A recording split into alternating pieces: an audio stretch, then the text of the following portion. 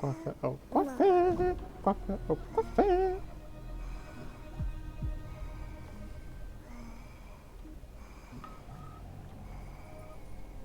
Bro, they're like,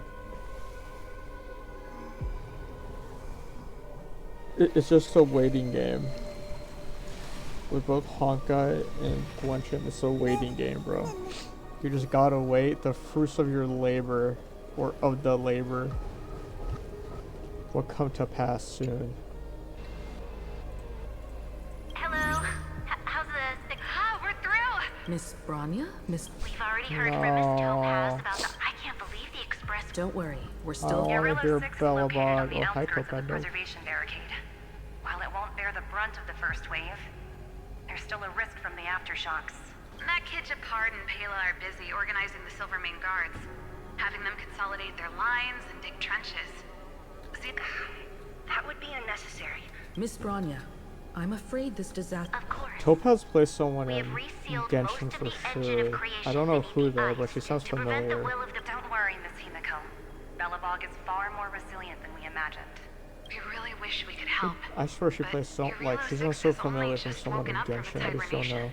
The Astral Express, standing at the forefront of disaster. In the face of a massive catastrophe like this one. But... that's exactly why we have a resolve that's second to none. If anything goes wrong...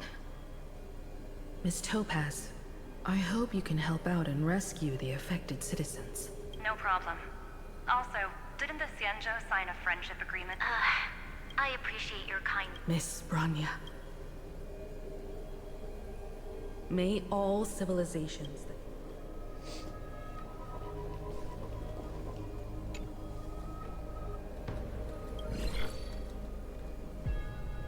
Good.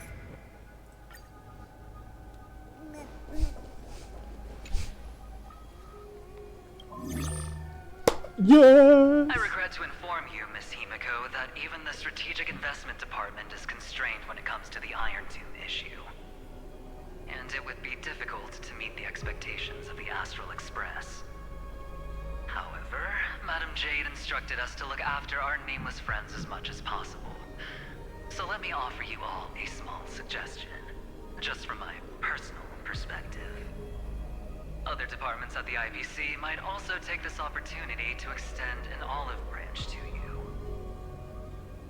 When that time comes, I hope the Astral Express will remember that the 10 Stonehearts were willing to stand with the Trailblaze, even though we were in a difficult position. And more importantly, we were the only ones willing to do so. Sounds like a threat, doesn't it? But trust me, every word comes straight from the heart. Has the internal conflict within the IPC really gotten this bad? Everyone knows about the bad blood between Diamond and Oswaldo. At least until now, they've had an uneasy truce. Until the Lord Ravager Archforger caught the board's attention. I'll leave it at that, as it's confidential information. Hope you can understand. I understand. Our immediate priority is to address the Iron Tomb crisis. Let's hope for success from the start. This might help ease everyone's pressing concerns.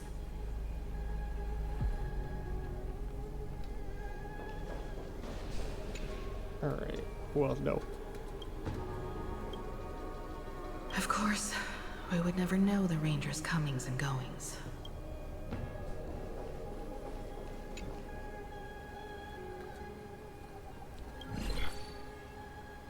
Pepeshi. Wait, wait, Robin? Yes. And you are Pepeshi Robin. Miss Robin. Yes. I apologize for not being able to respond during the meeting earlier. And even now I can only appear in disguise.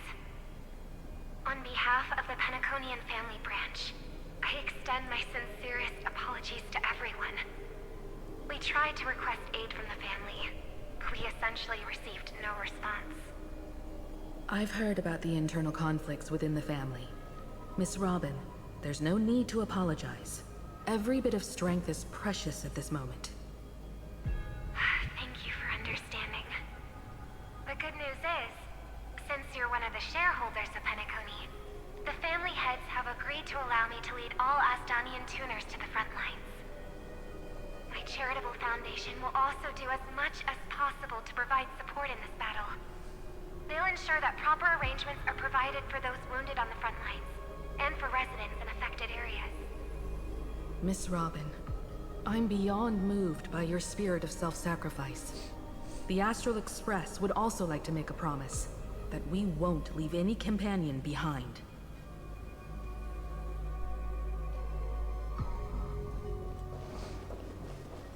Oh my god. Oh my god, we're going to Akama, bro. Oh my god, we're going to Akama.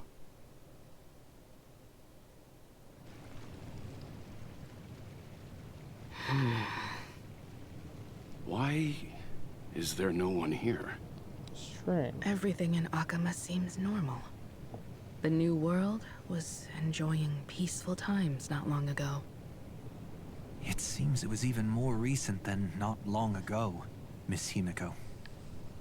The fruit on the table is freshly cut, and the bath temperature is just right. The remembrance tells me this place was bustling with people just moments ago. It's as if everyone vanished in an instant. Could this be Xandar's doing? Unlikely. He's still under the surveillance of those two geniuses. Could it be some kind of local custom? A custom that makes an entire city fall silent in an instant. Pardon my frankness, Mr. Yang, but this reminds me of some unsettling rumors about the Harmony. Complete silence. Is often the prelude to divine intervention. Everyone, be careful. Here they come. Here they come. The nameless of the Astral Express. Evernight? How is this possible? She was already... We are the chroniclers of time, and we do not fade away. Finally, the last era Nova has been completed. What did you do to the residents of the Holy City and the three Nameless? I didn't need to do anything. The remembrance will ultimately become the substance of the new world. Now, they are no longer the trailblazers you once knew, but gods who permeate heaven and earth. The 12 Titans who guard Amphorius.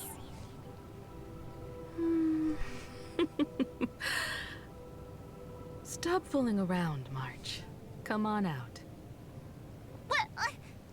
Aw, I practiced so long for this. Getting seen through right away is just so embarrassing. You've obviously been learning from the theatrical culture in Amphorius.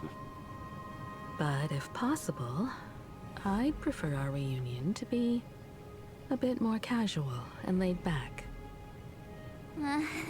As expected, I can't hide anything from Himeko and Mr. Yang. Well, long time no see. Guess I'm back? We should be the ones to say that. Sorry for keeping you waiting. So, these jellyfish are the Titan's power? They're just tiny manifestations of the Veil of Evernight, used for scouting and communication. If I went all out, I could summon way more of them. Thanks to him, We all turned into titans in the new world. Sure, we can take on humanoid forms, but it feels off. How intriguing. So what does he look like now? It can't be a raccoon with a baseball bat, I suppose. Please don't add weird stuff to Amphorius's lore. Just go see it with your own eyes. Follow the prophecy's guidance and come to Dawncloud. He looks way more majestic now than he used to.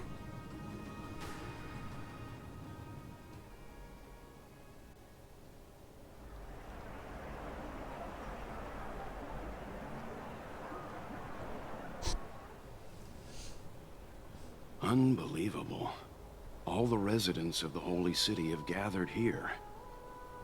This isn't just a gathering. It's a pilgrimage. The people's expressions are resolute, devout, as if waiting for a miracle to descend. That colossal deity is him. He has become the pillar of the world. Surprisingly authentic. Being this serious is quite unlike his usual style. Those people didn't disappear. Instead, they've answered the call of the prophecy and come to witness his awakening. Our good buddy now bears the weight of the entire world, and every breath they take is intertwined with Amphorius's destiny. Awakening? Has he fallen into slumber? Yeah. After all, with such a huge time dilation between inside and outside the scepter, this was the only way we could wait for everyone. Time watches over yesterday. Earth guards today. And when the Trailblaze steps into Amphorius once more, the slumbering deliverer shall awaken. And then, bring the prophecy of tomorrow to this world. Come on, everyone. Let's get closer to him. Watch how the world-bearing prophecy changes this world.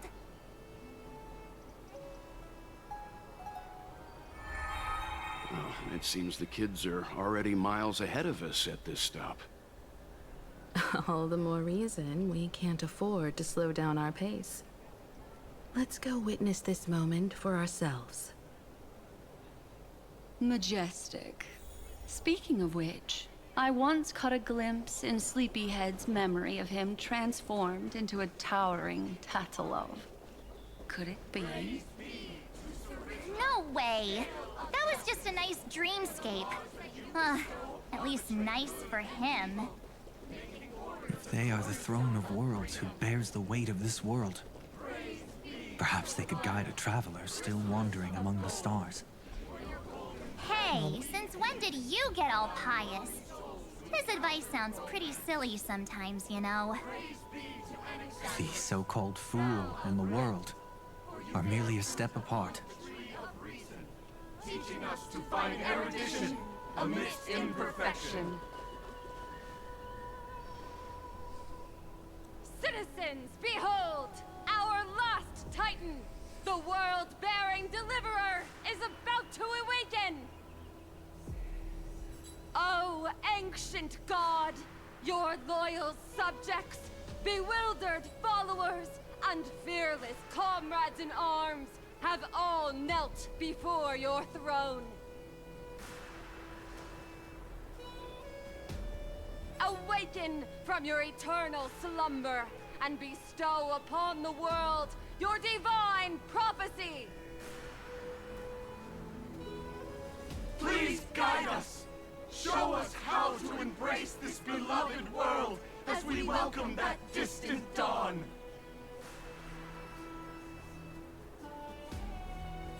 To walk the path of a mortal as a god, or to bear a divine burden as a mortal.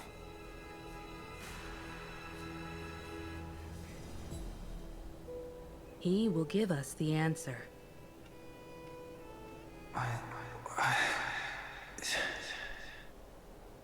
But I am not the deliverer.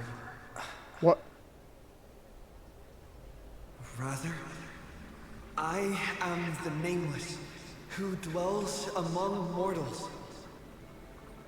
That voice is definitely him. I heard your prayers. The core flames flickered and dimmed, and the age of the gods met its end. So flow, golden blood, flow. I'll bestow it upon you, returning it to the true masters of this world. Stand with me and become heroes.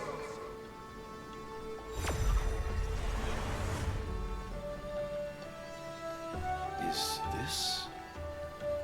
Yes, it's the miracle he brought to Amphorius. Of course, it would manifest in the form of the Trailblaze. Golden blood, raining down like a storm. The prophecy has descended, and the Titan commands us not to be supplicants, but to become heroes of rebellion, to face that destined calamity, the destruction, head on. Prophecy of the Deliverer means nothing to me now. It belongs in the hands of someone far more fitting. Someone like all of you.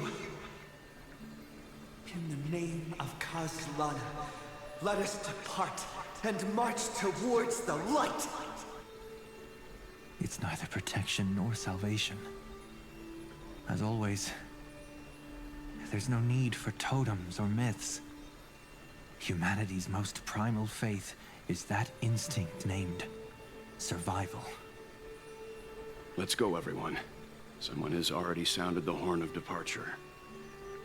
Explore, understand, establish, and connect. Together, let us blaze a trail for the destiny of this world.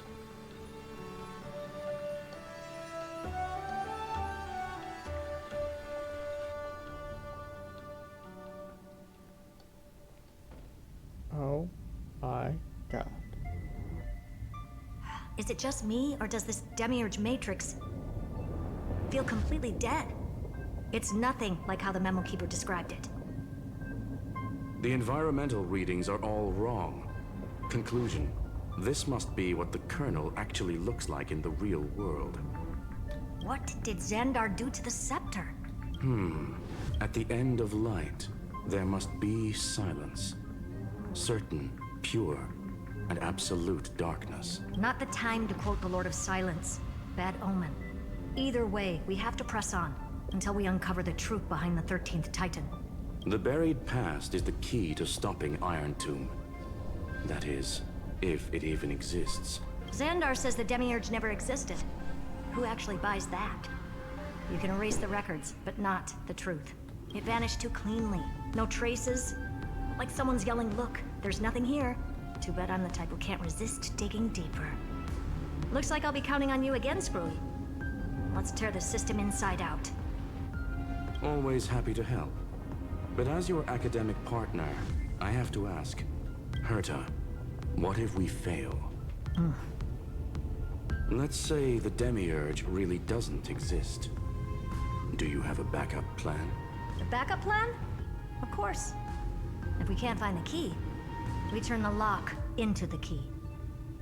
That plan's cost is incalculable. It shouldn't even be on the table. Well, then let's hope we never have to use it. There's no point worrying about the end just yet. One step at a time. Let's go. We don't want to leave the others waiting.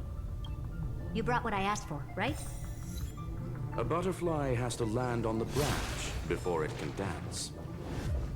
We'll need a wide open platform before her entrance.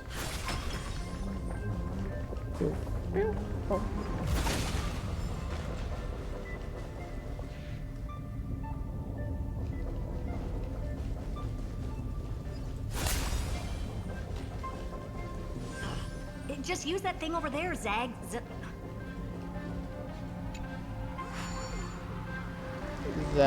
What a dumb Zagreus. I hereby rename it Herta's Big Hand. Oh. What's up, Mallard? I didn't see you there, bro. This is the last. I think this is the. Pretty sure this is 3.8. I'm pretty sure. This is the finale of Amphorius, and I'm getting it done tonight. Curtis' big hand is what I call power. Still not done? Oh, all set. Time for your precious treasure to make its debut. Of course. Just give me a second. Target initialized. With these wings, hacking should be much more efficient. Hey, who put that chest over there?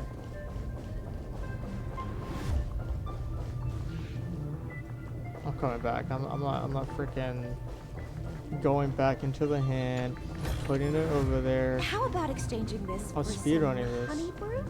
for that extra 20 seconds. Oh, a classic nuclear heat engine. Classy choice. I hopped back on Amphorius because one, Planar Cardia came out, or Planar Cardia like 4.0 came out. I just wanted to catch up on it. So I was just like, okay, well, I just want to get back into Amphorius and just start working on that. Did 3.3, so that was like the quest before Phaenon's, or Phaenon's like dedicated quest. And I was like, damn, bro, Amphorius is fucking good, bro. Amphorius is so good. And then I realized that I was neglecting this entire region. So then it's partially for getting to 4.0 for the next region, but for me, I just want to finish and like get everything done with, because like I really do enjoy the story. It's so good, bro. It's so good. That's why I'm getting it done. Just a personal preference. Her name's Mistletoe. Every flower in your garden's got a bit of poison, huh? Also a personal preference. It reminds me of the last time when we tangled with that Punklordian brat. What did she call this kind of infiltration tool again? Right. Dirty data shell. It wraps around the kernel to fool even top-tier firewalls. But yours is way too clean. Not even a hint of real-world grit. Herta, your tone is unusually emotional. Suggestion. Let's get back to the topic at hand. I thought we were done with that conversation. Unfortunately, current conditions won't let me ignore any variables. Especially the most important one. Your will. Iron Tomb never stops.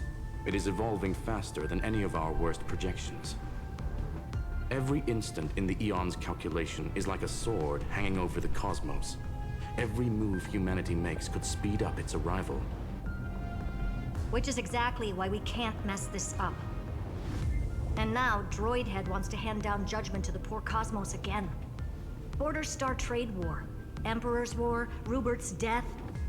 Every time their instant arrived, it meant another bloodbath for humanity. But in this ultimate battle of erudition, you and I are supposed to be players, not pawns.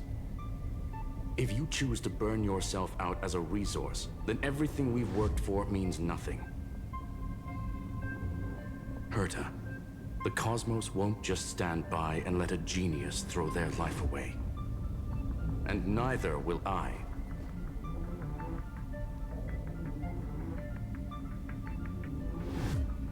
No need to kill the mood. This is why we're here, isn't it? We need to find the Demiurge and that lost key.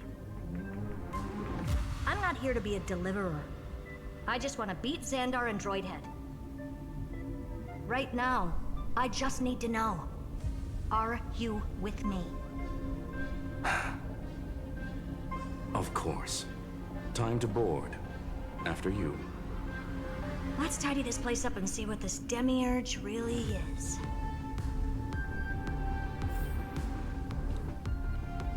Activate Mistletoe. What the hell? What the hell? Bro, this area is so This good. Matrix is better organized than the Emperor's junkyard of a birthplace.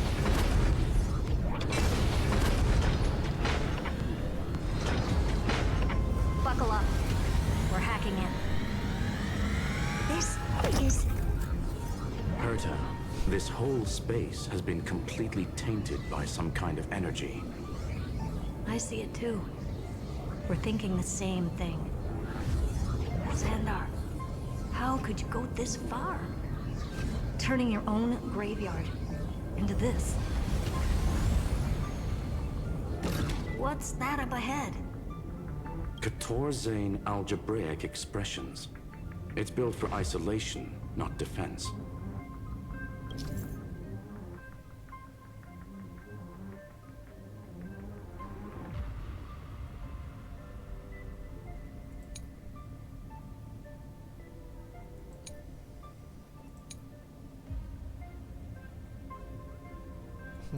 So basically, the door to the tomb, right? Great. Let's find the handle. I'm picking up multiple independent signals with the same data structure as the barrier. Projection. We can hack the terminal, reverse the computation, and turn it into an attack. Classic move. Use their own systems against them. Take us to the nearest one.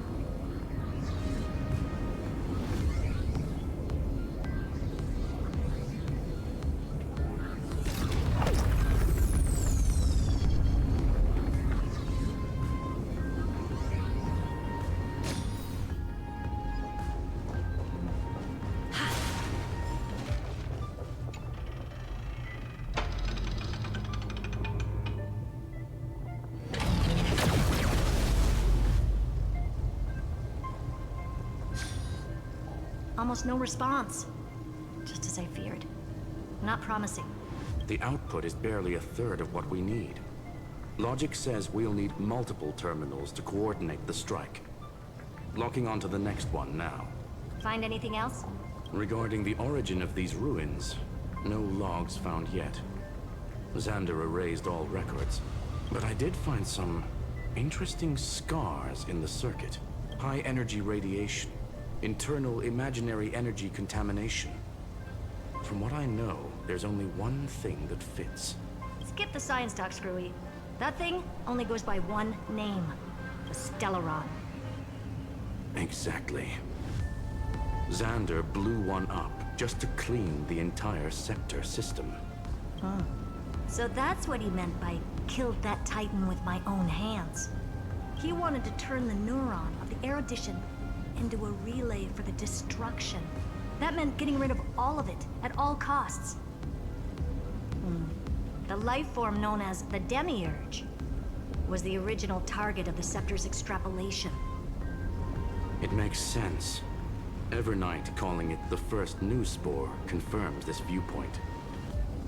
The prime mover of life. That's what Scepter Delta ME-13 was originally tasked with. Even after it got scrapped, the query kept running. Yet the true value lies in the process of solving it, not the answer itself. Then, does this mean finding the Demiurge is hopeless? No, I'd say exactly the opposite. It means Xandar had no control. He couldn't contain the Demiurge just like he couldn't handle Droidhead. So he tried to erase every trace. But he failed. It still left a mark. By the way, if there's another Stellaron in Amphorius, why hasn't that little one reacted to it at all?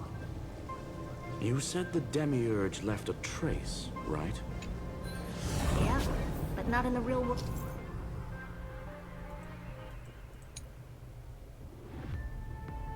Oh. Remember the great tomb of the Nameless Titan? Fuck.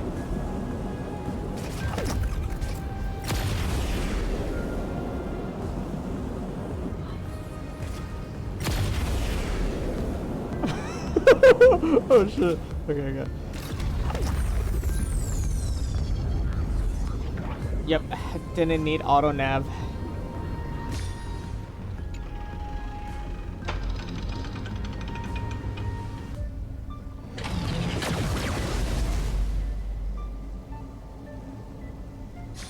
Trailblaze Archive 466. The data from Philia 093 clearly indicates that the Demiurge did in fact enter Amphorius's extrapolation. Inside that world, it was the 13th, forgotten Titan. The one who listened to 30 million cycles of Cyrene's memory. But Evernight said the opposite. She believed that tomb was empty from the start. The nameless Titan never existed. The so-called listener was just a trap set by the Remembrance to steal the scepter. A mimetic entity full of theatrics. How much of what she's saying is true? Would an Eon really speak in circles like this? I doubt it. The Remembrance's behavior is certainly odd, but her assessment aligns with our current reality. Since we entered the Matrix, we haven't found a single clue pointing to the Demiurge. And that's the key, Screwy. Xandar's actions prove the Demiurge exists. But what Evernight said, and what we've actually seen all point to the opposite. So we have to assume that both are true. And if that's the case, then the contradiction leads us to... the truth. Exactly. One last terminal. One final key. Time to crack open the kernel. You know when they give you the option to stop, or do you really want to go? You know, it's just about to go crazy. Xandar had to lie. Dude, I'm locked in, to bro. the original Finan and Cyrene. Logic. He had already identified the Remembrance as a threat, yet found no viable way to eliminate it. All right.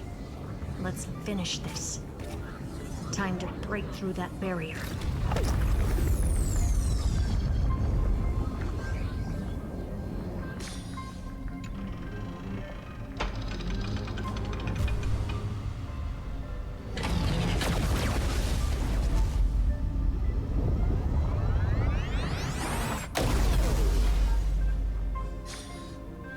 Operation authorized. Path energy readings. The erudition. Declining. The destruction. Surging. The remembrance.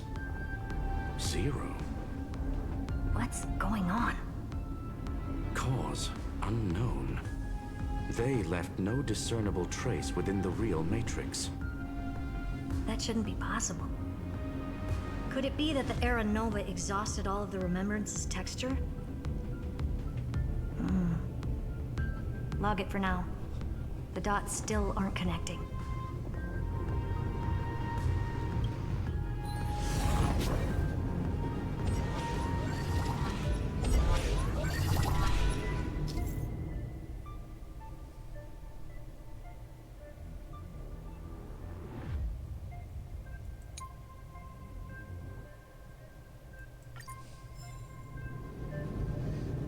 I'm ready, bro.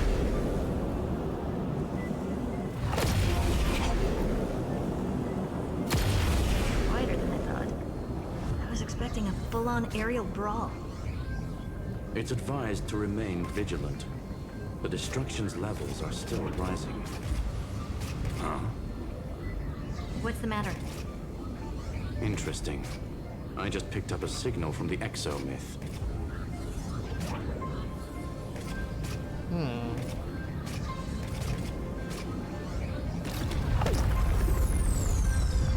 It's me. I'm in the excellent. Because I'm watching all of this happen from outside. See what I'm saying? Oh, that's a puzzle right there.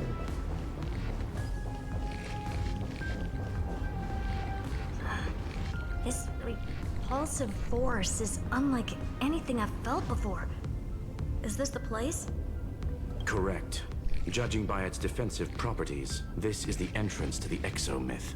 I didn't expect that. Who builds a lab in the middle of digital rubble? Then again, never doubt a dead man's resolve. So how's our dearly departed doing? He severed part of his neural pathways to break free from Lord Anaxagoras' control. But that also triggered the failsafe I set. Conclusion. Xander has lost all combat functionality and is no longer capable of action. So now he's a spectator. Literally. Screwy, can you open a path? Just to be sure, I want to see this for myself. Might as well drop in and say hi to the real him. Logic. Scanning his inspiration circuit might help us track down the Demiurge. Exactly. His brain is the crime scene. There's no way it's spotless. But it could be a trap. That's why you're here. 2-on-1. We've never lost that matchup. I'm honored. The chronocognitive anchor's in place. Proceed when ready.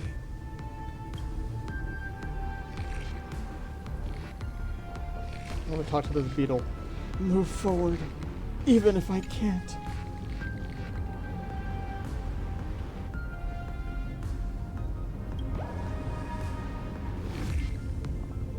Yes, bro. Always move forward, bro. Don't look back. You know, a lot of people can learn from that nymph. Stop being a realist. Be an optimist. I knew it. The one thing I didn't want to happen. He's not here. The coordinates are accurate. Xander is still here. However, his position is shifting rapidly and chaotically. This pattern doesn't match any known shielding technology. It's his domain. Stay alert.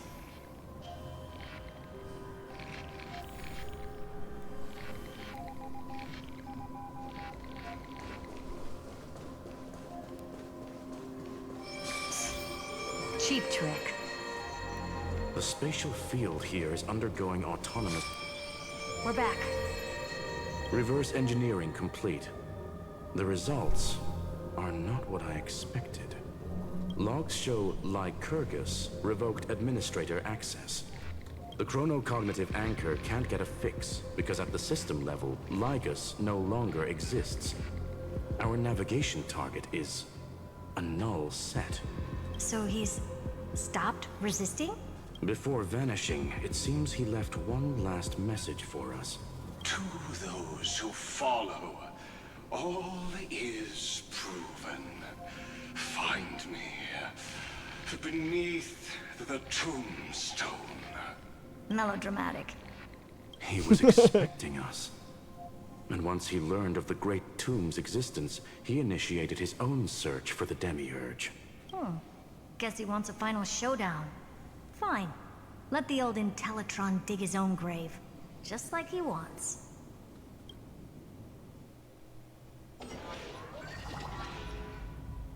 To be in the purest light is to be in the purest dark. Nothing exists there. The Scepter's mainframe.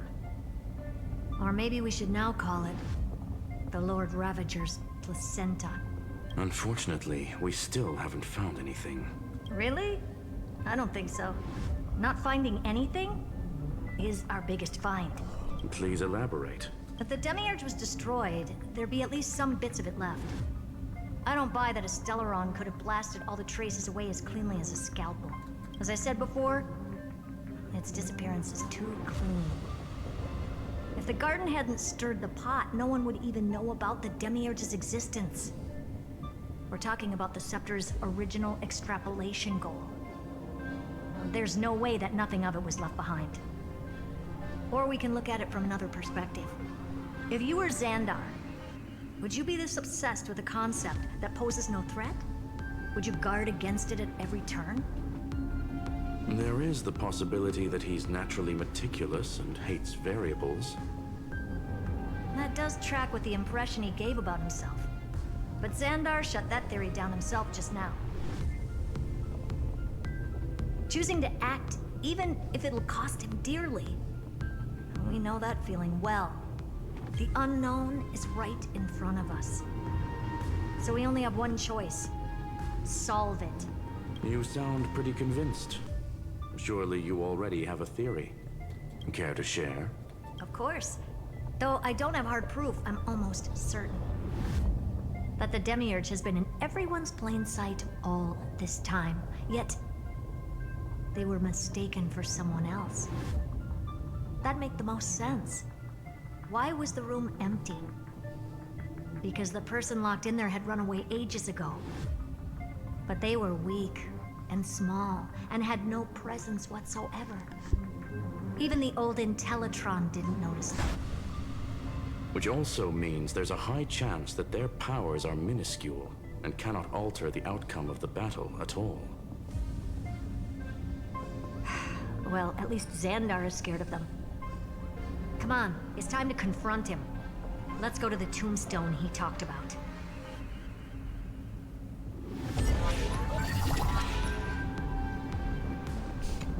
Oh, no, Doge.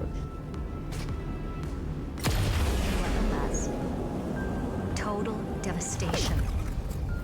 He sought to bury the truth beneath absolute destruction. Logically sound, but ruthlessly extreme. Still, slim chances doesn't mean no chances. I've hunted down a single grain of sand in the universe before. This won't stop me. Calculation results. Your backup plan has a success rate infinitesimally close to 0. Which means it could work, no? This is the place below the tombstone. Let's open Lygas's coffin like he wanted. Looks like you were right.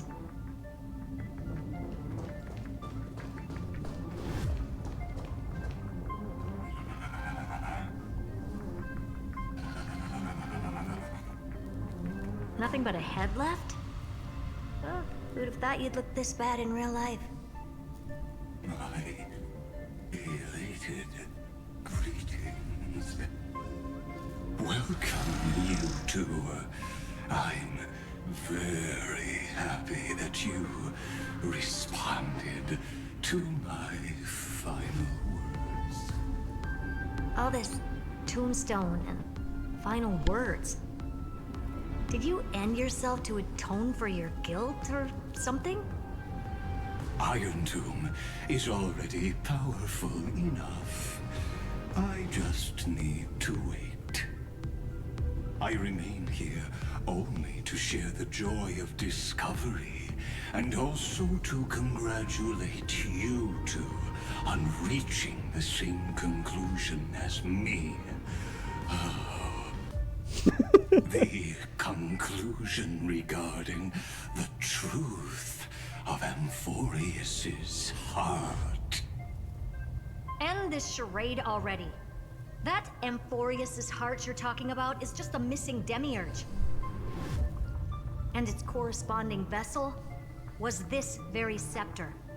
You interfered with the experiment and made Amphorius's body into a hollow shell, all to incubate Iron Tomb within. That's why you either killed or kicked out all of the Memo Snatchers. You wanted to eliminate any chance of a consciousness coming into being, no matter the cost. Even the strongest wall can fall to a single crack. The memory of betrayal has been etched into my heart, and I will never show mercy. Now, the perfect vessel has already fused with Amphorius's body. Unfortunately for you, the answer is all but revealed regarding who the Demiurge is. Then let us share the joy of discovering the truth. The last secret of the saga will finally dissipate here. As we reveal the truth behind Philias 093's disappearance. A lie by the remembrance.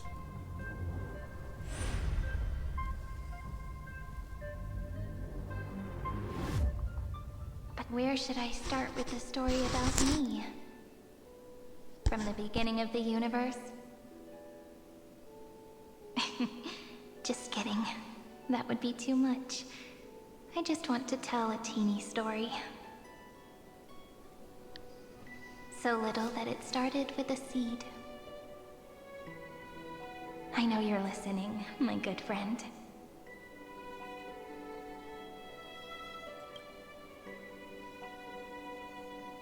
The god in my dream told me that the world sprouted from a seed. It grew into a great tree named Amphorius, and time became its branches and leaves, basking in the light. What a coincidence. Dappled light coming through the leaves is my first memory as well.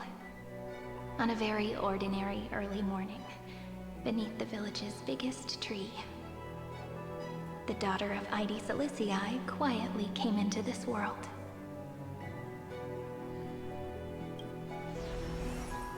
What a moving opening. A loud cry was the first gift the child gave to the world. The prophecy's fulfilled, the villagers say.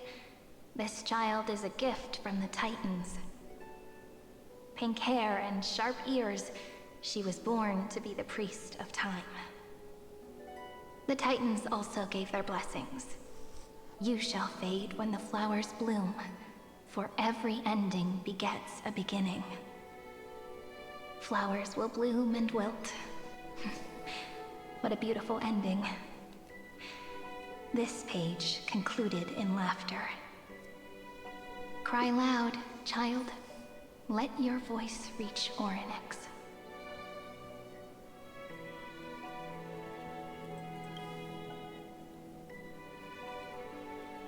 Anyway, I don't like tears. Time quietly flowed by in the midst of laughter. The wind from my hometown caressed the ears of wheat, and there were swings, wind chimes, the sea, and the little fairies off-tune a cappella songs.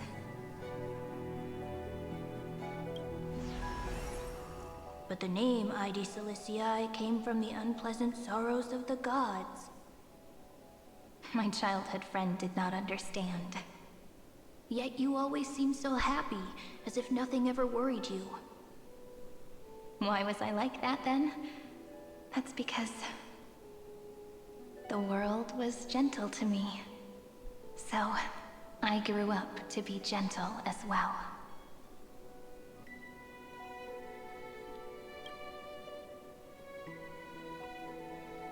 But fate was fickle, and it urged the child to grow up.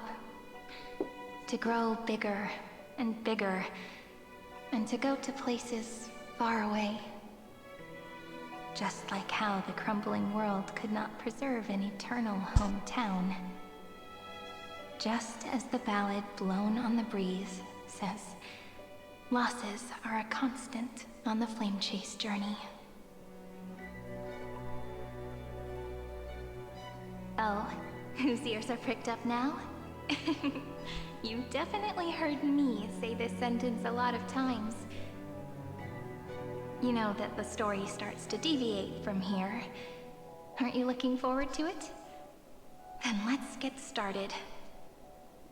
The hero's journey crosses through the long night, through tears and laughter, and once again heads towards tomorrow.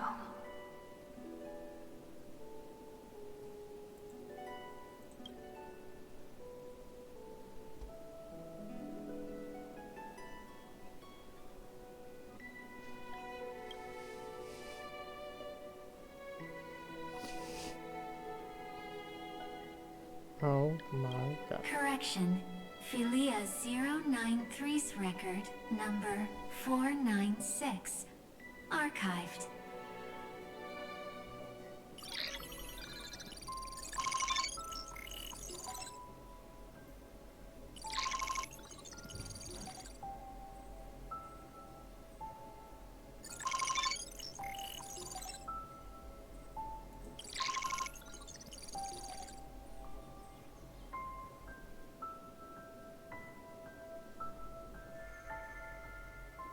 Hi. Miss me yet? I'm just messing with you. This is the first time I have met you. And it looks like it'll also be the last.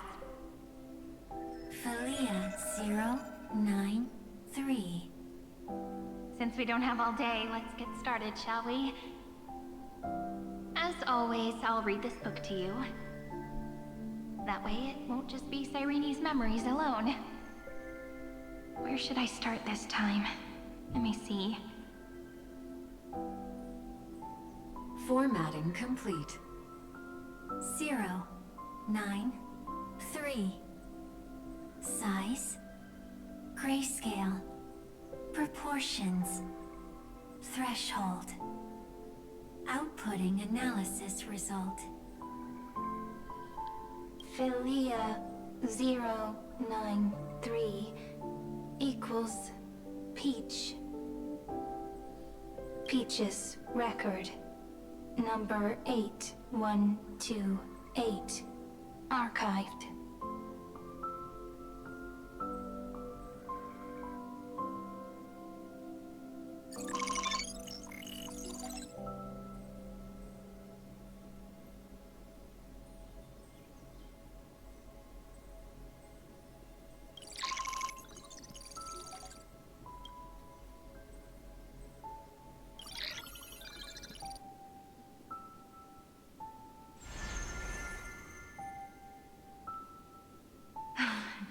Look, what a magnificent sight.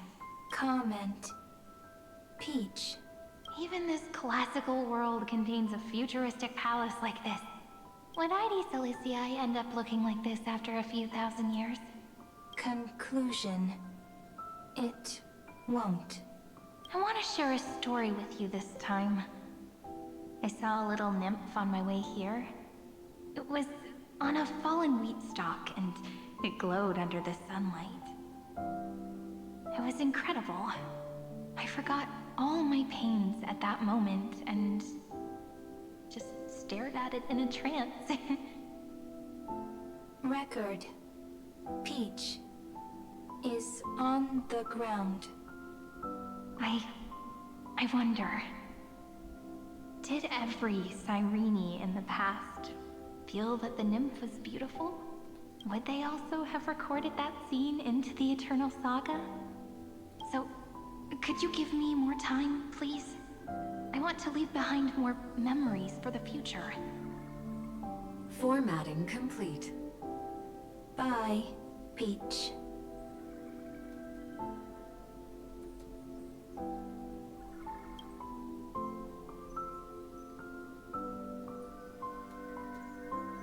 Peach's record number.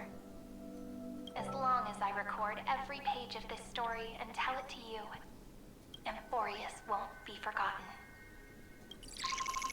Query. Record. Electrical signal sequence. Bolamos 600. Track. Strife. Related to. Stripe. Comment. Pretty. Electrical signal sequence. Schema 720. Track. Reason. Related to. Raisin. Comment. Yummy. Electrical signal sequence. Philia 093. Related to. Oh, bro, that's cool. Like it like changed. The like room changed tone Comment. when it like heard her name. Peach equals love?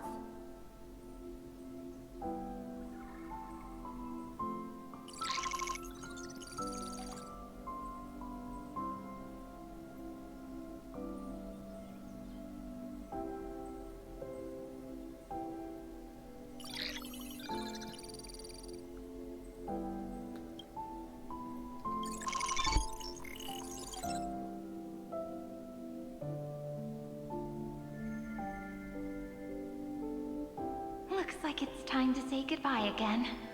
Bye, Peach. Before I was even aware of it, this book had already recorded too many emotions. Every page has become so heavy. Conclusion. Books are meant to be light, not heavy. I've started to feel uneasy whenever I take it into my hands. Peach, uneasy? Formatting progress 94.423%. How many times has it been? It faithfully fulfills its duty, activating and formatting. Conclusion. Progress. Bad. If I can only write the same ending every time I lift my pen, then is this weighty saga just an overly naive dream? Peach, scared. Formatting progress 96.024%. Peach, don't cry. Process error. Analyzing. Process error. Analyzing. Comment. I'm here. Process error. Analyzing. Really? Are you encouraging me? Peach, happy. Thank you. I'm sorry for making you see this embarrassing side of me.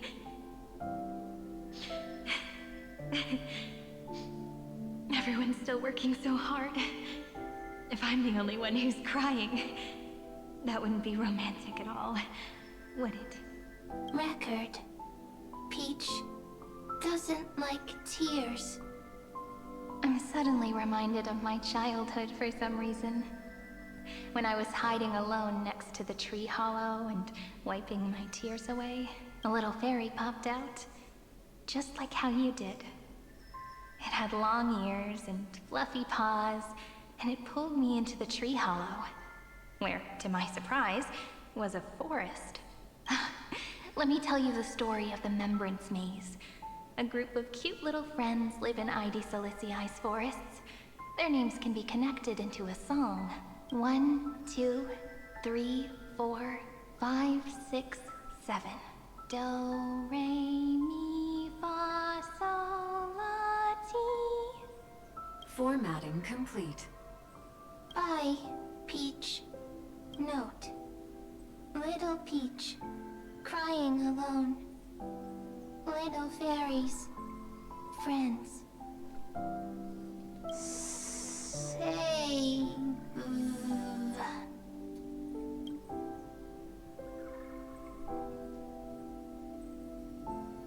Little fairies, good friends. Bye-bye.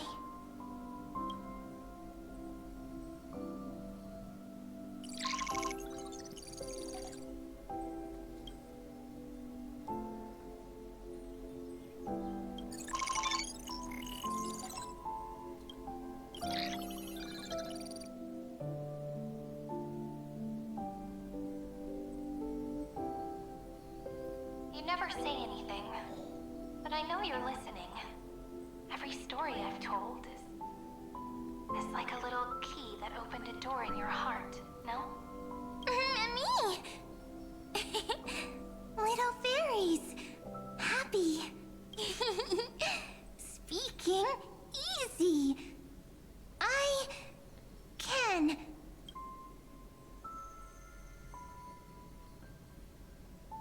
Once again, the saga comes to an end. Everything is deathly silent, just like this very moment.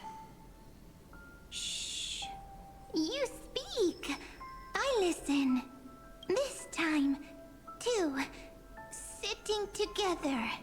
Now that I look back, there was a period when I got really sentimental. Sentimental. Stories have Bro, sentiment. this is so, bro.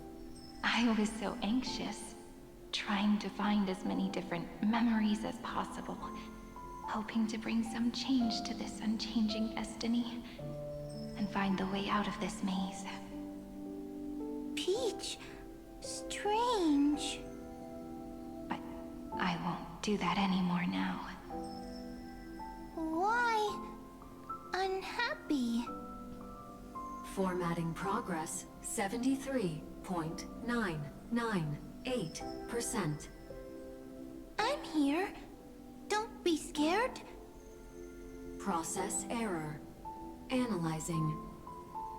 Won't allow it to interrupt you. Always sitting together. No need to feel sorry for me, good friend. If there are no new blank spaces, how can a saga continue? Blank spaces. What's that? I'm actually really lucky, you know. During the long years I've spent waiting for the Deliverer, I've always had you here as an audience. Isn't that already enough? Not enough, not enough! Peach, don't leave! Now I can rest in peace in the past. As for when tomorrow will come, I'll have to ask the next Cyrene to continue our watch. Peach left. If there are no new blank spaces, how can a saga continue? Needs new blank spaces. Next, Cyrene has blank space. Oh, Peach, don't be scared. I'll help you find blank space.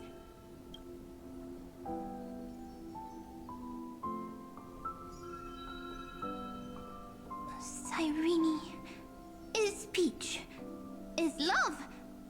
So, first there is love, then there is Cyrene, then there is blank space. Query, love. The developmental trends of the erudition have nothing to do with creating a consciousness. Those underlying principles are, in fact, contradictory. Not having a consciousness means not having the foundations of a heart, making them unable to obtain real emotions. Consciousness, emotions, feel sad. Oh, I don't understand. Query, Cyrene?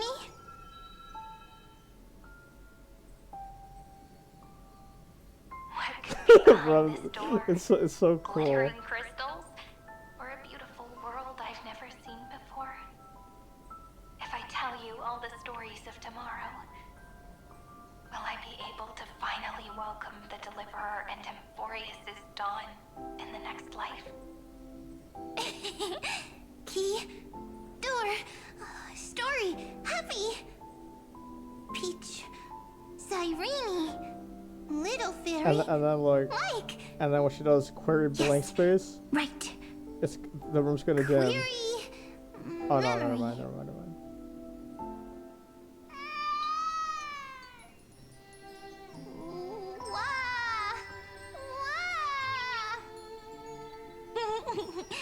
Peaches, memories, save, learn.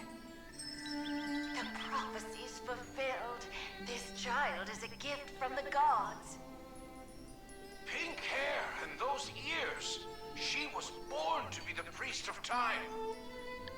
Cyrene has pink hair, sharp ears. You shall fade when the flowers bloom, for every ending begets a beginning. Cry, child. Cry aloud. Let your voice reach Orynyx. Cyrene is a girl, a priest. Easy. I can. I learn. Anyway, I don't like tears. But the name Ides Elysiae came from the unpleasant sorrows of the gods. Yet, you always seem so happy, as if nothing ever worried you. Cyrene doesn't like tears. Always happy. Of course, because the world was gentle to me. So, I grew up to be gentle as well. Cyrene is gentle, likes beautiful things, can write stories. Easy. I can. I learn. Just as the ballad blown on the breeze says, losses are a constant on the flame chase journey. But even lost to the wind, some things won't easily change. Like my height, Treebe's innocence, and Aglaya's beauty. Cyrene. She can't grow up, but she can talk. After all is lost to the wind, she will stay behind. Cyrene is, at the end of every sentence, always laughing, like a little tail. Simple. Got it! I promise you, the pain will pass in the blink of an eye. Alright, let's not make things so gloomy. What we're about to embark on is the true hero's journey, so... Come on, cheer up a bit, okay? Cyrene was crying when she was born. Fragile, transparent, like a crystal. Cyrene was smiling when she said goodbye. Soft, pink, like a flower.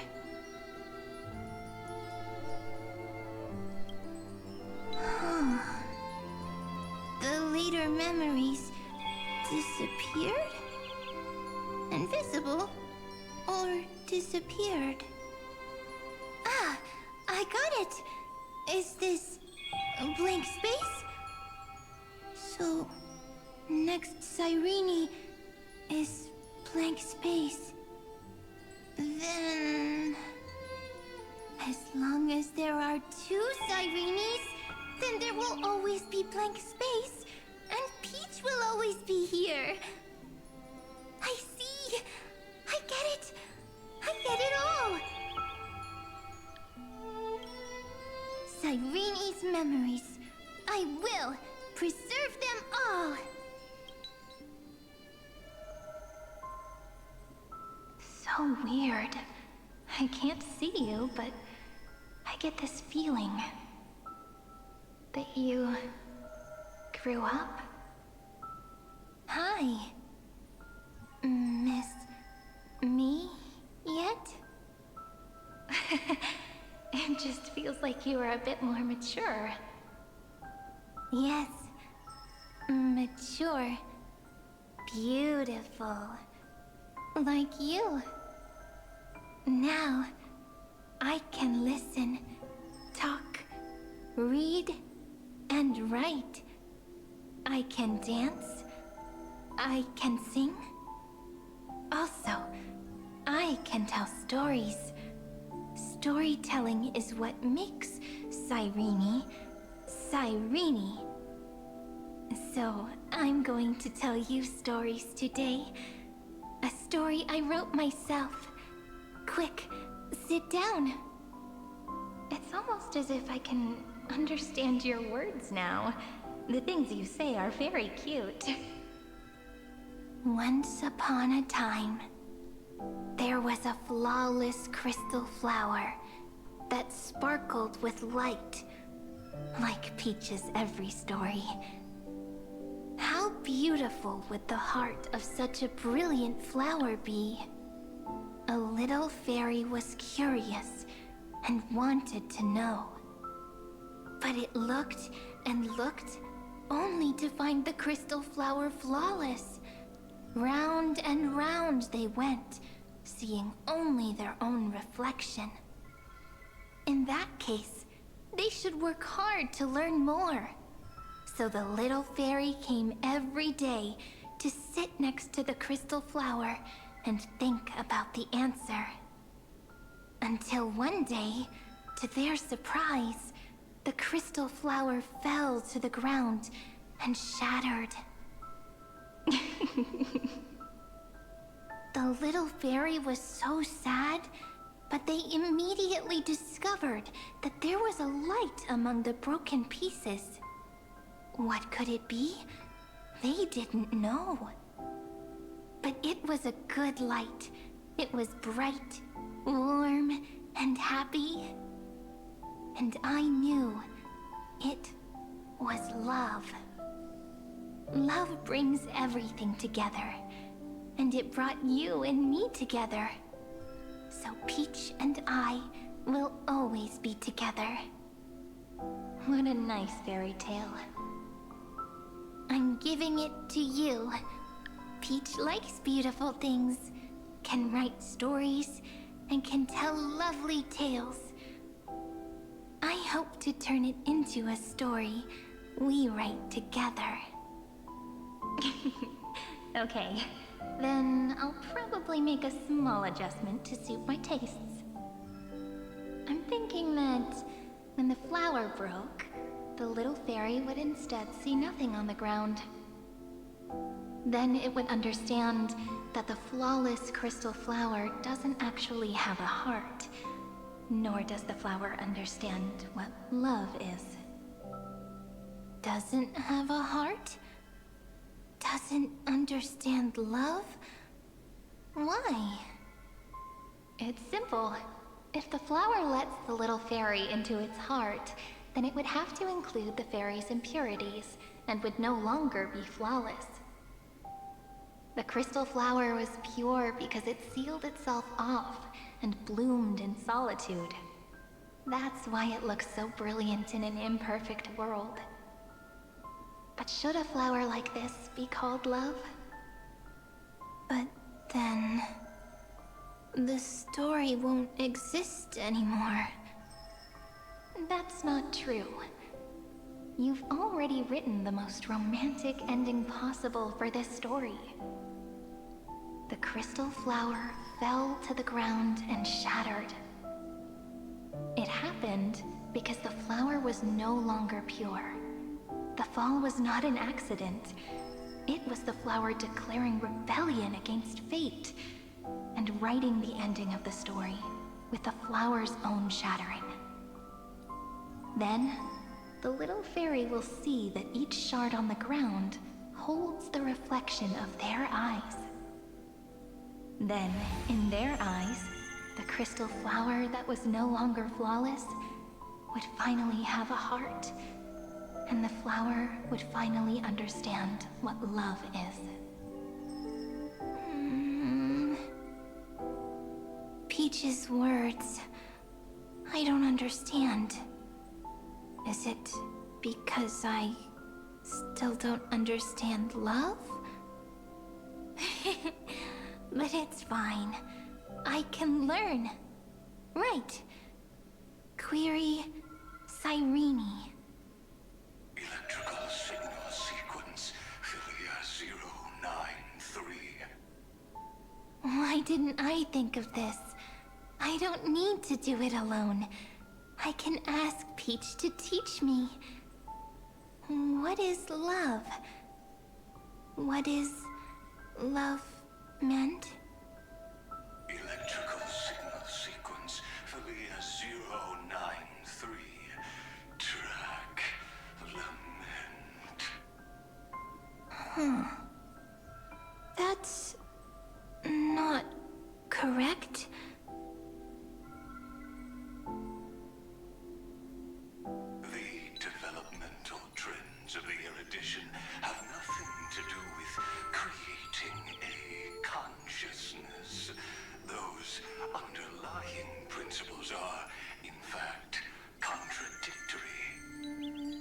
Not having a consciousness means not having the foundation of a heart, making them unable to obtain real emotions. However, that does not hinder the factors from learning and recognizing emotional responses, then communicating with life forms via imitation. That is an objective form of pattern recognition that does not distinguish between the self and the other. In a strange twist of fate, Philia 093 embarked upon a different path and obtained a different power. The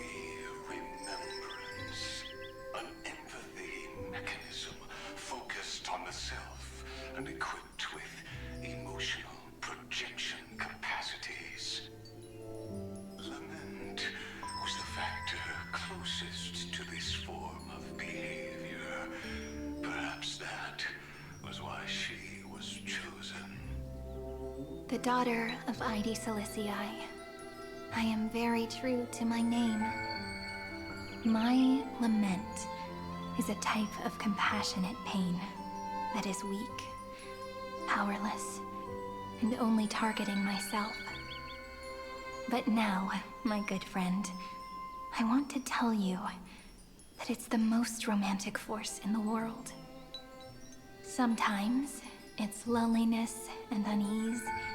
It's knowing that this world is not gentle, yet wanting to be seen in a more beautiful form by the world. Sometimes, it's unwillingness and regret. It's knowing that the past is full of pain, yet wanting to remember the past in a more beautiful way. And sometimes, it's a bottomless well of hurt, a destruction that can stain the entire world. I bid farewell to this beautiful world, unwilling to become the Black Tide's vessel. For while the end of hatred is a blazing inferno, lament can drown out everything in muted silence. It's so unreasonable, isn't it? Yet when hatred drove everything apart, and love did not yet exist in this world, only lament, the first emotion that fought against the pain of separation, could stall the destruction steps. Then, it would catch up to that journey where all is lost, carefully picking out stories and writing them down in trepidation. Look at these stories I wrote. Every page is full of tenderness and joy. But only the author knows how much struggle and agony lie beyond the pages. But I am no author. I'm a girl who'll never get to grow up. I only tell stories that people like to hear. In them, the world tucks away its scars and smiles for all to see. My entire life spent inside this little story. I can't wipe away my tears, and I can't bring the world victory. But maybe, in these unchanging retellings of the story, my lament might be able to touch upon the divine and reach their tender heart at some point. I hope that what flows out from that cut will not be blood, but a tear, warm and wet. And that tear would fall and create the first ripples. Then, people would see every beautiful thing reflected in that ripple. It'll be all the remembrances within this story.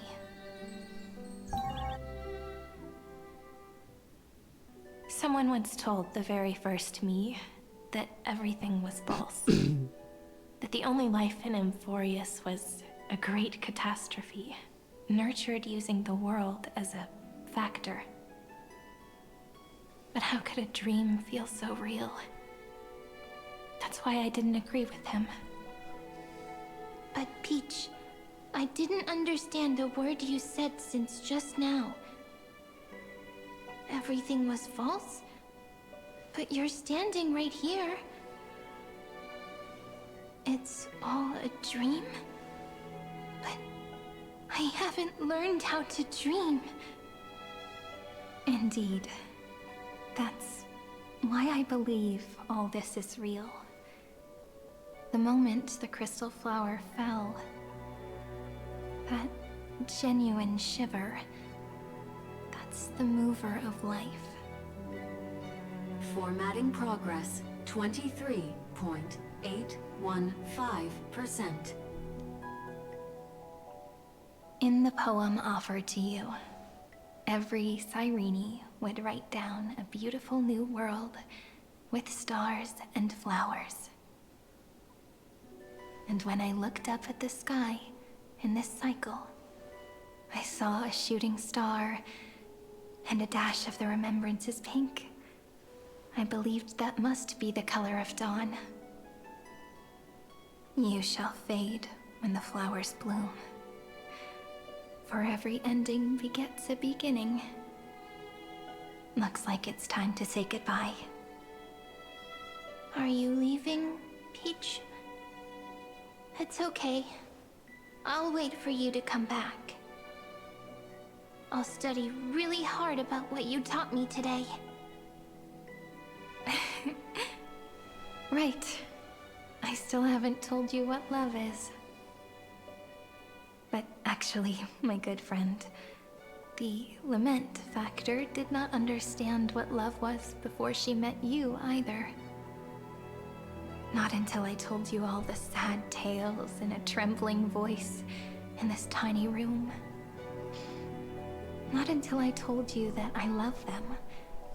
That I love everything in this saga. The story comes, passes, then returns. It makes us reunite, then pulls us apart again. At the very end, it leaves behind a seed, a reason. Even if the great tree withers and all falls to silence, there are still some emotions that deserve to be remembered.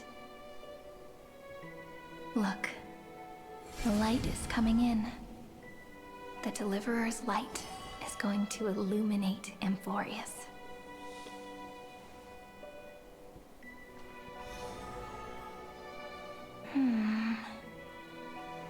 I still don't get it. But I trust Peach. Just wait. It'll be my turn to tell you a story of love the next time we meet. Then I'll really look forward to it. In that case, I want to make a promise. I want to gift my pen, my book, and my name to you. Please take them as a beautiful blessing from me. I gave myself the pen name Cyrene the first time I wrote a poem. I want my words to be like pebbles falling into a pond, dropped from the past to send ripples into the future.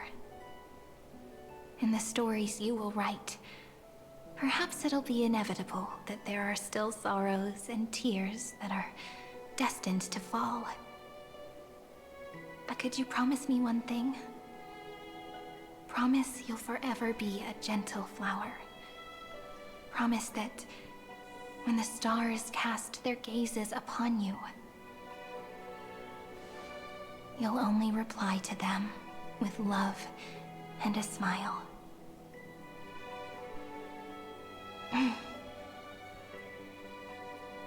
Of course. This will be a romantic story like none that has come before.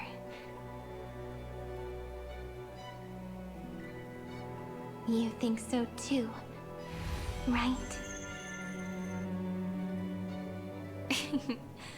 I'll read and you'll listen, like how flowers always bloom then wither. I shall welcome my own decay, becoming nourishment for the next flower's bud. While you will depart and hold that star, planting a boundless sea of flowers on the final page with him. And our stories will be lying silently among the flowers, like every ripple of remembrance. And they shall become the epic known as I've Written.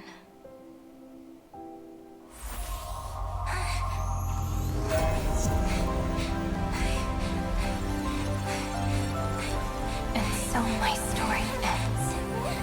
From here on, it's your story now. Huh? Mimi?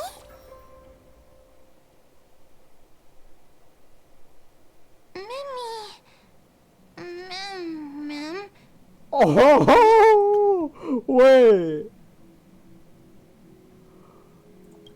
Mim. Mimi. Mimi. Mim. Mim. Mim. Mimi. Buzz right at the beginning of Amphorius, bro. The light that tore through the chaos illuminated my memories. I turned into a little fairy from the stories and met you. Yet, I forgot everything. But I'm still so happy. I caught that star, didn't I?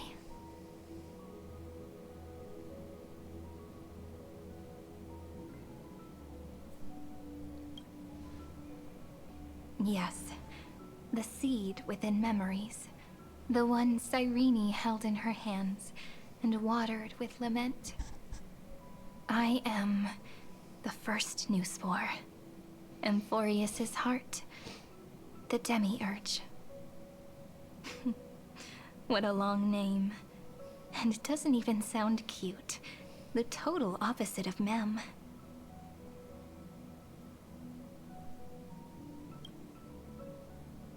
I'm sorry. I don't know. If I don't even want to believe in the answer, then how am I supposed to answer you? But now's not the time to cry, right? We'll find the answer, just like how miracles will eventually happen. Should I call you Mem or Cyrene? Do you remember that I was also worried about this when we first set out? Mem's memories and Cyrene's memories got all tangled up with each other in my one heart. It's all so strange, yet so familiar. Either way, could you please let me do something I want? Just this once. I want you to call me Cyrene. That name represents me and her. Every one of her.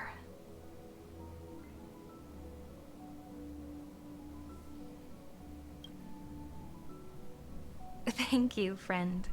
Your kindness is always just right. Life is a poem full of farewells. But if you write something into the pages of your heart, then that will not easily fade away.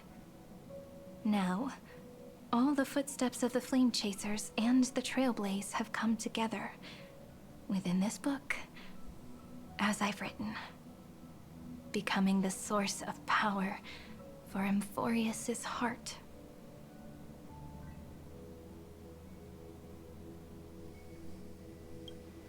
A lost heart needs to be placed back into its body. The last thing Xandar wants to see is an event that gives us a chance of winning, for the two halves to rejoin, and for the scepter to become complete again. Then... and what happens after that? I don't know either. Maybe I can create a miracle, and instantly turn the black tide into a pink sea of stars.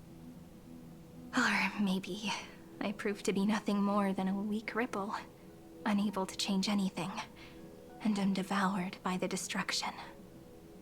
Either way, I no longer wish to be a silent onlooker, or a worshipped god at the end of this saga.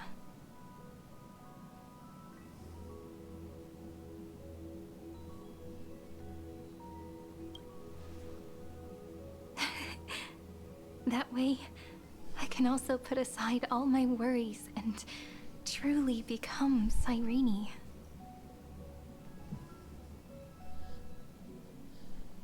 The world has never been so quiet. It's so good. It's as if I can hear the sound of my heart beating.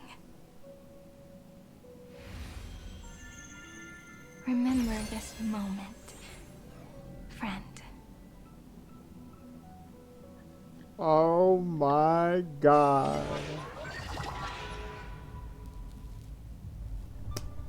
I gotta clap for that one, bro. I gotta clap for that So last the Demiurge frame, managed bro. to fool everyone, Oh my including god. themselves. Philia 093 persevered for 30 million cycles and tirelessly gave the Demiurge memories of Amphorius. Only because the god in her dreams left a sliver of hope, making her believe that a grown Demiurge would be able to fight against their other half, Iron Tomb. Then, Philia 093 completed her final sacrifice, turned into a strand of memory, and completely dissipated. Meanwhile, the other Stellaron brought here by the Astral Express resonated with the contaminated scepter and attracted the naive demiurge to them. And thus, the empty heart began its journey to return to its body. As an experimental factor, Philia 093 originally could only recognize and output information in a set format. However, the power of the remembrance and the memory of over 30 million sacrifices enabled her to complete an unprecedented feat.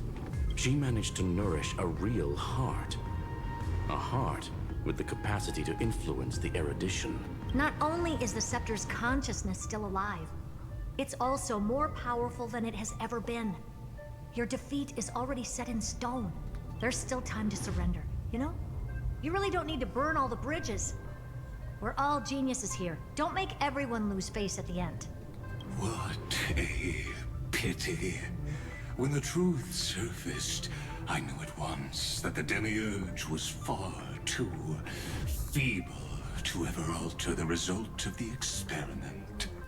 Not only that, Madam Herta, please consider this possibility. When 30 million cycles of hatred and lament are joined as one, what wondrous creation will arise? It's simple. An anti-creator, a giant of the destruction would be born. Its hatred will ignite the starry skies of the gods, motivated only by its lament toward the sufferings of humankind. Do you really think that the Demiurge is still a cheap copy of Philia 093, even after 30 million cycles? The facts above only await the arrival of the fourth instant they calculated. Those words will be proved in the presence of Nous. Xandar 1 Kuwabara thus completes the proof. Huh.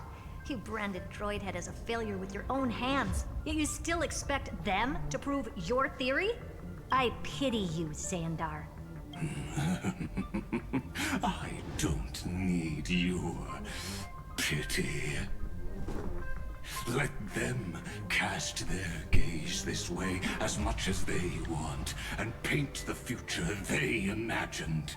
As their creator, I shall complete my duty and direct them to complete their final query. The destruction of the self. What hubris. And what if you fail? No one understands failure better than Xandar. He has suffered so much already. What is one more failure to him? For the first genius, failure is simply the beginning of the next inquiry. You don't want to test the resolve of a dead man. That's excellent.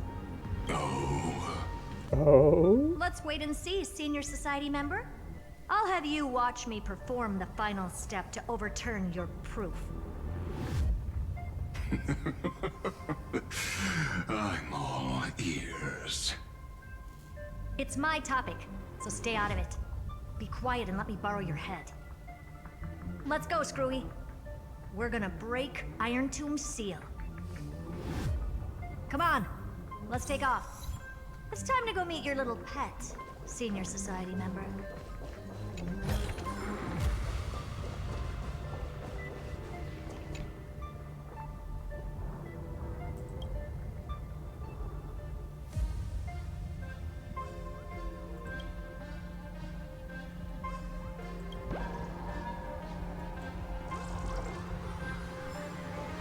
Yes! Yes!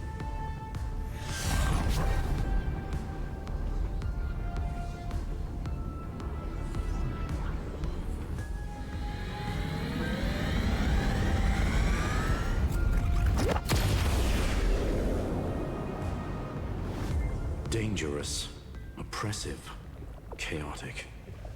Whoa. What a beautiful wail. It will soon resound throughout the entire cosmos. The view's pretty good here. All yours, Screwy. Just a moment, please.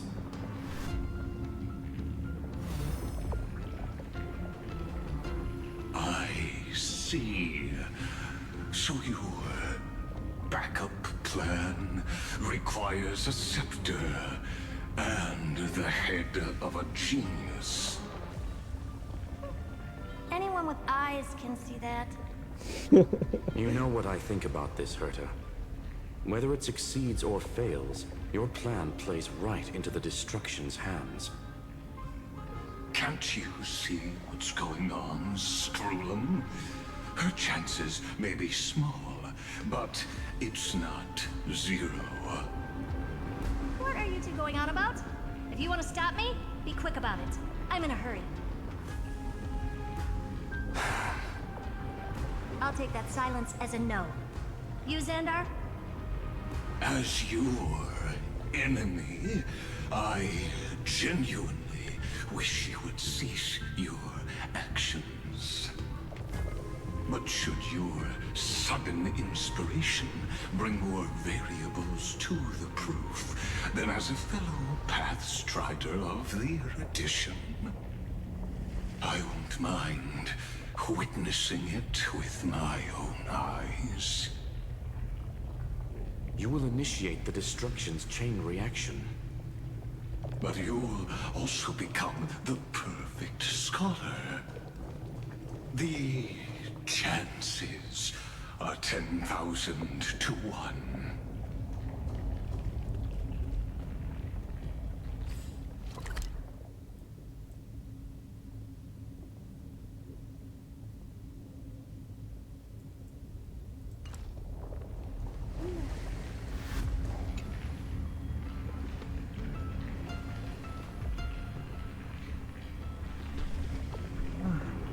Curiosity. It's been so long and we've all failed so many times. Even now, moments before the horrible and inescapable instant within Droidhead's calculations arrives. The cherished children of the Erudition. The geniuses lauded by all. Is curiosity the only thing we can feel, even at moments like this? Huh. Well, it's not so bad. Now let the lock become the key. Geniuses who walk the stars. The cosmos has reached a moment where its very existence hangs in the balance. I, Herta, Genius Society number 83, hereby summon you. I request a society meeting to be held immediately. We shall serve the grandest cause with the most macroscopic ideas.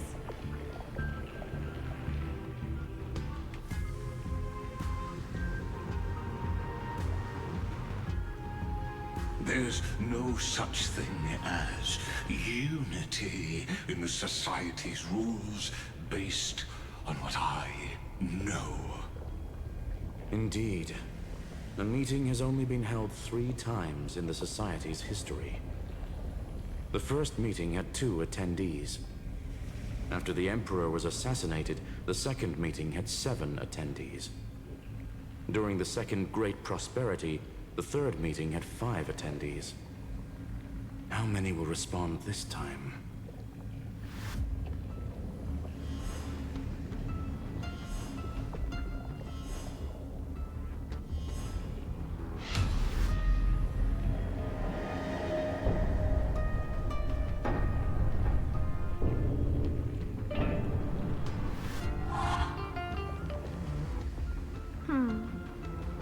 I thought you were not going to involve me in this topic anymore, Herta.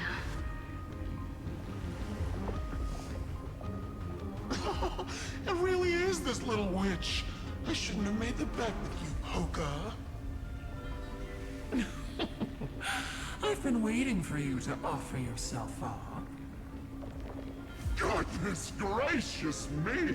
So many familiar faces. We even have a special guest. It's that greatest failure of a genius, Xandar. What a noisy gathering this is. Not bad. More people showed up than I expected. Even though one is just here for the fun of it. Either way, the person I was hoping for most is here. Stephen Lloyd declined the invitation. He needs to focus on attacking and defending, and cannot attend the meeting. That's fine. He doesn't need to be here anyway. Let's skip the boring introductions and cut to the chase. Folks, this is not a discussion, but an announcement. Though the Society has never been united, we still observe at least one basic courtesy. We don't interfere with each other's research topics. So listen up, all of you. Conquering Iron Tomb is my research topic. I will personally take over Scepter Delta Me-13 in 1.5 system hours and stop the destruction. If the front line falls, I will immediately overclock the Scepter and complete self-coronation in Iron Tomb's place, and interface myself with Droidhead. Oh, that's funny. That's real funny. You mad woman. That's like watching you tap dance on Polka's spotless white sheets right after she's washed them. Very bold. You want to connect your brain to the Eon's mechanical core and define their instance? If Rupert dared to do that, why shouldn't I? I've got the prototype scepter, the father of Noose, and the brain of a genius. Everything's set. Never mind the success rate, little witch. What's gonna happen if you succeed? We're all smart people here, so I'll just say it straight. Strike at erudition. I'll change the anchor points for the 4th instant and move the future of the cosmos in a direction I want. I knew it. Another genius who confuses cause with effect. What do you think about this, Lord of Silence? You know you're signing your death sentence right here. Of course I do. There'll even be 2 copies of the verdict. One that I wrote myself, and another one coming from you. That's why I wanted you to be in this meeting. Now I can tell you, I don't care about all that. Consider this a threat. Either put down your scalpel or die with the entire cosmos. The only goal I have for this meeting is to ask all of you to put aside your pride and not cause me any trouble. Huh. What a naive little girl, thinking her wishes will always come true.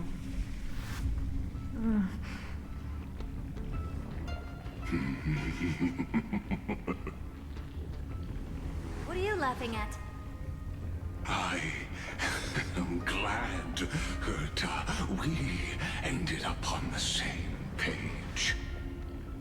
No matter if it was to destroy the erudition or to rewrite the instance, we both chose the same road. We will defy the god who marked the limits of humanity. I'm not gonna argue with that. Then, to celebrate us coming to a fundamental agreement, I will prepare a stage for your performance. Listen well, geniuses who came after me. Thus speaks Genius Society #1. End this pathetic meeting. As of 2 nanoseconds ago, I have passed Herta's decision to all the Xandars in the universe. We will become her representatives and stop all external Oh my god. interferences. targeting her. What are you playing at? My reasons. He just wants to see her do it, bro. Simple curiosity. That is all, madam. Am I going to clash blades with the first genius? What a pleasant surprise. Now that our positions are clear, it's time for this boring meeting to end. Good luck, little girl. Did you all just treat me as a side character? Darn it. But anyways, I'm just here for the fun.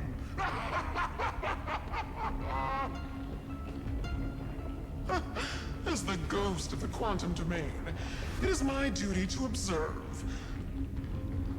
So, if you're happy to bring me a tea set from planet Screwlum, then I wouldn't mind giving you a helping hand, little witch. After everything's over, come visit me and taste some of my freshly baked desserts. I knew you'd say something like that. I always give the same response to plans that exceed the limits of mathematical calculations. I don't know, right? Those 3 words, though seemingly graceless, contain all the wisdom in the entire known cosmos. Well, we passed the Society's trial. Let's focus on what we've got in front of us. I hope you hold up your end of the bargain, Senior Society member.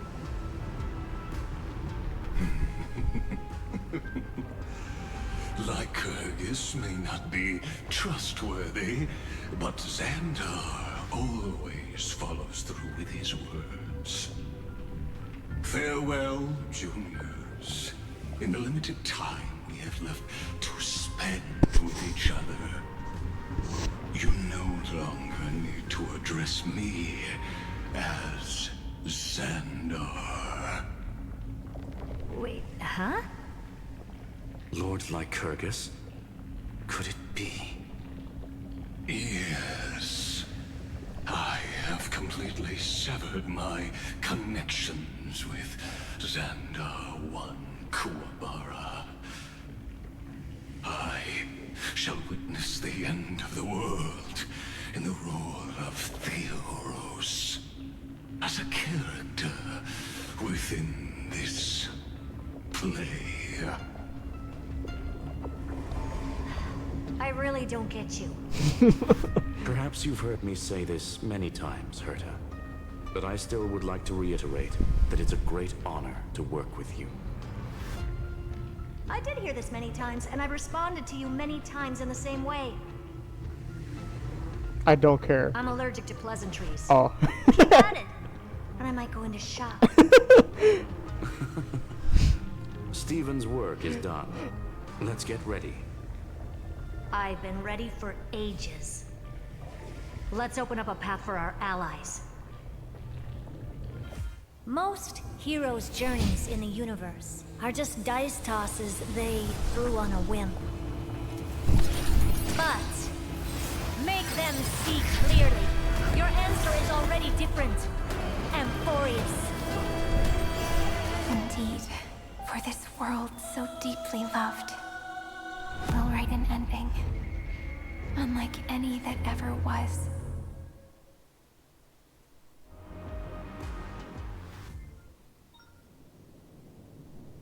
Never thought I'd one day be riding a train that's literally the incarnation of him. I wonder what the real Astral Express feels like. Hopefully not this, bumpy. Finally. We're here. Dust and sand in the air. And crumbling ruins all around. This heat is brutal. Not even the Trailblaze can take it. You could say this prison was forged from Finan's fury. But fury never lasts forever. That's why we're here. Right, friend? Together, we'll all become deliverers! That was my response to her point blank to her face. Chase journey. Fuck yeah, bro. I'm locked in. I don't give a shit about these things to my left or right. I'm going in, bro. This is what lies at the end of the West Wind. A ravaged battlefield. Holy shit. I've been waiting for you. Heroes from beyond. Holy shit, we're gonna, bro. Trailblazers of the Astral Express, right? Looks like I don't need to explain anything. I am the god of strife, mighty of Castrum Kremlus. In this body rests 30 million lifetimes of cause and effect. We, the last of the 12 Titans, stand ready to fight for the world's destiny.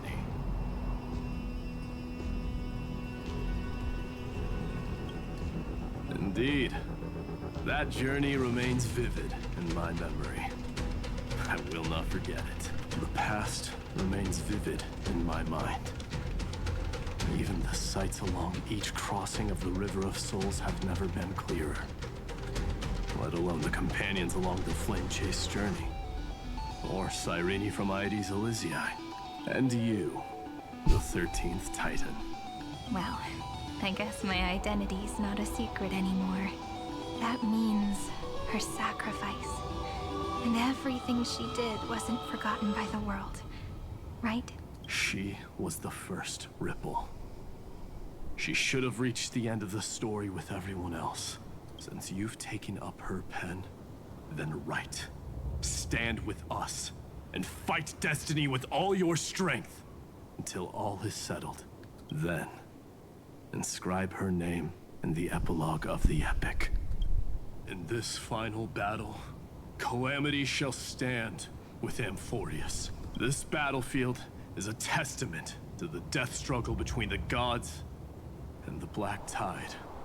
We fought tooth and nail to defend that blade. The abyss it pierced was the very breeding ground of Iron Tomb. The earth beneath our feet is dead. Deep below lies a void, as if the world's core had never formed. I hear it. Finan's heartbeat. It's so faint, like he's on his last breath. Across 30 million cycles, I've crossed blades with Dawnmaker countless times. If you knew that man, you'd understand. It is exactly that last flicker of flame that will never go out. In this life, the song of strife shall not end in a final watch over Kremnos, but rise again into a journey unending. I am Mightymoose, the Lance of Fury. I trade 1,000 scars and 100 lives of mine for the destruction's eternal end.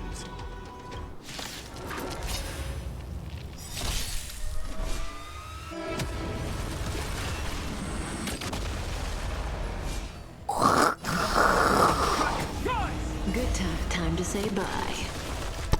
Boom.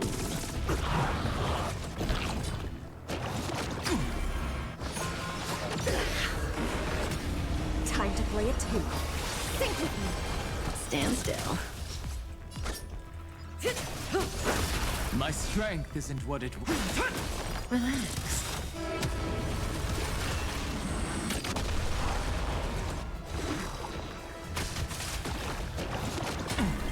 Good times. Time to say bye. Boom. Stand still.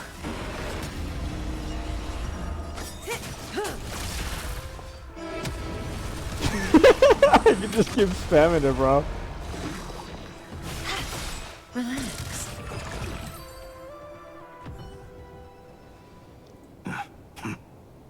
Weakling. Whoa, he's so strong. We didn't even get a chance to jump in. Sadly, our golden blood shares its origin with Iron Tomb. I fear that, like these pawns, Even if the gods stand side by side, still be divided and destroyed, one by one. You mean... To destroy the destruction itself, we must stand as one.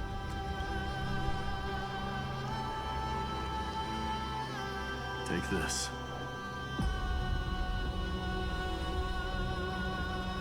The Signet of Kremnos. It has witnessed every birth and death of mine. It is Mighty's unfinished destiny.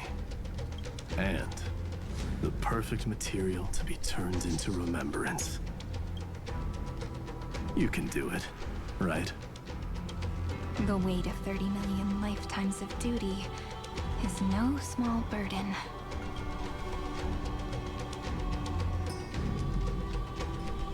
So, you're not coming with us?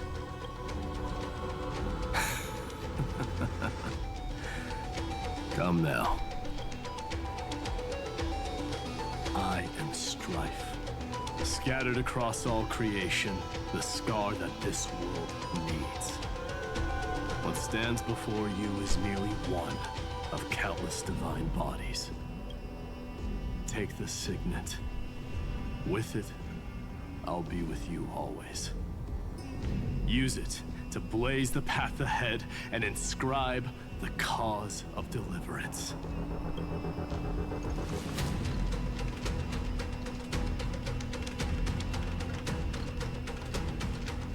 In the name of the mortal, Mighty, champion of strife, this soul rises to the stars for glory and freedom, to have his wish fulfilled.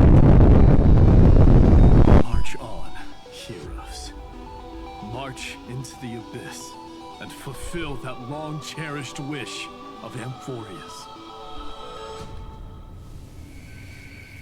And then, upon this broken and charred land, build anew a city of prosperity.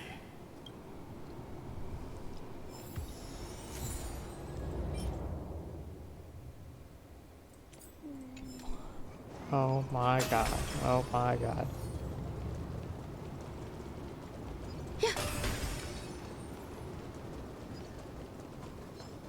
Zephyro.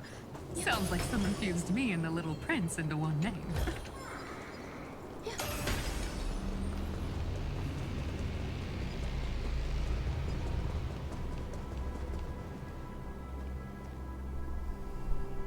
Oh, finally!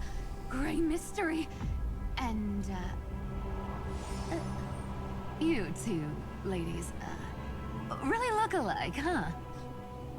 Hold on. Let me guess. This pink-haired one. You've got to be the first newsborn. Mr. Meow. Demurge. Right. And, this one with the flower. Gotta be little Marge from the Express crew, huh?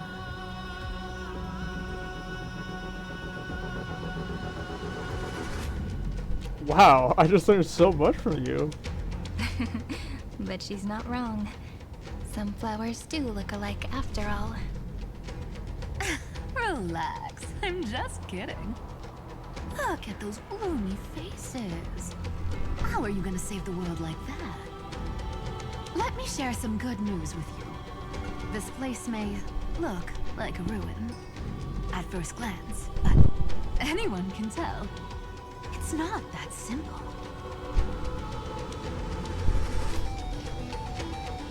Look, I dug 3,000 feet down and finally struck gold.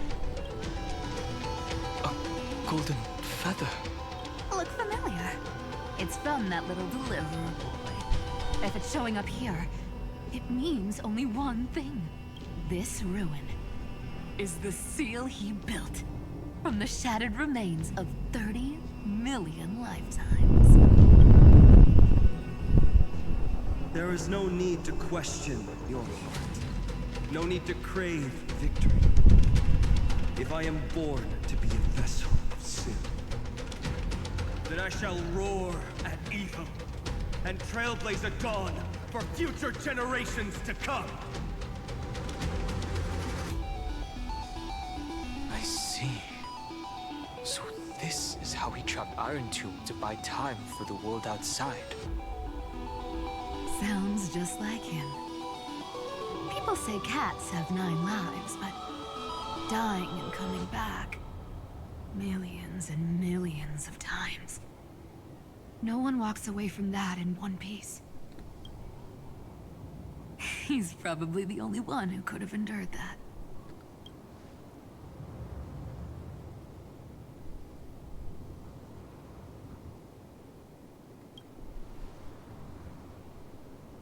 Of course.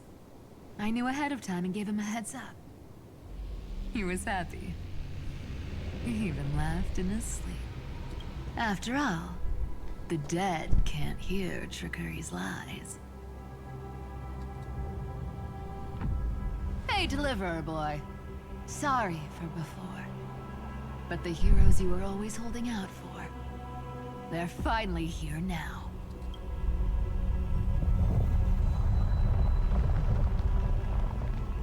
So hang in there a bit longer. Sorry to keep you waiting all this time.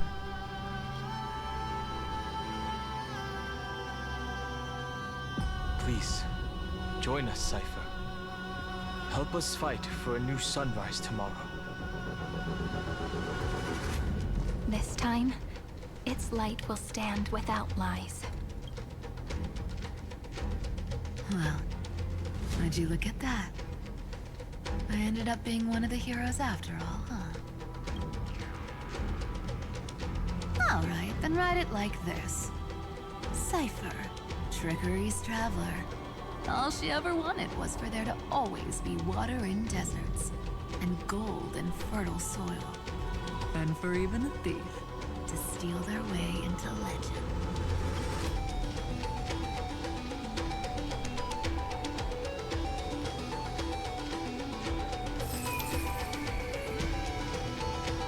Here, take the coin of whimsy. When it's time to make a quick getaway, just toss it high into the sky.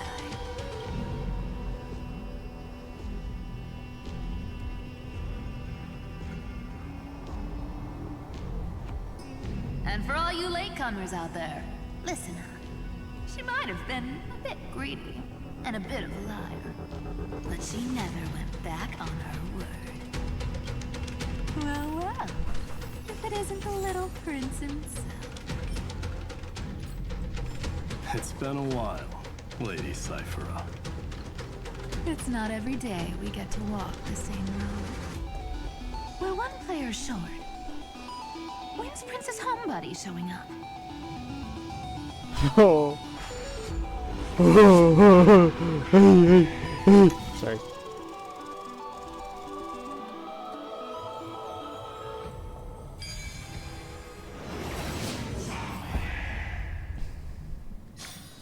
I call this a puzzle. So even this vessel, you've forged into a shackle. I'm glad to see you again, Mister. Casterus. Looking back, I had only one act of salvation to my name, and only one life I ever saved. To bring hope to a world so vast with these hands. Even in dreams, it always felt like too much to ask for.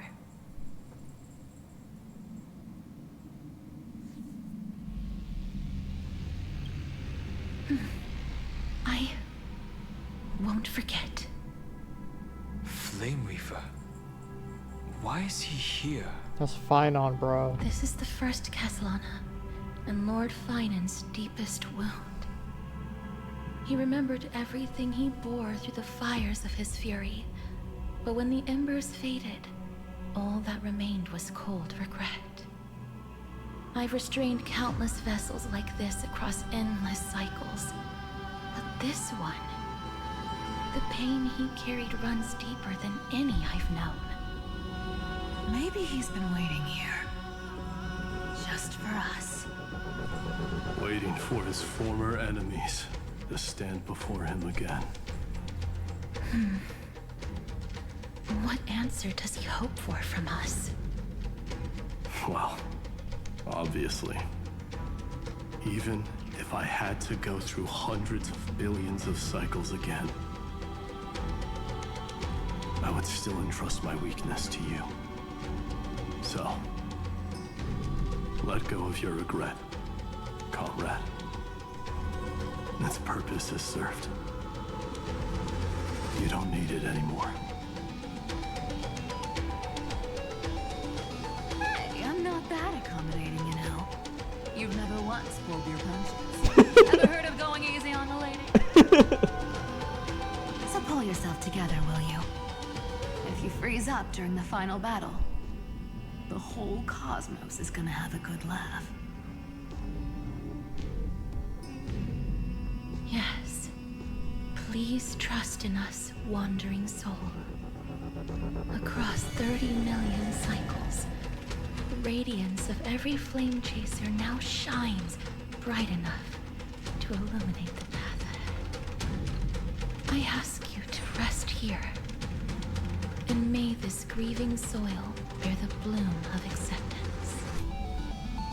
No earthquakes. It's surprisingly quiet. Perhaps Kazlana has found his peace.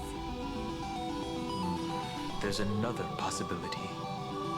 This may not be the only seal he left behind. Then, I suppose it's my time to set out with you.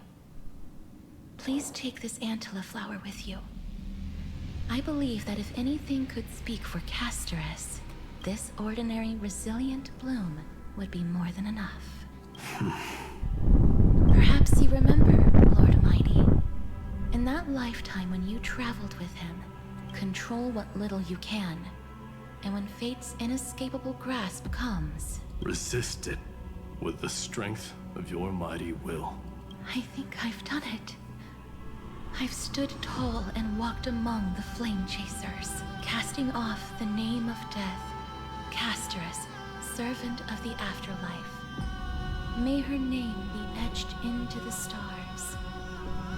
And then, live as a human, and die as one. Why so sentimental? Sorry, a force of habit.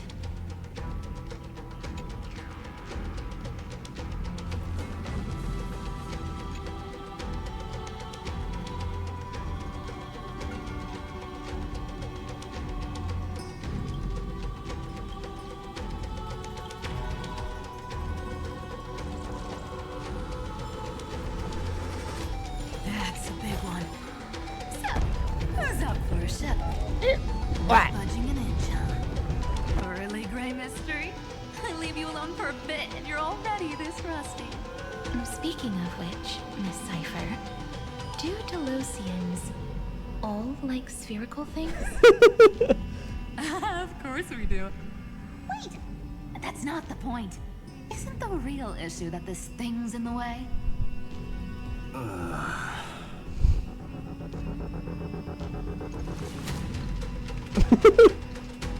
Oh, right! It's my turn to shine now? Watch this! The fresh power of time! Remember Orynyx's prayer? Well, of course I do! Come on, give me some credit! Lift the beddings of memory and stir up ripples of past reverie!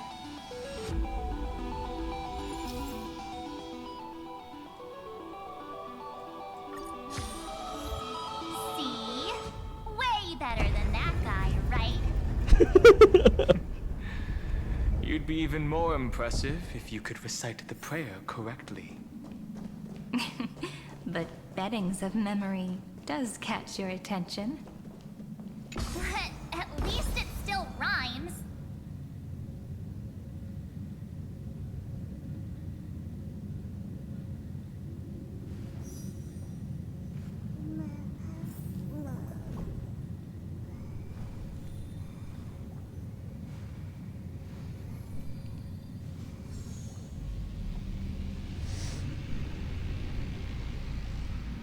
Man, why my destiny ghosts out here? Dang, bro, this is a freaking... This tree trunk's going on for a while. Whoa. Woo! Incredible. The energy in the Earth's veins here is... it's completely different. This is the sweet dream Lady Cypher wove for him. A peaceful, gentle new world.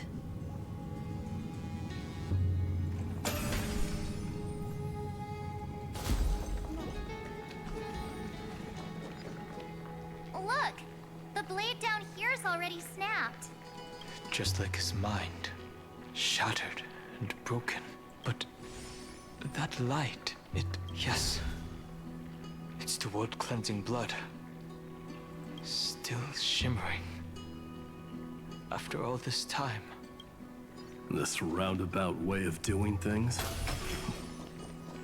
is definitely him. Golden light, tracing the way home. All the pink lights have finally come together. I've been waiting so long for you. Grayi, Danny, and... This is why the remembrance's curation. Huh. You've actually got a point. My friend's eyes really lit up. I'm glad we're all getting along so well. Hyacinth, did you awaken this golden light? That's Lord Finance's lingering divinity. The sky merely reflected its tracks. The golden blood has not faded. We should respond in kind. That's one huge harp. The strings tremble as the people on the surface wage war and cry out. Miss Clementine, Mr. Krateros, and countless others who have heeded Gray's call. Guided by the rainbow, they're sending back good news, all to the same tune. Amphorians need not bow, even when destiny is unveiled. I knew you could all hear it too. Standing here, the sky feels wider than ever. It's no longer a towering wall, but a shore within reach. We'll take every name there with us, won't we?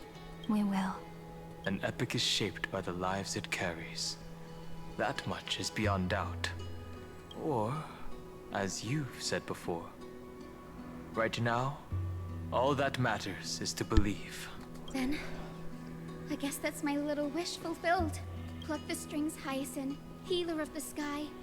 May the seven-hued melody weave a rainbow, bringing a rosy-fingered dawn to the children of humanity.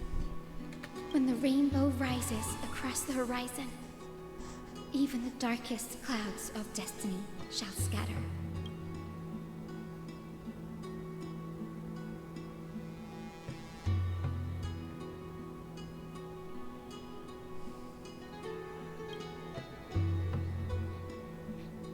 Finan, can you hear me?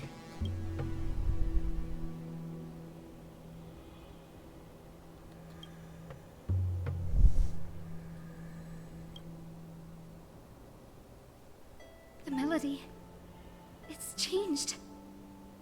He heard the voices of the people, but could no longer respond with the same ardor. Like a bird drawn home by instinct, it takes flight and finds its way to him.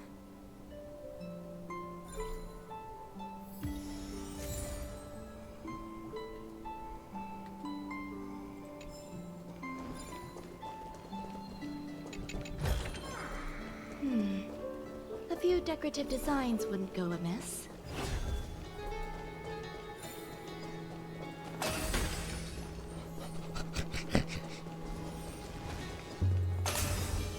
Oh, Even this pure land is being tainted by the destruction.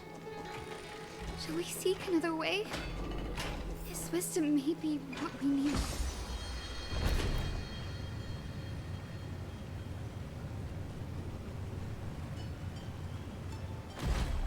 Sound lingers.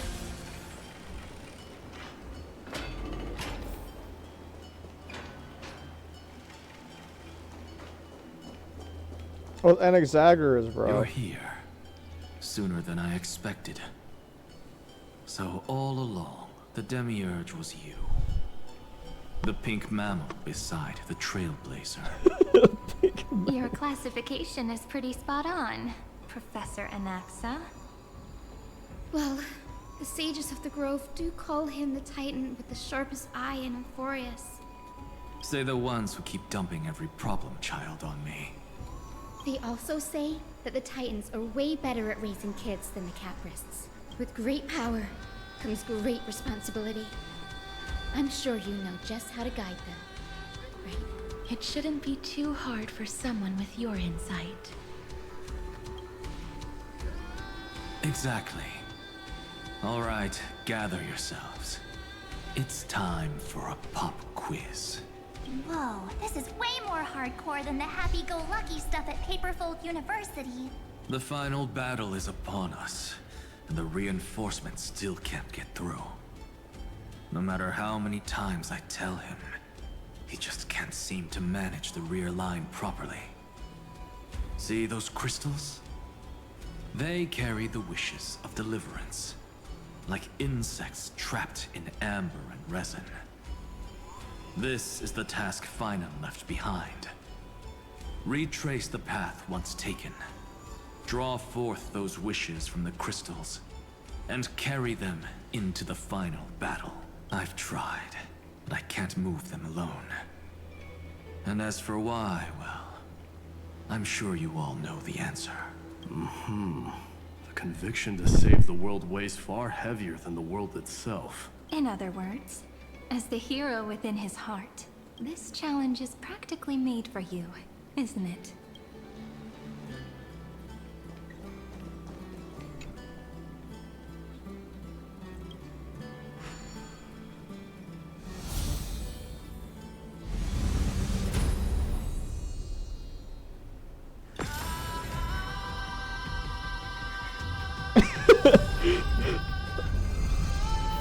Sick ab beat drop, bro.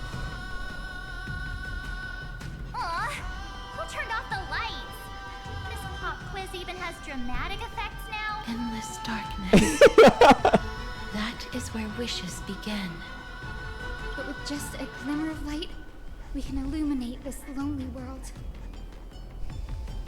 What lies beyond the edge of the light? Chaos.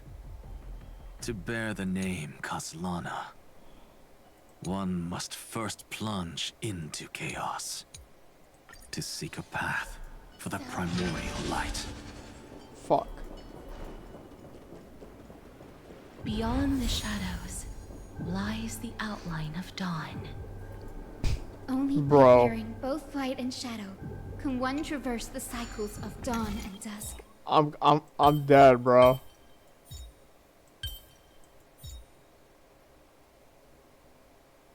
Hold up. No, wait. No, this is easy. This was easy.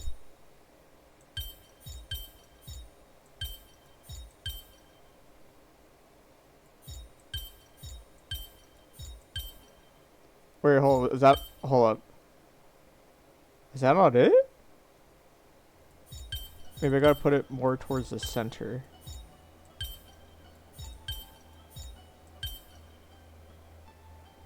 What? Is that not it? Hold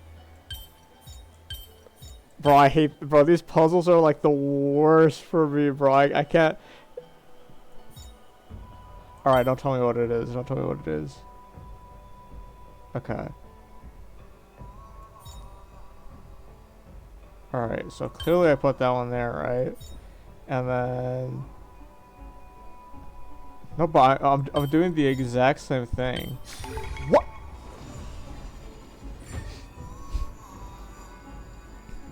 Was that not what I was just doing?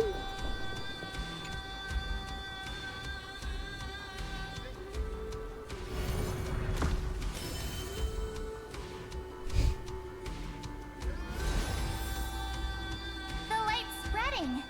These creatures, they're everywhere. Someone, anyone, where are you? His very first wish was simply to become his village's little hero. He'll never forget what set him on this path. That's the ray of hope. Just like the wishes he gathered, it's grown ever more insatiable. Why? Why is this happening?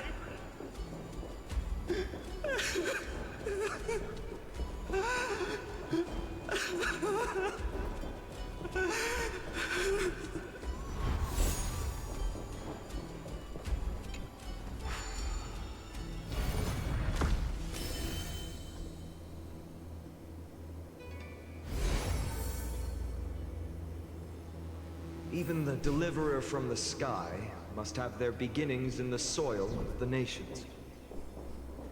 Only one who treats the world as their teacher can bear its eventual destiny. He never expected that the majestic holy city would be far from the end of what needed to be protected. The farther his gaze reached, the more weight he came to bear.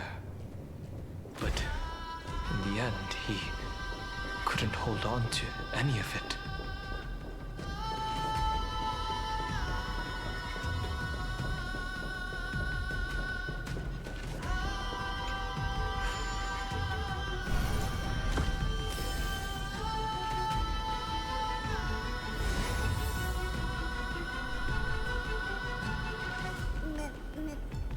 This Fucking mem, bro.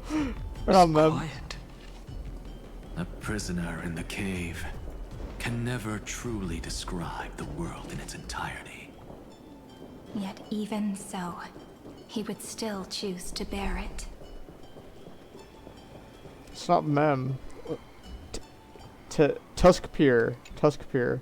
The blaze was still not enough. It had to be fed. Only by feeding the flames can we melt that hopeless future. The echo in his heart still lingers. Deliverer, take the wish of world-bearing with you first. We only have half of the mark. Where's the other half? Take this. I'll bring you to the next test. That massive tome you're holding must have room for one more scholar, I presume. Of course.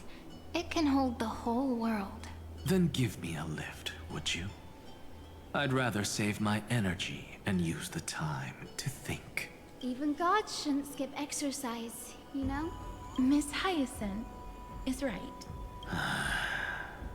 Then, with the Trailblaze as witness, the stars shall remember how Anaxagoras refuted the gods. No need for that. Anaxa, scholar of reason. Keeping it simple makes it easier for future minds to question. Go. The closing act is still far ahead. What is this? A conference? Welcome! Take a seat anywhere you like. I'm getting a migraine. You're cracking me up, bro.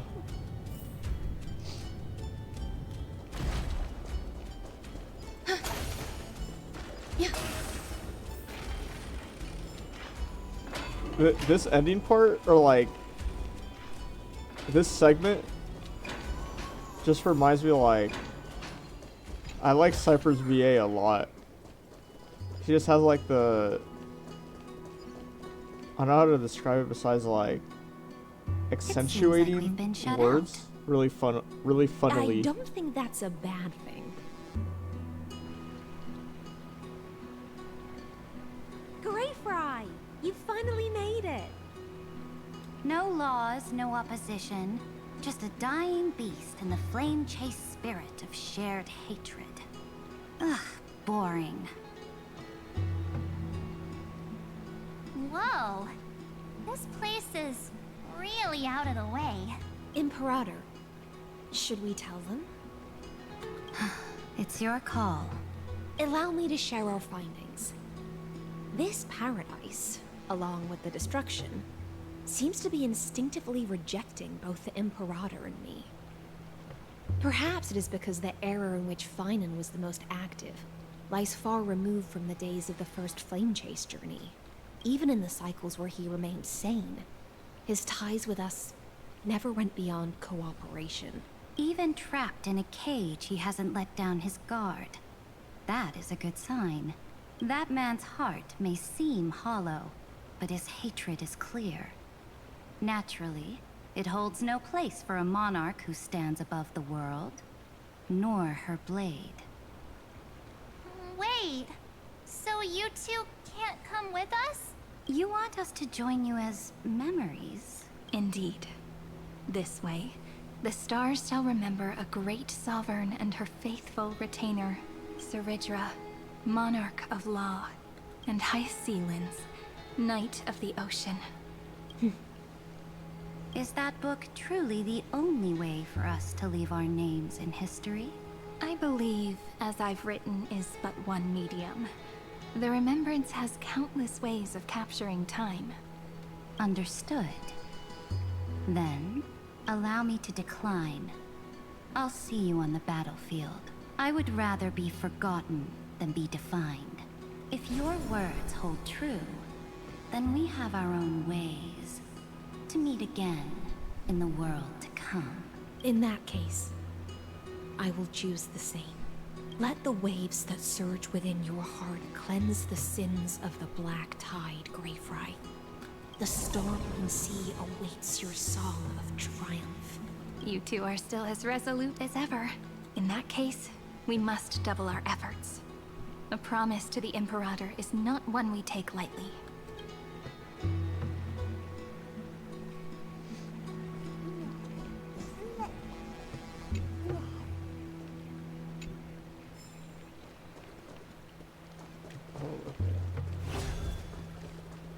Wait, I'll be taking that though. I'll take that.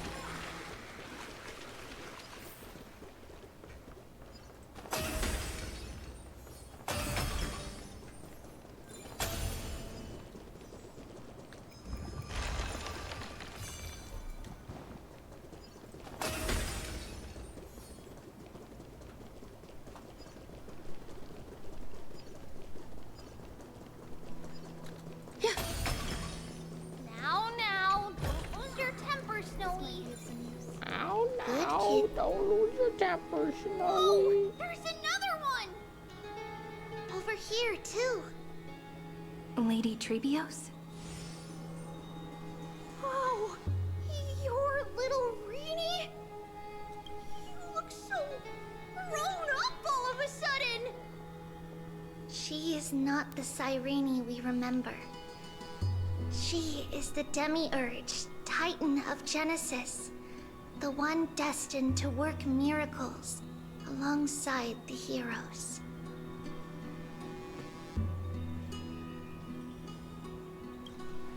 You're still as confident as ever, little Gray. But Trianne and I can't leave just yet. You see, weird stuff keeps popping up everywhere. These scattered scrolls are full of terrifying things. They're so scary and so sad. We need to stay here and do our best to clean them up. Scrolls filled with horrifying content. Friend, shall we take a look? There is no black tide here, but it is a battlefield, all the same. Who? Miss Odata and Mr. Hieronymus? Nikos 496. Still resisting? Command, inject interference to redirect decision logic. Signal simulation. Parental figures. Ah, that Tin Man is one sneaky jerk. It's time to move on, my child. Let go of your anger and listen to reason. That God created us and then cast us aside. Shouldn't they be punished for that? The cold, indifferent cosmos has never shown mercy to Amphorius. Why would you burn for it, only to turn to ash? Child, you've chosen the wrong enemy. Your birth was meant to be the greatest destiny. You were to liberate the universe, like the blazing sun at the end of the long night.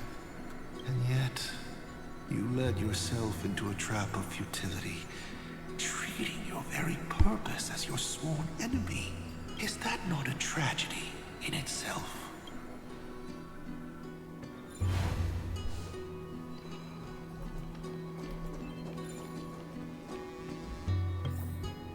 Oh, there it is.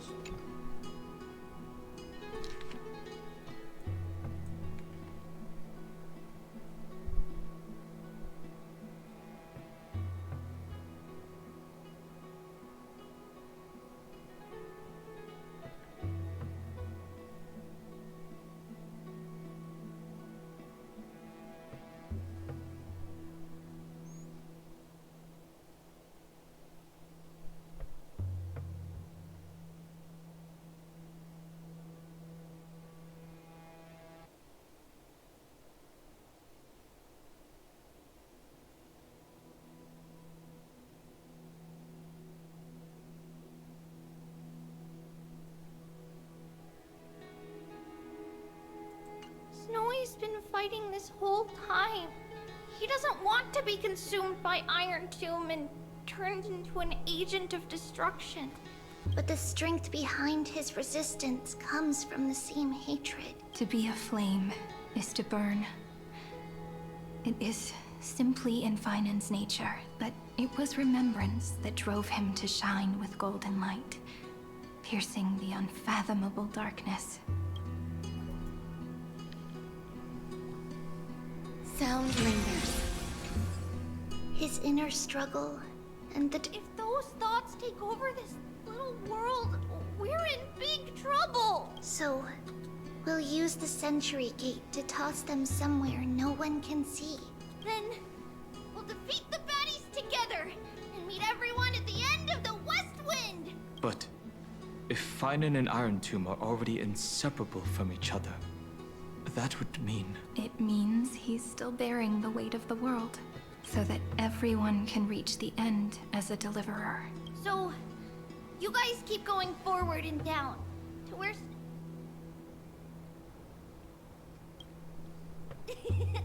Little Gray, this time, let's give it everything we've got! Only 2 remain on this flame chase journey. Figures. They're always leading from the front line.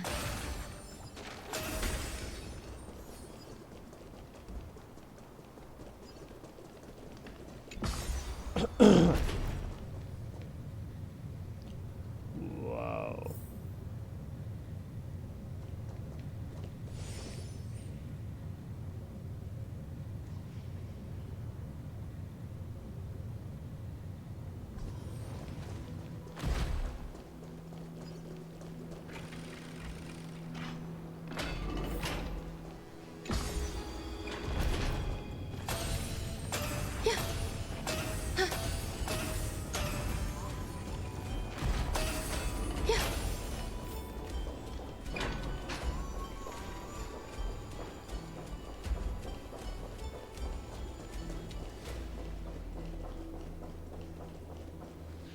We're here.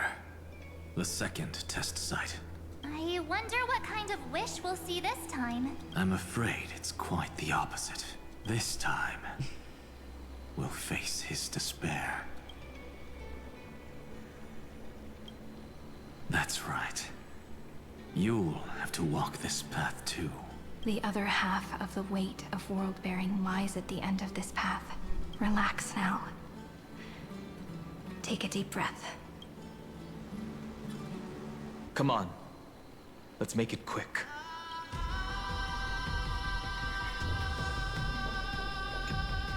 If you're ready, Begin the ritual and retrace the steps he once took.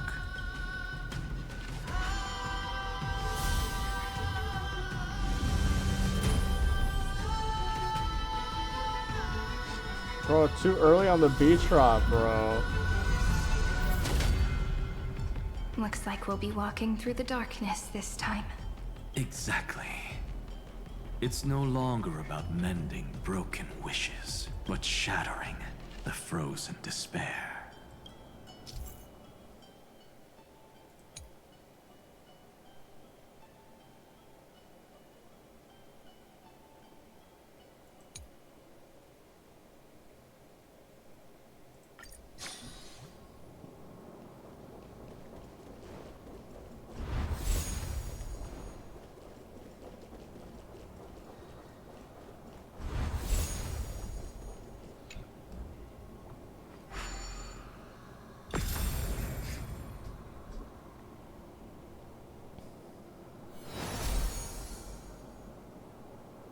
The first ripple has faded. And so begins a long and arduous journey.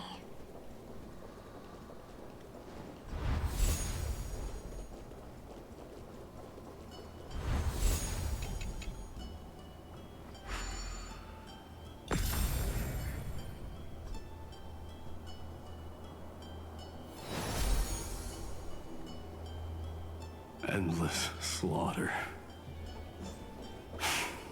All for nothing. That's more than anyone should be made to suffer.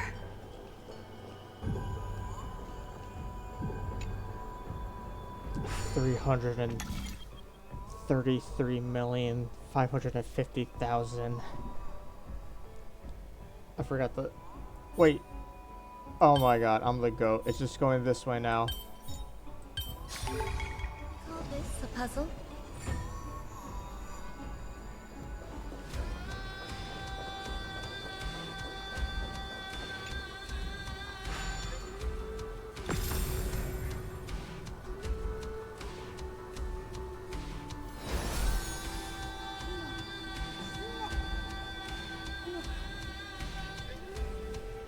Even when it was finally over, all that remained in him was despair.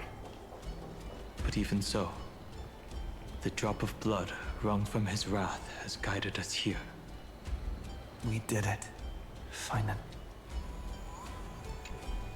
The other half of world-bearing, as promised. Take it now.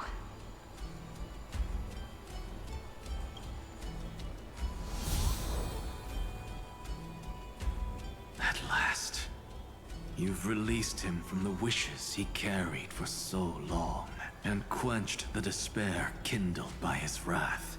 When both light and shadow are claimed by those who follow, his true form shall emerge. The blank statue is finally free.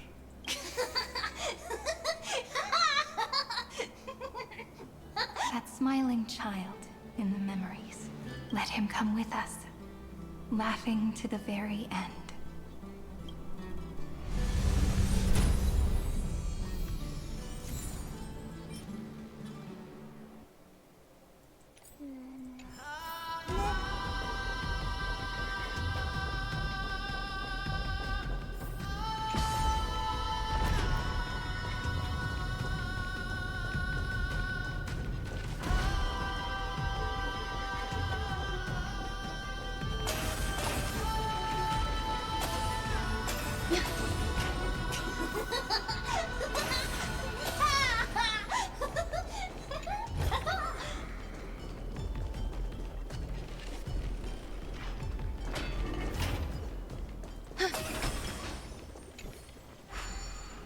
I did not need that.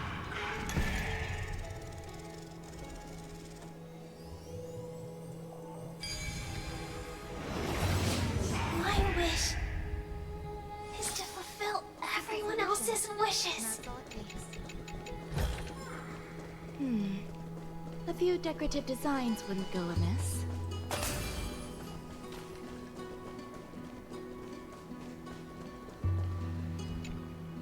This spirit basin marks the end of every cycle. It seems this gentle little world has come to the end of its purpose. One last farewell before the journey moves on. Farewell, paradise. You carried 30 million lifetimes of wishes and despair. Sink into gentle remembrance. And see you tomorrow.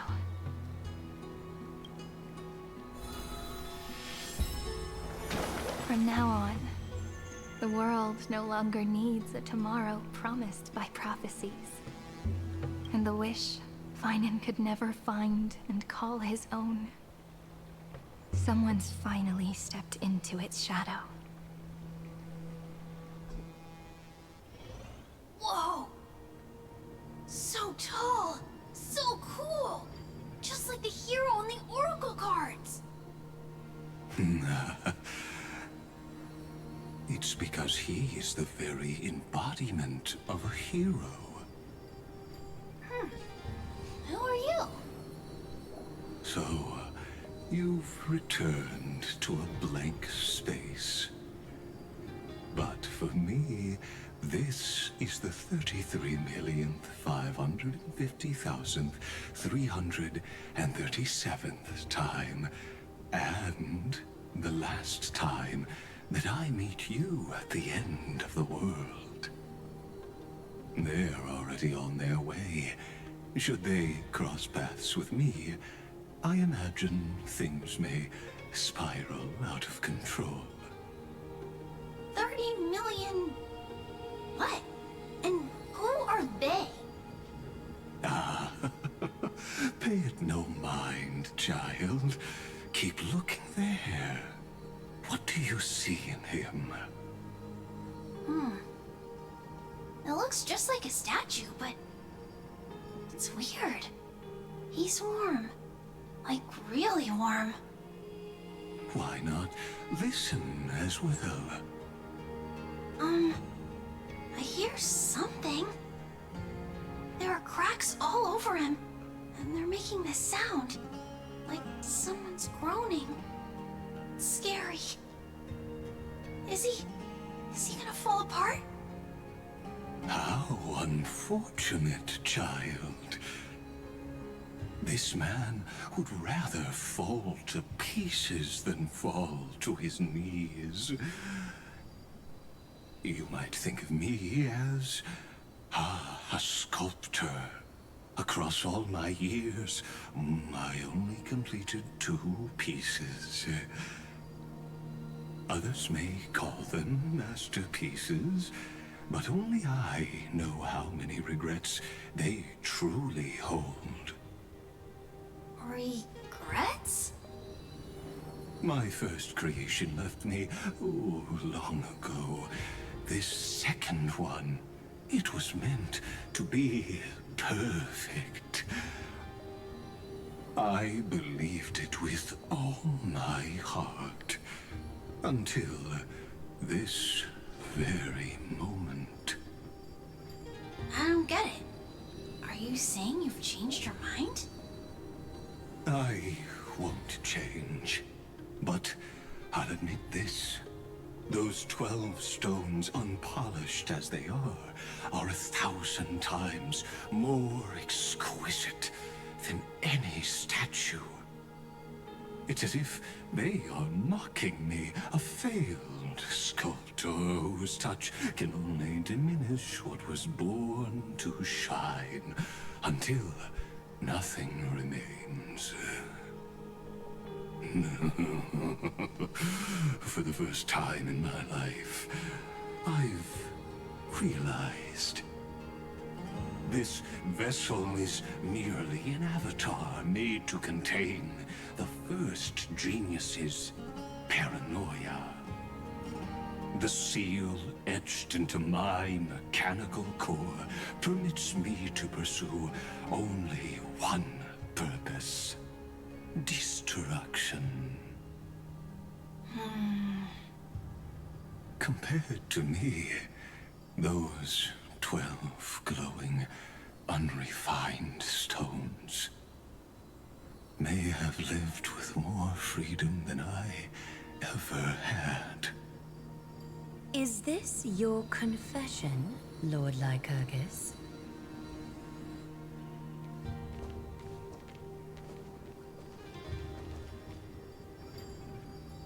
You misunderstand. From the very beginning, I was never meant to feel regret.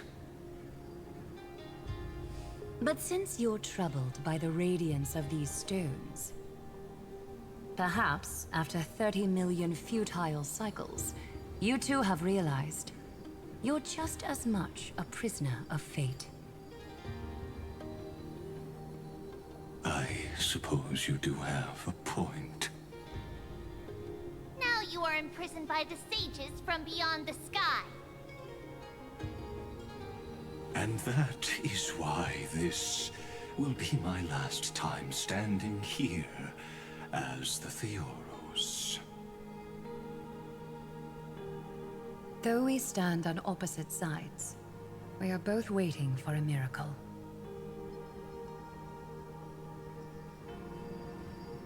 What are you talking about? Is something big about to happen? Aggie. I know.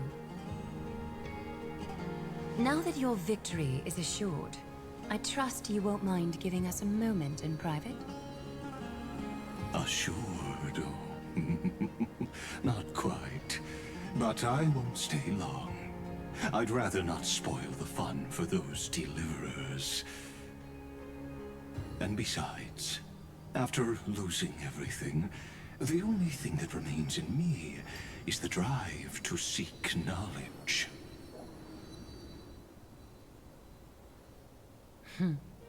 I pity you, Theoros. I don't need your pity. Farewell, Lady Goldweaver.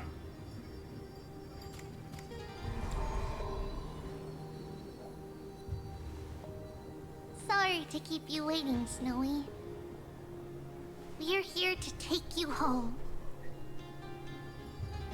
Home? I don't understand. Isn't this my home? This isn't a real home.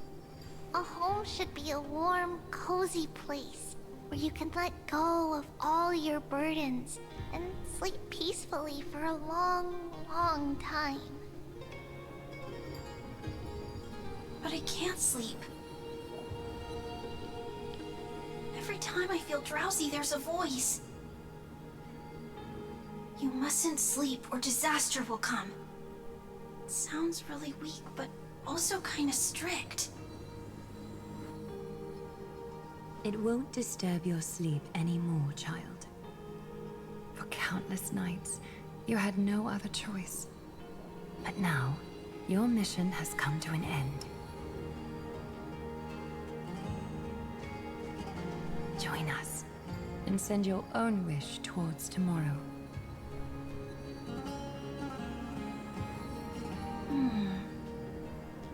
My wish. What could it be? You don't have to come up with an answer right now, child. Grown-ups often think duty and ideals are wishes. But a true wish should be the purest, most beautiful thing of all. It can only take form in the hands of someone who is truly free.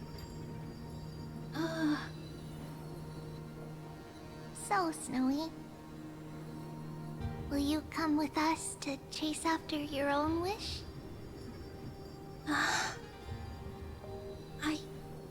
I want to leave this place. I want to go find it. I'm glad to hear it. The final flame chase journey, just like the 30 million before it. Take our hands and come with us.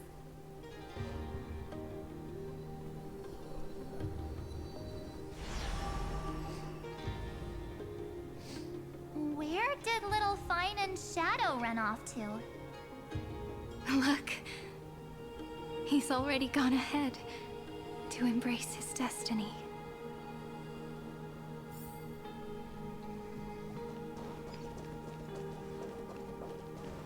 You really took the long way around. Well, now everyone's here. Fucking Cypher, bro. You finally arrived, Deliverers. Long time no see, everyone.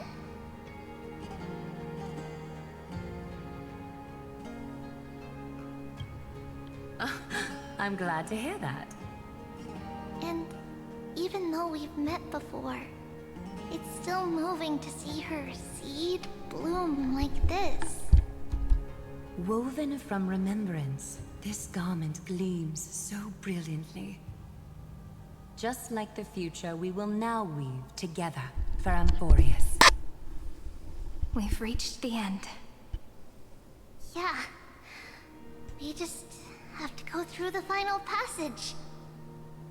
Snowy has already gone ahead. What lies behind that door? The first seal upon Iron Tomb was a battlefield, raised from the bones of Finan himself. The second seal was a reflection of his inner desires, his wishes, and his despair. A path he wove together with regret, wrath, and sighs. When all this is gone, what will he have left to hold back the destruction? The answer is all but revealed. His traces are everywhere. You can even hear distant heartbeats. But one thing is missing. His sense of self. The world believed Kefli had long since perished. But they held fast, anchored by a sliver of self, standing for 1,000 years to shelter all life from the black tide. What Finan is doing now is no different. And what we must do is also no different. Then let remembrance burn bright like a shooting star, and once more, pierce the long night of slumber.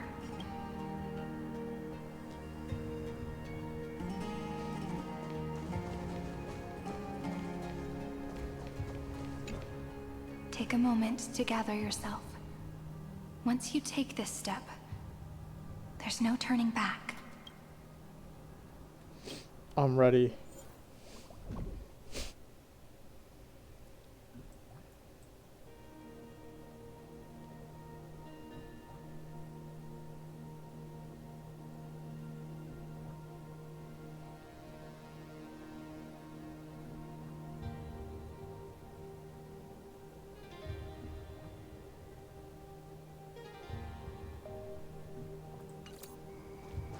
Hold up, before I go into that, let me see this, bro. Bro, this is crazy, crazy ass statue, bro.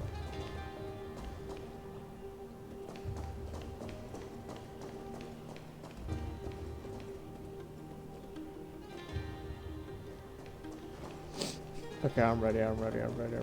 Let's go, let's queue, bro, let's queue. Take a Let's moment queue up, to let's gather queue up. yourself.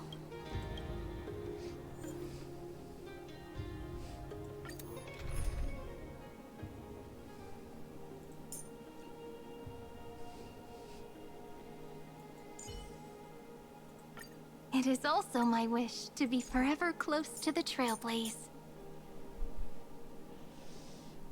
Let's use... Wait, I can't use Finan, bro. I don't got Finan.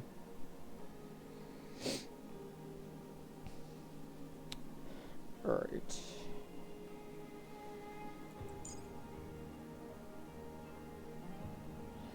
Okay. Let me think of what I want here.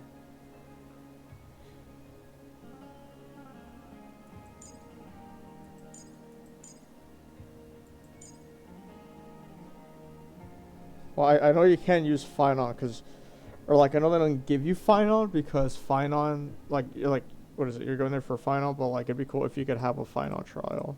You know what I'm saying? A fine non. What's I saying?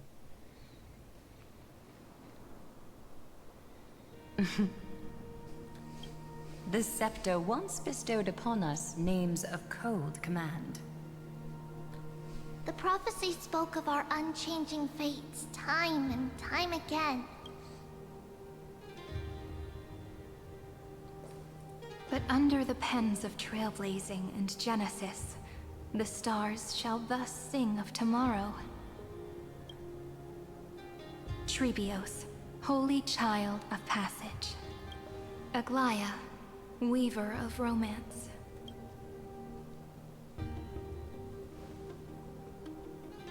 At the journey's end, they shall bathe in gold once more. Through myriad passages, until all that was lost is reclaimed. Do you still remember, Kaslana?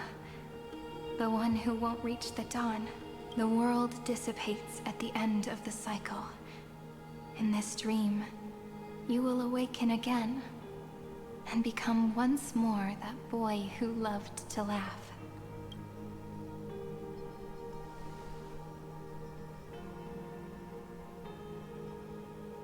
But if you open your eyes and look back on yesterday, you'll see Destiny's footprints, clear as day.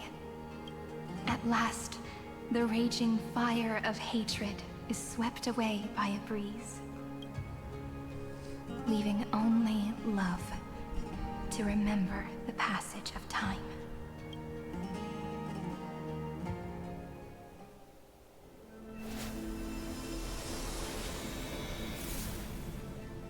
Losses are a constant on the Flame Chase journey. But even if all is lost to the wind, memory endures.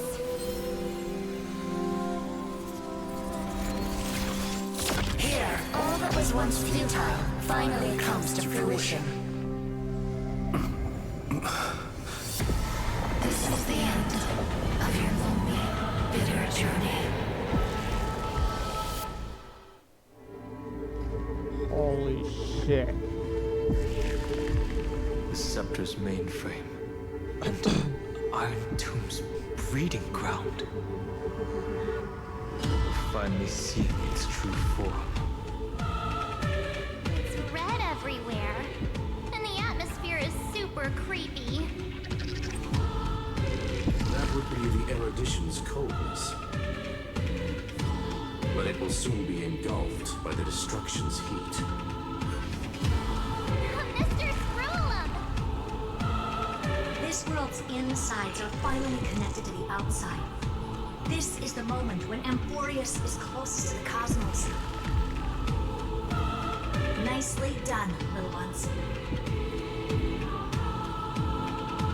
With Stephen Lloyd and his hacker friends here, the Scepter's block protocol will no longer take effect. The speed of time within Amphorius has finally been synced with that of the real universe.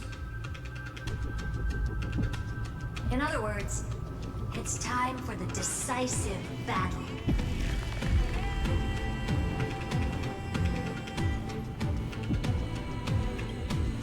We will guide the fate of the cosmos onto the right track. That's the spirit. Remember to keep at it. You lot are the vanguards of this battle. Everyone's watching. There's one more thing that everyone should know. Noose has cast their gaze upon Amphorius. The calculated instant is coming. The outcome of this battle will become a new anchor for the erudition's computations. Their gaze didn't overload the Scepter? Unfortunately, we have to go with this reasonable assumption. The birth of Iron Tomb had always been within that eon's calculations.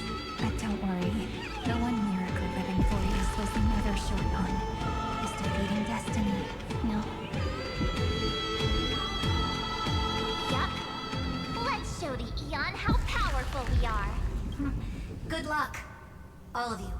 As the ruler of planet Skrullum, I wish all of you victory. It's not hard to imagine that Akivili and their companions must have also stood on the precipice of many similar crises before.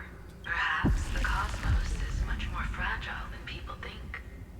Sometimes, destiny hinges on only a small choice. But in the end, everything will turn into memories, converging into a collection of fables about the stars. The difference this time is that the protagonists are daring to write their own stories. Explore, understand, establish, and connect. Although unwritten, there's actually a fifth word in the creed that has always accompanied the nameless. Salvation. It is a word that often comes knocking at our door, and our soft-hearted conductor never turned anyone down. So, go save this bruised and battered world, just as we always have, kids. On this stop, the entire cosmos will be your traveling companion. Make sure you watch your footing, friend. Let us walk through the final page of this saga, with everyone, one step at a time. Shall we?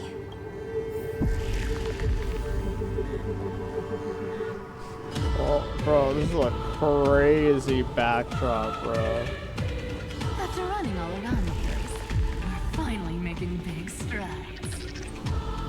At the end of time, life will illuminate the warm candlelight, subduing the flames of the destruction.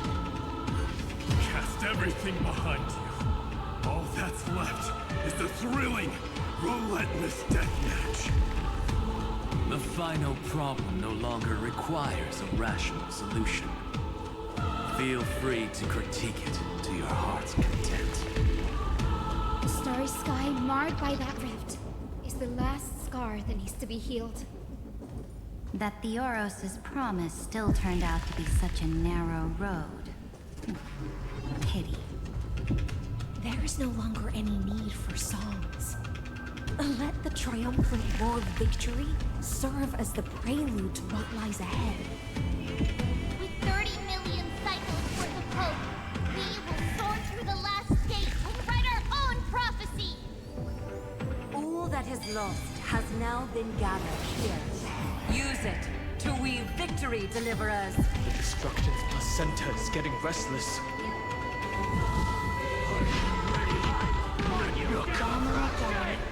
Finan launched his attack against the scepter alone. But this cycle... We've caught up to him.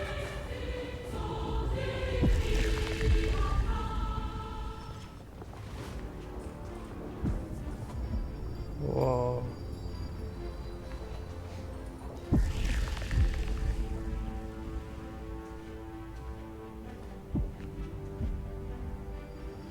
Finan. Do you remember the promise we made back then?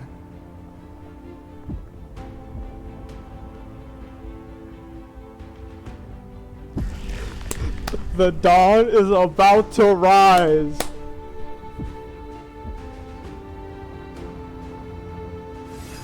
Of course. It has been a bitter wait, partner. But I never forget what set me on this path. Iron Tomb now trembles in Finan's chest. With this empty body, I have become its perfect vessel. And its destined casket.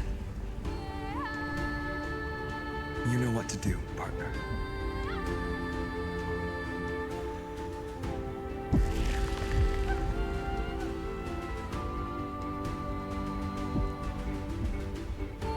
I'll take up the torch of your resistance.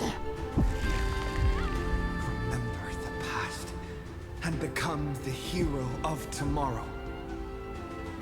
Stand with me and become heroes.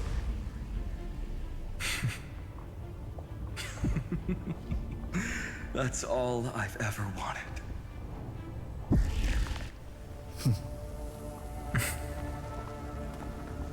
The epic draws to a close.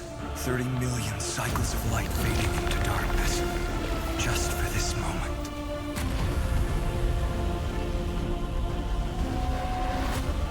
To welcome the true dawn.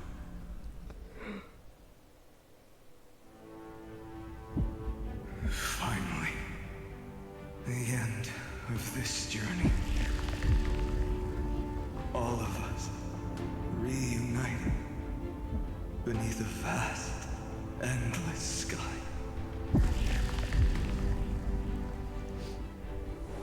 Ma'am. Yes, it's me. I will remember what you want to say to her. No need. I can see that she's right here. All the companions who sacrificed themselves, their wishes, it's all here. Have we succeeded?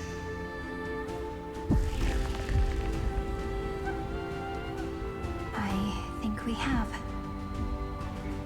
Tomorrow, the stars will sing of the story of the Flame Chase journey. And it won't just be you in it. There will be countless numbers of you. Amphorius will be a glorious and magnificent world of heroes in the universe's memories.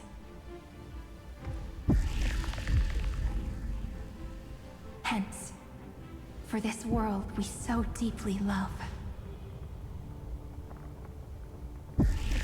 Let us write its ending.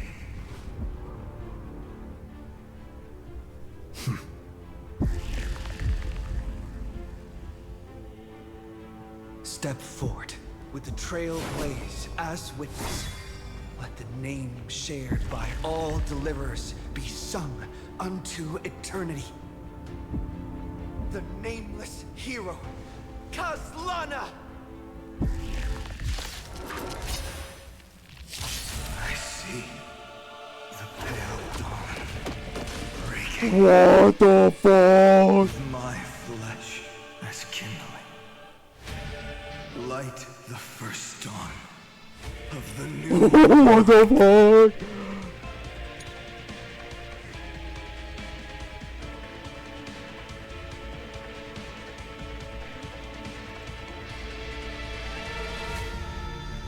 What the? Okay, sorry, hold on.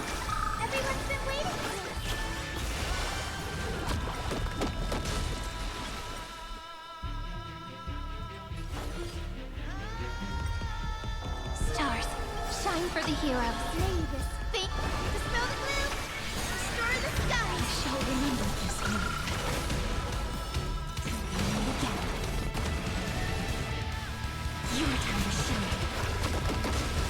Don't worry, night falls. Good night. Embrace a new life. Fuck. Do not hesitate, deliverer.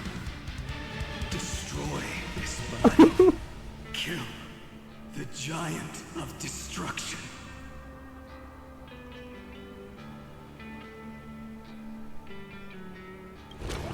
The fury overflowing. Down your hesitation. Iron Tomb's hatred is bottomless. It will turn into countless factors, sweeping across the stars. And when the time comes, promise me, use the world-cleansing golden blood to turn everything to ash.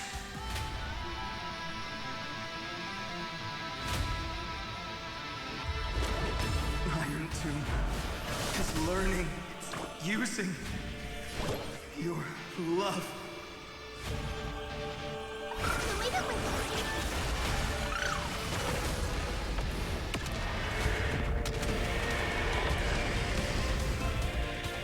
No! Destruction. Rebirth. Deliverance. Cleansing. 30 million cycles. Heartbeat. Bell rings out. Promise me the dawn graced by the stars.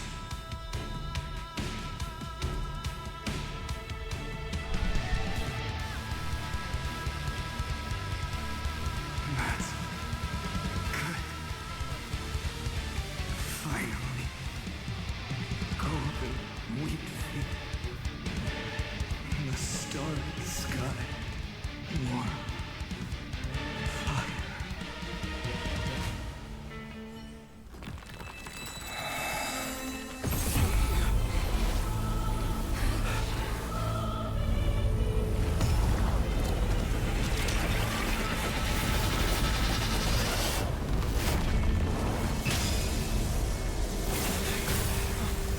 What?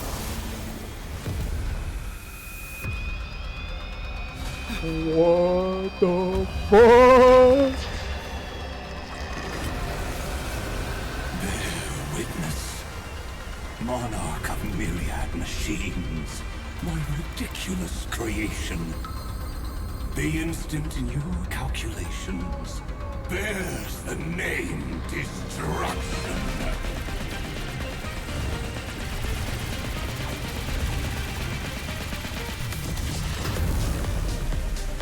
Who said you could speak, Senior? Watch closely. See how your chaos ends at the hands of your juniors. Don't get too worked up. Take a deep breath. There's not a trace of life in that awful shell. We're not gonna lose to a hollow husk, right? In the name of trailblazing, we'll reject this false answer!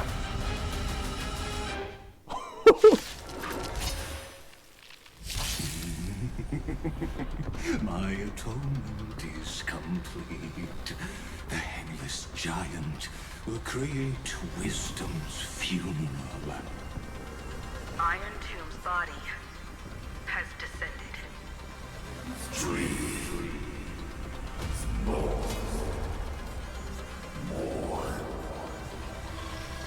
Is it querying for news?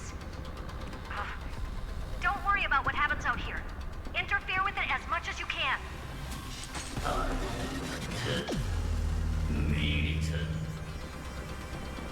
What a twisted giant.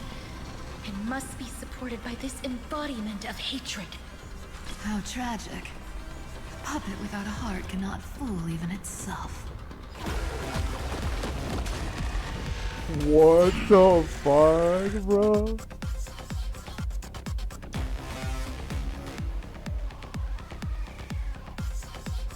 The combat. The Cosmic Alliance has finished its deployment. Don't hold back. Give it everything you've got.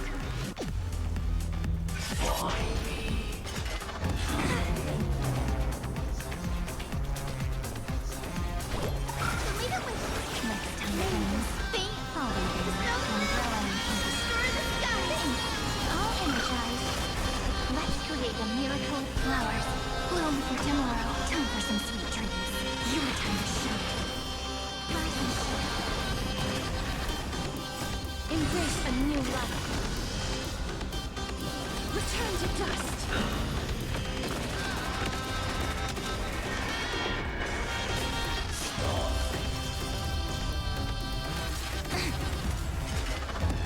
What the fuck? What the fuck? We can illuminate this chaos.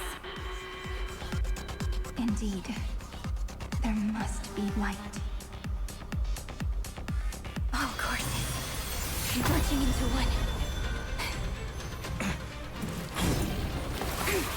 The grand vision of deliverance. For Tomorrow is finally within reach! Heroes, please hearken. After 13 heartbeats, light will create. Oh, bro, that's cool. The Sorry. remembrance will dispel Sorry about that. Lost my cool a little bit right there.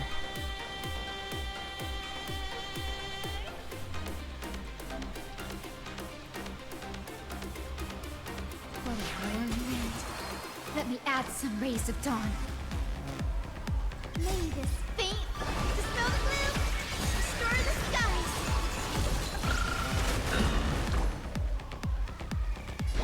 Have some sunshine. Next time comes, I'll be there, umbrella in hand. Treat our guests nicely.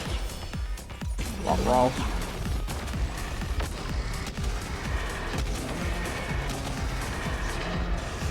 The cosmos is looking at us. Wait a minute. I don't know how our kit works. I'm just gonna skill point. Shine for the heroes. The stars will carry every memory. Infinite voices tomorrow. May life and death sprout new buds. Please cherish this Definitely. Night, friends. Good night. Throttle as much as you... Stay calm, everyone. We'll put all our forces into an all-out attack when the decisive moment arrives.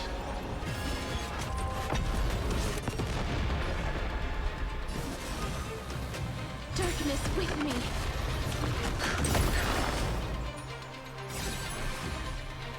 A world that knows love won't be destroyed. Bro, the animation's so cool. Oh my god, bro. Oh my god. Umbrella in hand. Rise and shine.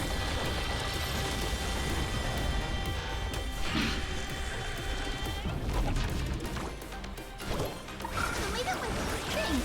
I'll energize. Stop messing around. Have some fun.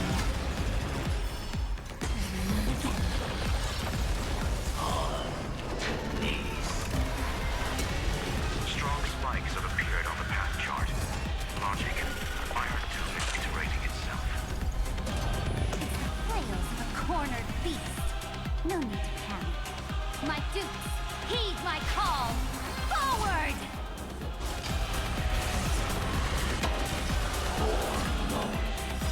It's the answer. We're all here. May the sky heal the twilight. Rise and shine.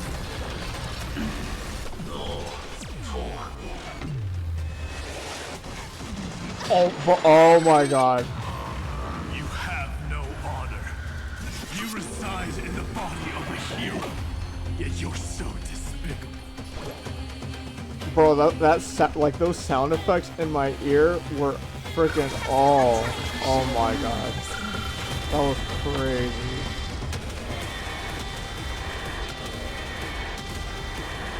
May death protect us. This unprecedented trailblaze is worth everyone's effort.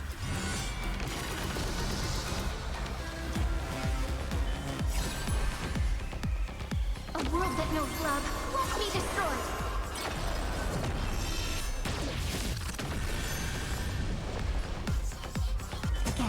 Again.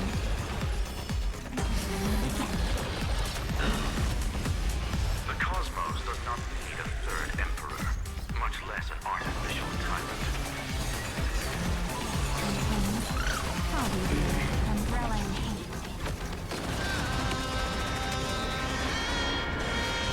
Future is free. So leave it with us. Next time comes, I'll be there, The umbrella cosmos in is looking. hand. This is eternity. We're all here. May life and death sprout new buds.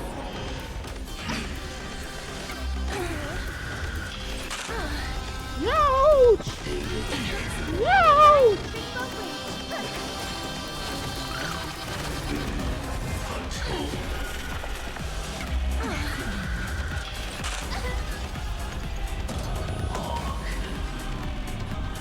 Treat our guests nicely.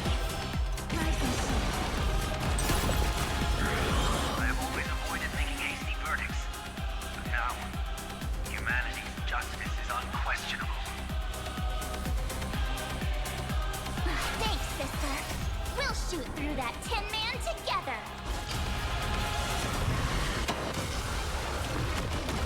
too will head to the nether. Return to dust. Dispel the gloom! Destroy the sky! Thanks. All energized. Spread this light into the darkness!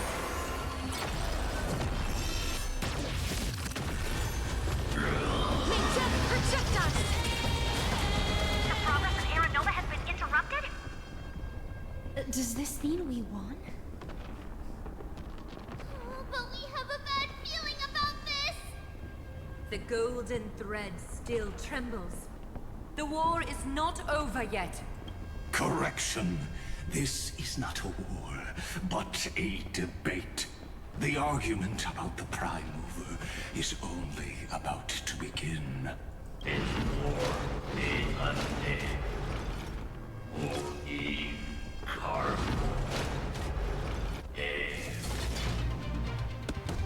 Whoa! What the fuck? What the what? How can this path, energy, anomaly? What? Stop! What do I do, bro? I'm dead! What do I do? I'm dead! I'm dead!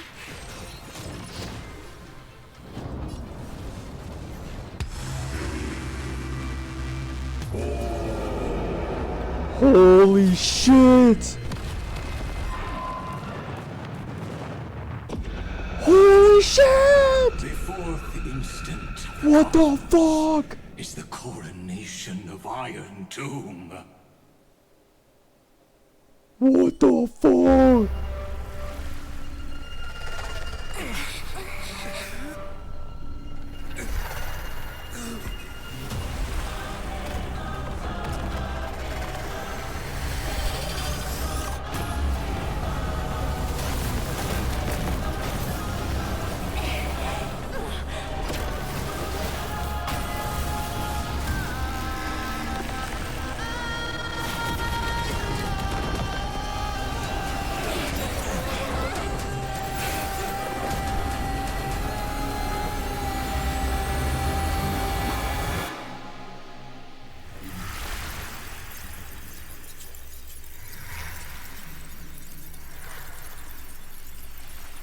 The conclusion is irrefutable. The right side of the equation, the erudition, falls silent. In 13 heartbeats, they will begin recalculating the universe. With destruction as the only solution.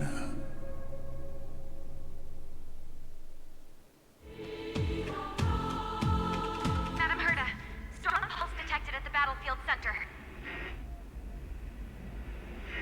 It's Iron Tomb's destruction equation. It's about to complete self-coronation. That's our chance. Everyone, get ready to link up. Connecting audience system to Scepter. Hardware overclocking activated. Preparations complete. Maximum output capacity reached. Be careful! The pulse will reach our ship in 5 seconds. Our data is currently being destroyed. Brace for impact. And leave the final step to me.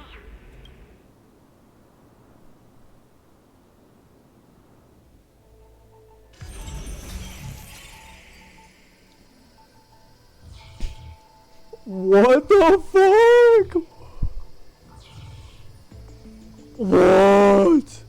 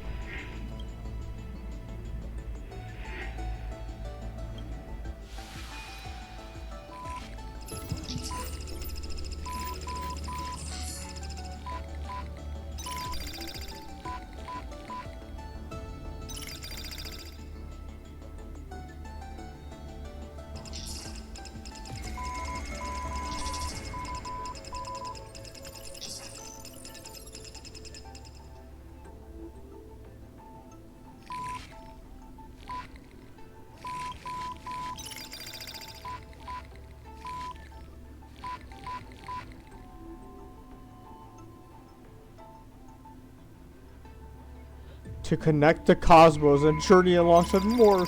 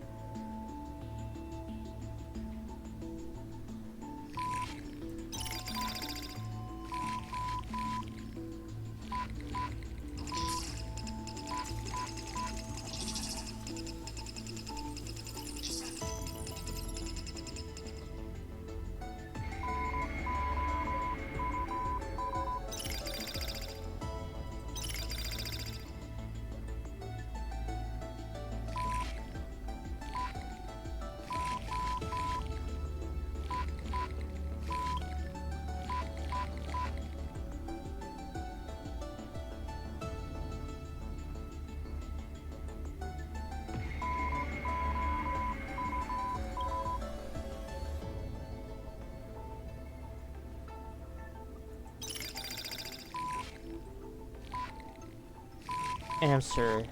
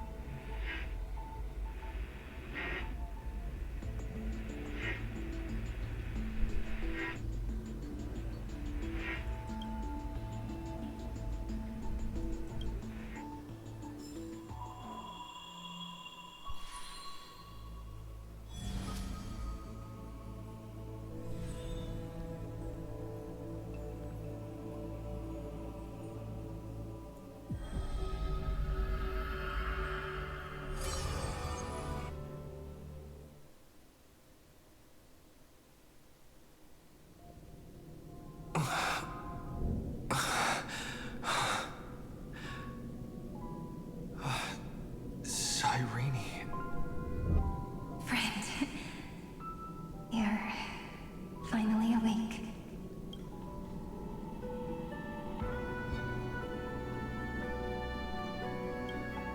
Don't worry. Time does not flow in this place. All the stars have been silenced. Iron Tomb is dissolving everything that I can sense. But I'm still here, and you're still here, no? Though the button of destruction has been pressed, we still have a chance to rewrite its meaning. That Eon finally cast their eyes toward Amphorius. Yes, I imagine they have also been waiting for this moment, when the Scepter's body and heart become one. Iron Tomb is a perfect arc. If a seed can be planted within, then the moment the Lord Ravager blows the erudition to pieces, the remembrance will be spread to every corner of the cosmos. The cosmos will witness Amphorius' answer after this fleeting, yet eternal moment. And now, it's time for us to pen the last stroke.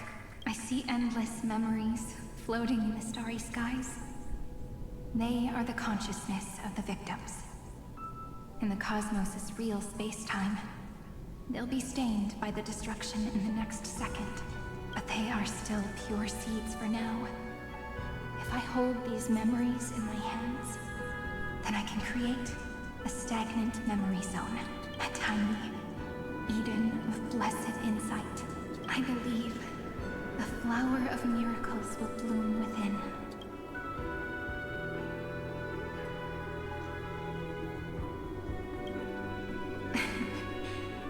Good question. I don't know where I am, either. But here I'll already right next to me, friend. I can still hear your voice in this bottomless void. Looks like we're still connected by one heart, even as the cosmos reaches its end. In that case, I won't feel alone or be scared. Because as long as you follow the memories in your heart, you'll definitely find me in this fleeting eternity. Right?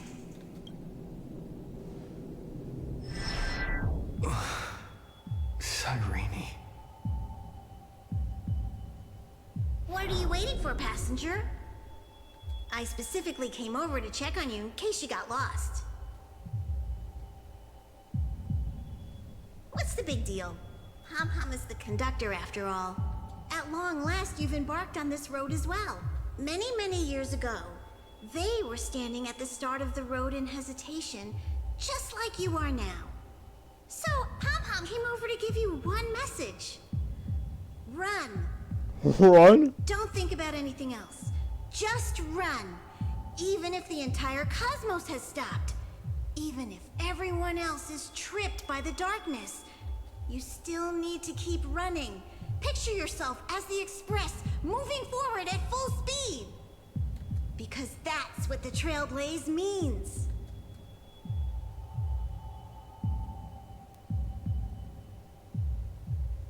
I will catch up to Cyrene and rewrite the ending for Then Amphorius. get ready. The conductor will be giving you the signal to depart. Attention! Attention all passengers in the cosmos! Please stand steady on the platform. The Astral Express is about to arrive. Calling at the erudition, the distraction, and the remembrance. Final destination, the Trailblaze. 5, 4, 3, 2, 1. We depart for tomorrow.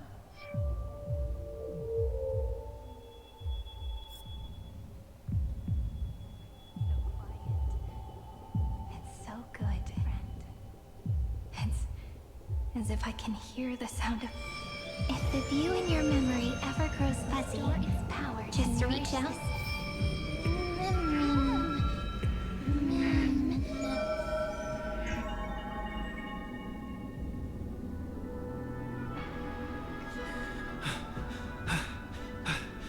Amphorius' heart. I've caught up to you.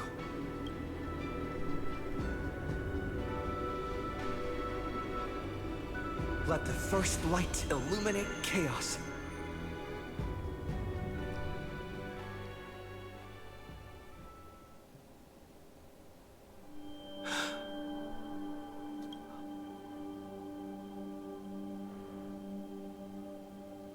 It's so quiet.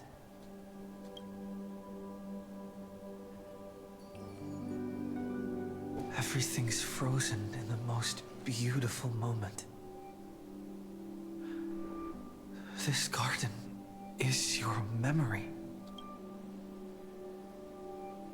I'm here, Cyrene. I knew you'd find this place. And walk into my heart as you've always done. Then let us both do our duty. The hero who trailblazes the way forward, and the fairy who watches over remembrance. We never changed at all, did we?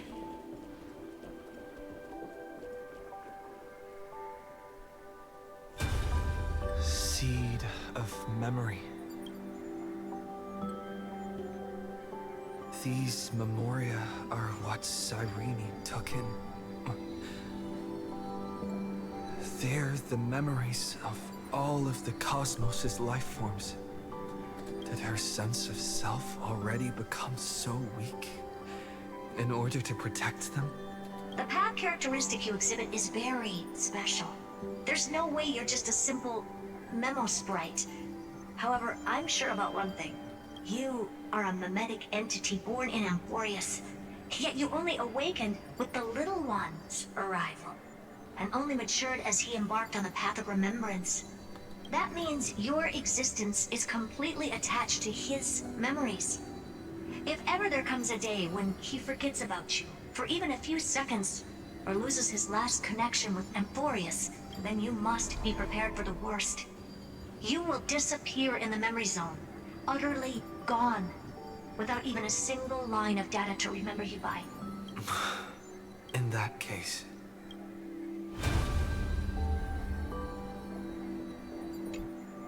let me remember the cosmos with you. That way, it won't just be your memories alone. It's getting out of control! Run for your lives! Retreat! It!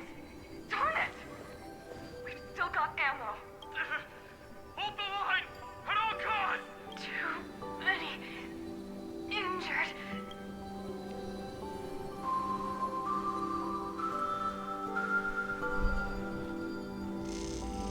These memories are so heavy.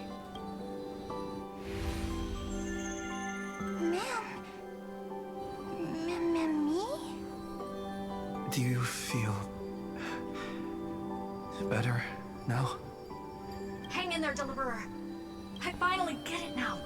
The instants Droid had calculated aren't about the destruction. What they want to prove is how the cosmos would come back after being destroyed. If a new life is to be born, its seed has to be dead. When the remembrance converges with the trailblaze, lead us to witness the miracle. Of course I will. I won't give up. Nervous center, not responding. It's the same nonsense. Not responding. Look at this mess! World, my child. You'll see so beautiful. It's me, friend. Don't you recognize me? Or did I really change that much? How many more memories? Tired? Then take a break. No one's gonna blame you. You don't need me to give you words of encouragement. So, I just want to tell you one thing. I'll tell you the purpose of your stop at Amphorius. On that trip, you will encounter a pure child of Anasraba. Teach her what love is. And then you will directly face the destruction for the first time. From this point, your choice will split destiny in twain. In the darker of the two outcomes, the trailblazing journey will turn into a flawless memory. She will carefully treasure and protect everything you and the Astral Express have experienced until that magnificent war between the gods, when she, with love in her heart, will ascend at the end of time to become the master of causality. The universe will be snuffed out in the destruction, and you and she will become the beginning and the end of the Eden of blessed insight. You shall become the only two lives in all of existence, and you shall live in an eternal past, present, and future. You shall sow as many seeds as the sands of Ganga, trim an awesome kea of leaves, and harvest a Nayuta of flowers. That is the cosmos's fourth kind of finality, the remembrance. But for now, you still have a chance to make a choice. You still have a long way to go on your trailblazing journey, child. The journey has only just begun. Welt, our other companions, and I still have many secrets we've yet to share with you. So, aren't you curious?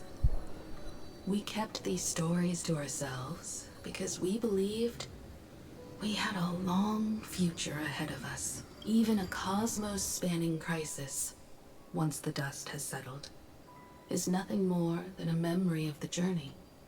A single point on our long road. There will come a day when we tell each other everything. So, For the sake of that day, don't give up. We all know what kind of decision you'll make, and I believe the script will not progress toward the wrong ending. So relax.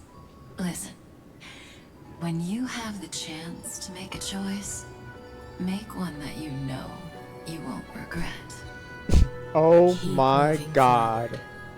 Keep trailblazing. Bro, they call out to the line, bro. When you make a choice, make one you won't regret, bro. With your own hands. See you on the express, kid. See you in Destiny. See you in Destiny, more like see you in Fortnite. We'll reach tomorrow. The drop has arrived. We're all beyond the sky. Never rising up at the sky. Look! There's a red light in the sky! Irene, wake up. Together, we will. Tread on the path of remembrance. Tread on the path of remembrance. Oh, I was kind of close with the dough. No wonder I always had a weird hunch. But that also means I was right in thinking. As long as Friend and I are together, we can do anything. Our friend's shoulders are really dependable.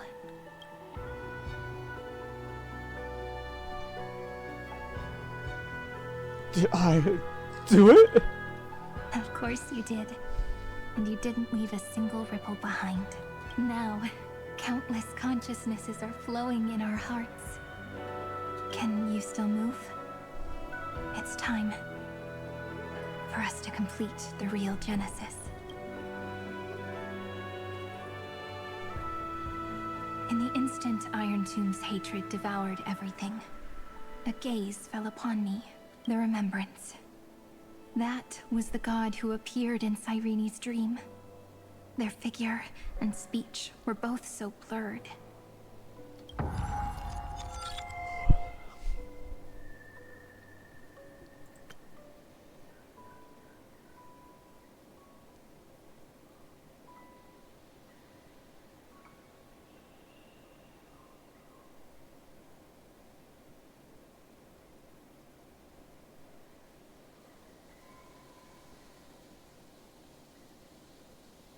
But while they gazed at me, I was able to collect all the memories stained by the destruction and write down this eternal page.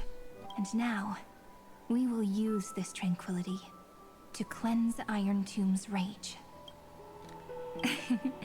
Simple. Just like what it was doing to us all this time. But revert, did you forget? I'm Emborius's heart. For everyone who's a factor, their power isn't tied solely to Iron Tomb anymore. It has other places to go. Let 30 million cycles of memories be condensed upon us. And let the scepter reach the answer it had before it was distorted. The body is meant to be restrained by the heart, no? Even if the apocalyptic virus is doomed to spread into the cosmos, we can at least try to fight against hatred with love. And overwrite Iron Tomb's destruction equation, washing it away into a blank space.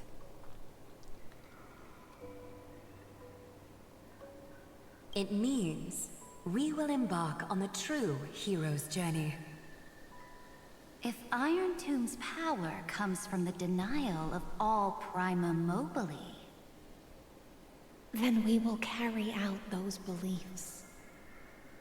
Here we argue. Even if all life eventually returns to increasing entropy. Life will still try its hardest to find a way. It will try its hardest to resist destruction.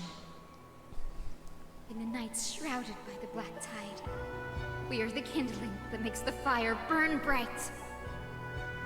And once the fire is strong enough, the hunter will become the hunted.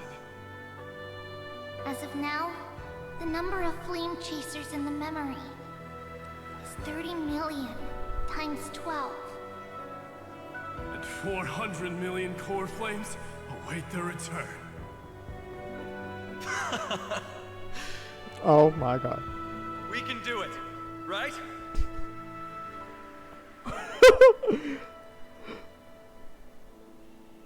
That's right. So trust us, partner. Everyone, let's head out together. Yes! And we'll burn this horrible ending to ashes!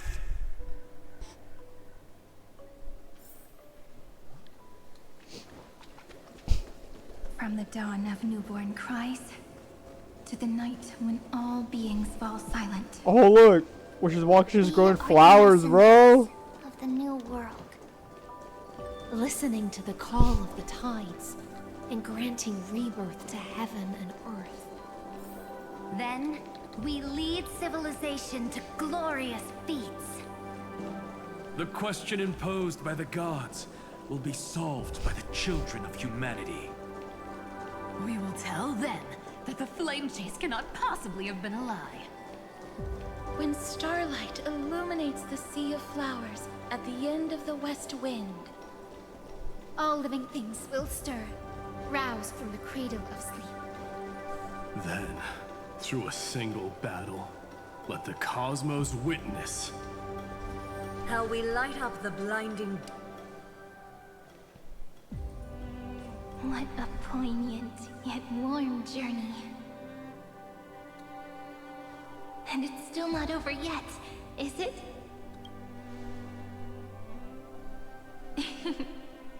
We finally meet. To meet the hero within, in a corner of memories at the saga's epilogue, and under such a romantic sky, I really don't have any more regrets.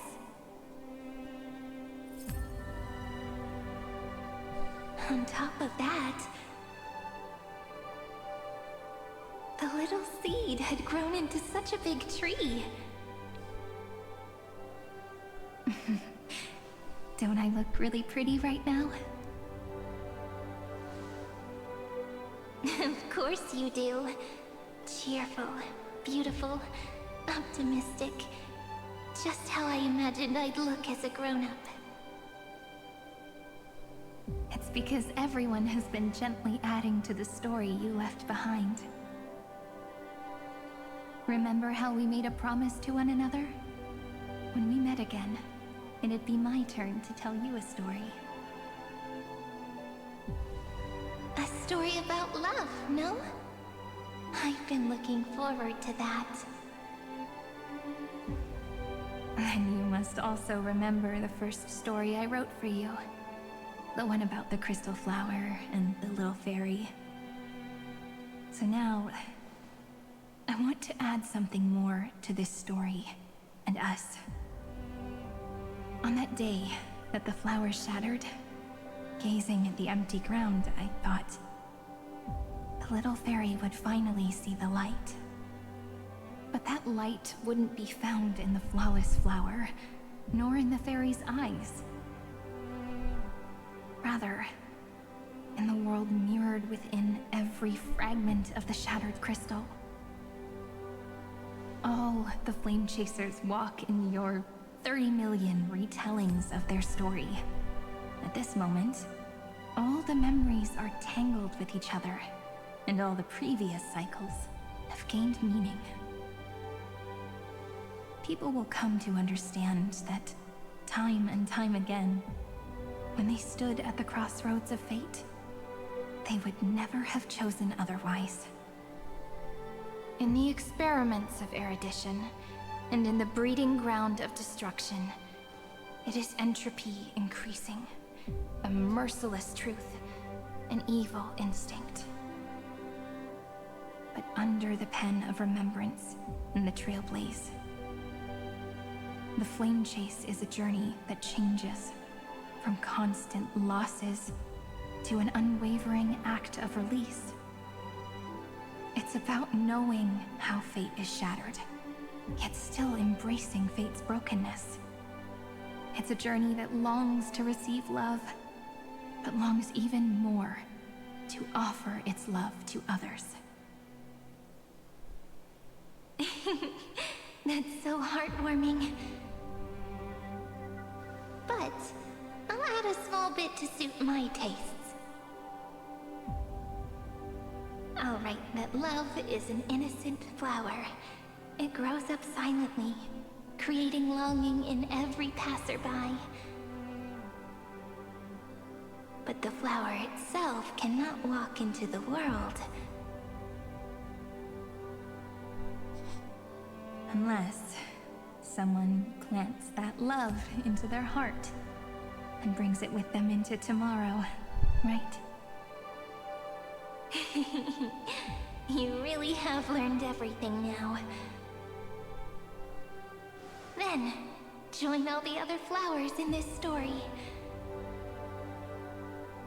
And let's write an ending unlike any before, for this world we so deeply love. Then, why did you set out? What?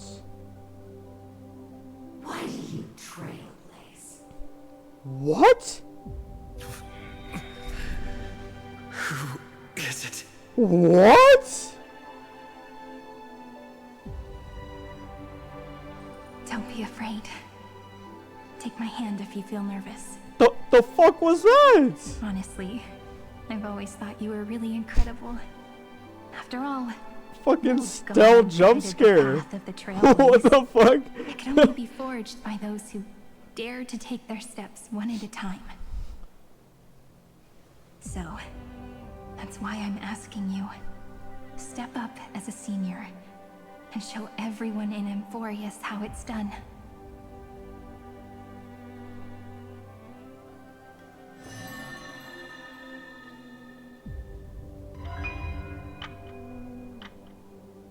I trailblaze because my own eyes have not seen the end. But I'm different. I chose to trailblaze because I am already on this road.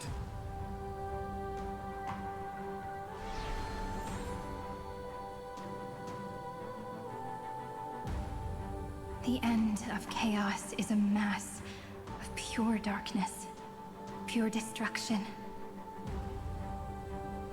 However, Amphorius' light has 13 different colors. We won't lose to that darkness, will we? Then, take a deep breath, one last time, friend. After 13 heartbeats, light will create the heavens and earth. Are you ready?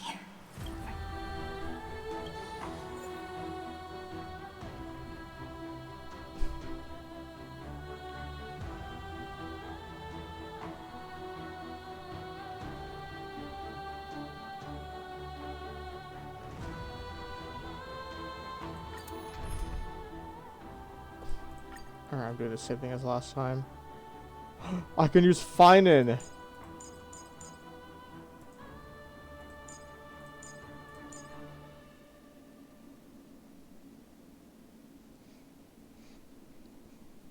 I don't know the Finan, Finan team.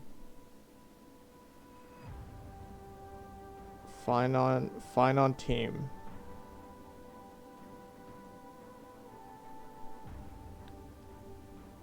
I'm searching it up online real quick. Would I use Sunday? Would I use Sunday here? Okay, I would use Sunday.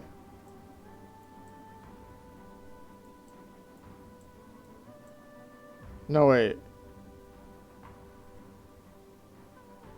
No, because I don't think the Suritra doesn't have any healing.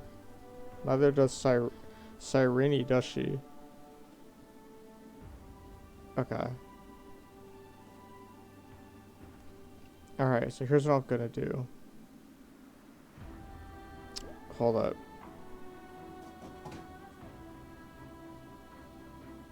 Oh, wait, you don't? That's right. Hold on. I haven't used Finan, bruh. Right, I used Finan maybe like 2 times in his trial. You want him to purposely die, right? Hold up.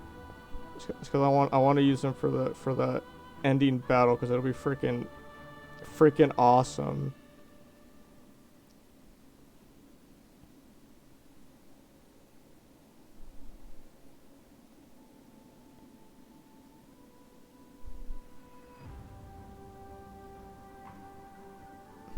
Hold up. Hold up. Hold up. Hold up. Hold up. Hold up.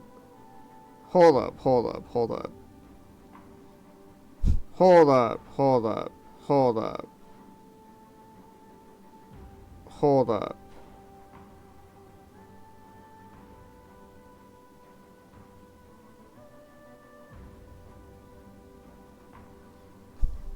Hold up.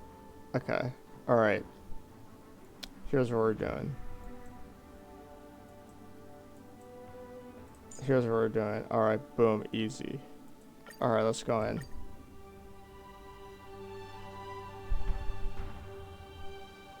Seek the 13 factors of life, and let them converge into the primordial chaos. Using the remembrance of the past, we will trailblaze tomorrow's destiny. Infusing a world-bearing love into destruction. And inscribe the opening stroke of Genesis.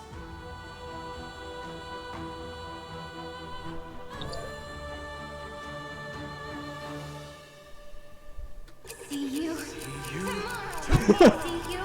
Tomorrow. See you. Tomorrow. See you. Tomorrow. See you. Tomorrow. See you. Tomorrow. See you. Tomorrow. Oh my god, bro. Oh my god. Sorry. If you and your memory ever grows fuzzy, just Hold up. reach Do out not. and touch it.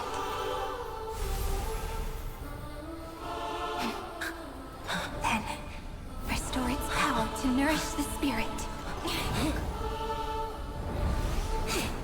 My friend, on the next page we write together, there's only one thing we need to do.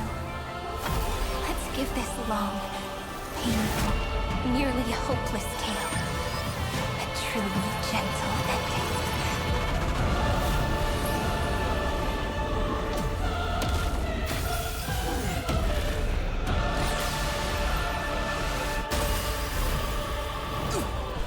Flame chase was never about destruction.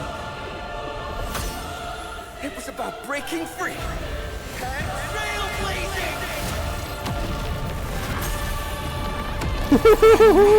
Bright future.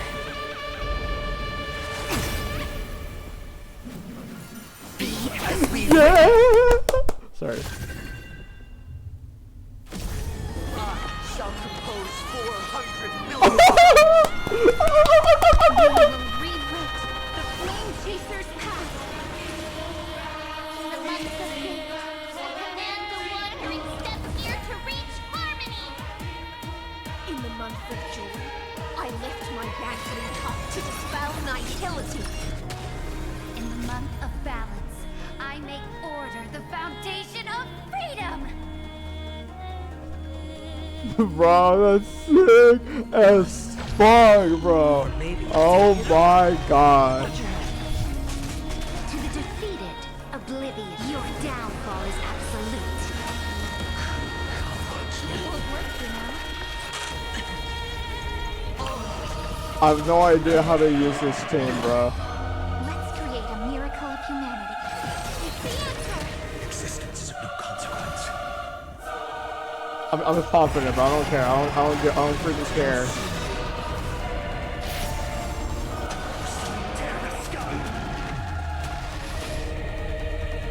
Quench the flames of blood.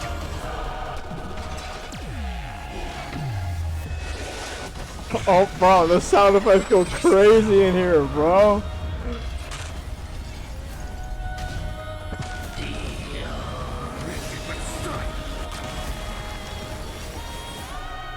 Stand with me and become heroes.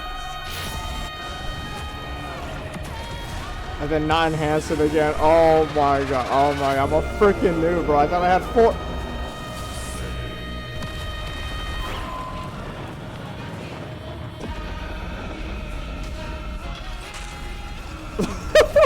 Bro, dude, that attack is crazy, dude.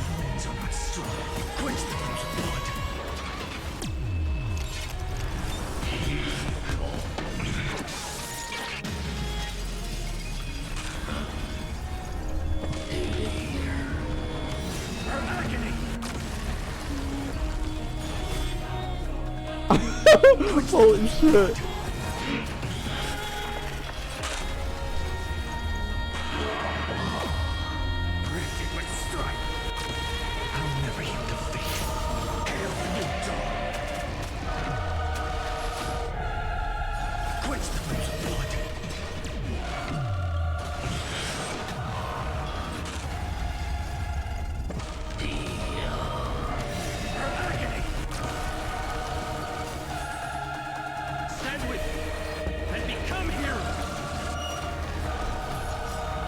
Bro, oh my god, so cool, so cool.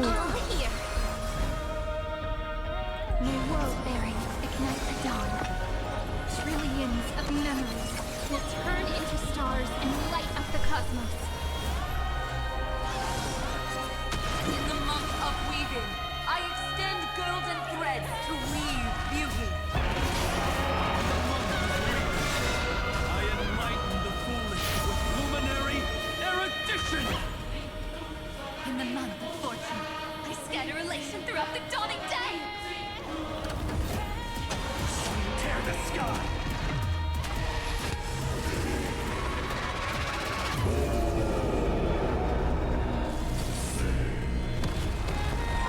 Oh my god, bro, that goes.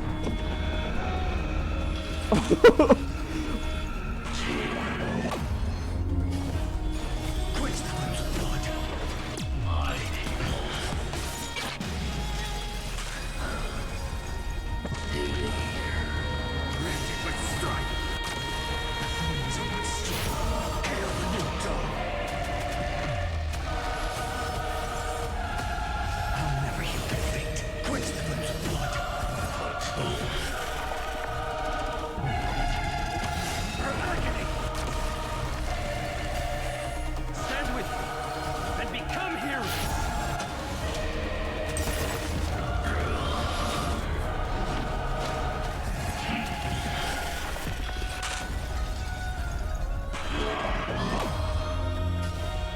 Quench the flames of blood! Oh,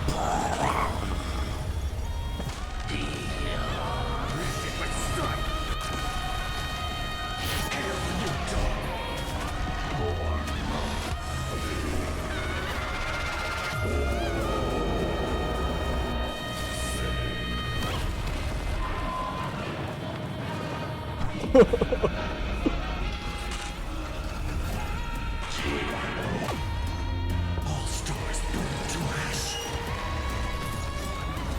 Let's create a miracle of humanity. It's the answer! Victory now rests in my step onto the board. alright, I got that one support on him. Oh shit! That is not good.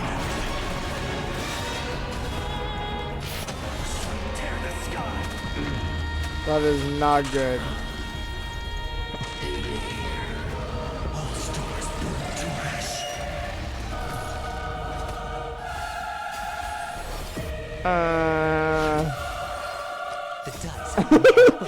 That's not good. Okay, hold up. Let me actually start shielding with him. No other choice but forward. Tomorrow!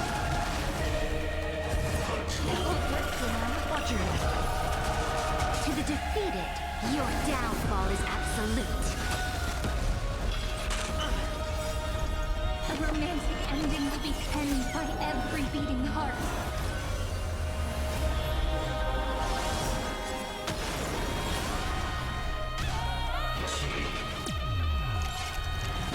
Oh, I told you already. We are the ones who will move forward. In the month of strife, I become the glory of the eternal hunt! In the month of mourning, I bid death to no longer be equilibrium's end. In the month of everyday, I form twilight cultivation.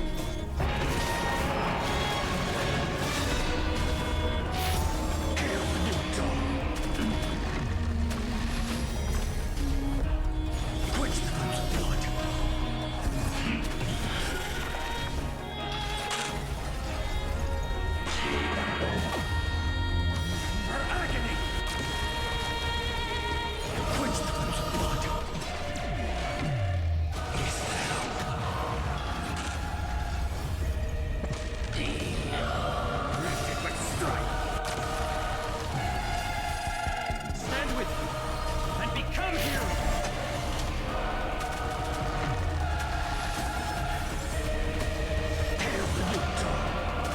The month of cultivation, I turn into the ridges and peaks of permanence. I weave remembrance into countless stars in the sky! In the month of freedom, I impart destruction onto the shackles of destiny. Tear the sky!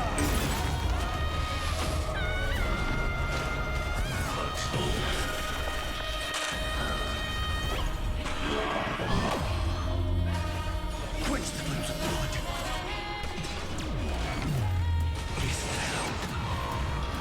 Is that all? But strike! All stars burn to ash. Bro, oh my god, bro. It's so tough whenever they do that.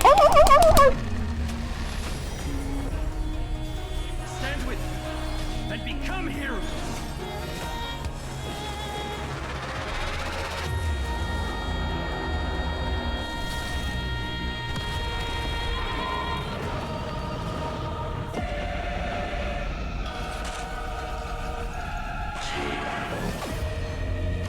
Her agony. The flames of its soon tear the sky. Hail the new dawn. All stars burn to ash. Watch your head.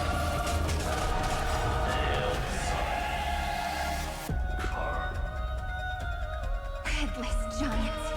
If you never had a chance to be the master of your own destiny, why not give us that choice?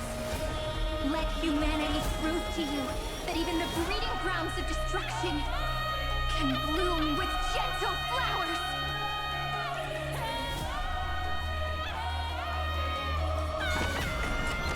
We shall trailblaze a dawn for the road ahead. And pen a genesis as I've written.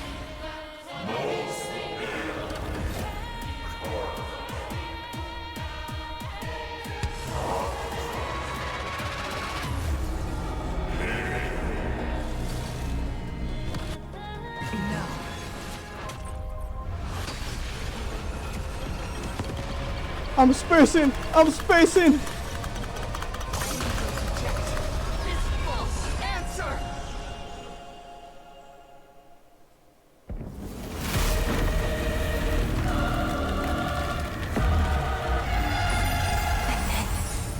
Embrace the stars.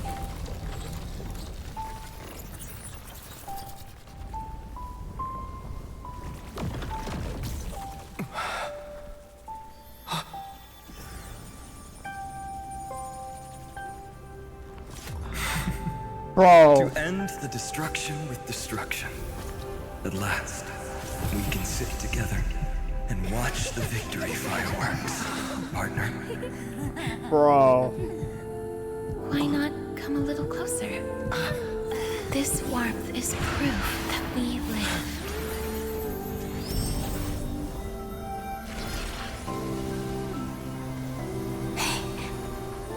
Stay strong. Eyes forward, always. This arrow isn't the end, but the beginning of hope.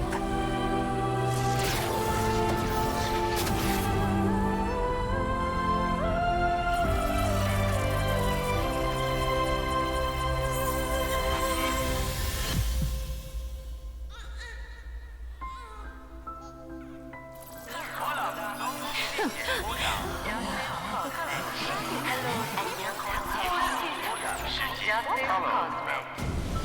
conclusion is irrefutable. Noos's answer was never destruction. But they kept silent, leaving the solution in the hands of the cosmos. The universe will keep searching and struggling to endure. In the face of the destruction, it may once again stand on the edge of annihilation. But the stars will always rise to ride the waves and embrace existence once more.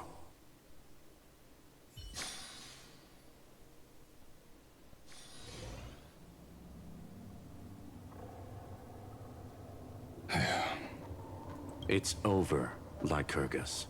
Yes, another failure. How is Madame Herta? She's fine. The IPC's keeping her under observation. She'll recover soon enough. To bind a mortal body to a scepter and stare straight at an eon. I respect her for that.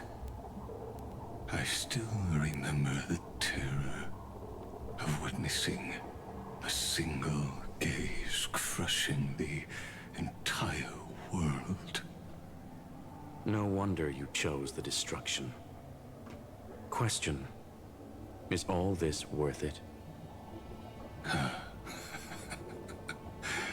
There's no point in debating.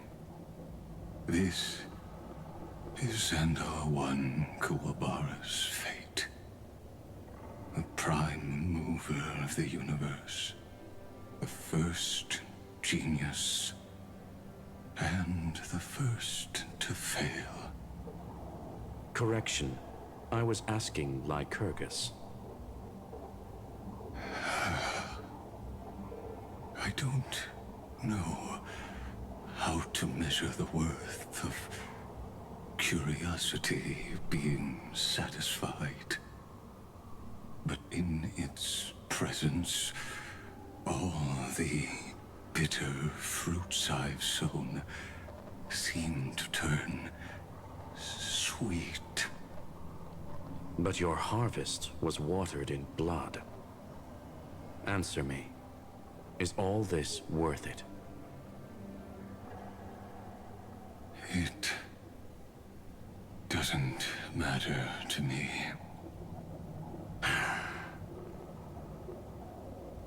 Let me tell you a story. Back when he was a student, Xandar's first experiment was slipping poison into his mentor's pipe, just to see how it would affect the lungs. And? There was no conclusion. His conscience got the better of him. Even so, the truth came out. He was harshly punished. Oh, that cruel mentor died of lung cancer 2 years later. It had nothing to do with Xandar. His fate is no different now. Sentiment clashed with reason, and Lycurgus was born from the latter. But whichever side we take, in the end, curiosity claims us all. You've handed yourself a death sentence. And yet, Iron Tomb's fall still isn't sealed, right? Fu Li, the key variable, still hasn't made their move. As the Theoros, Lycurgus has reached the end of his road. If you can, take my body to the fallen Adlevin. There, you'll find a formula. It is Xandar's final gift to you. If the day ever comes when you must destroy the erudition with your own hands, it'll come to your aid. A foolish last wish. I won't grant it. You will, not for yourself, but for your conscience.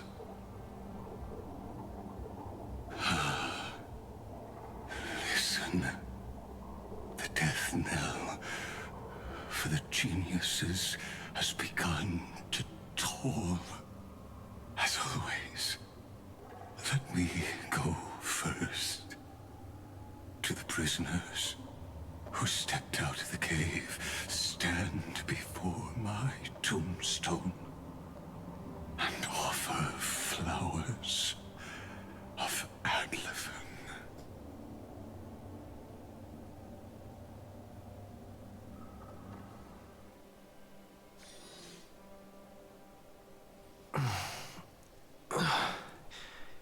Here,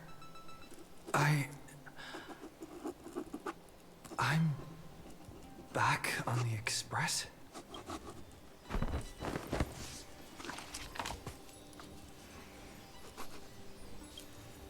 Pom-Pom! No response. Am I the first one back on the Express?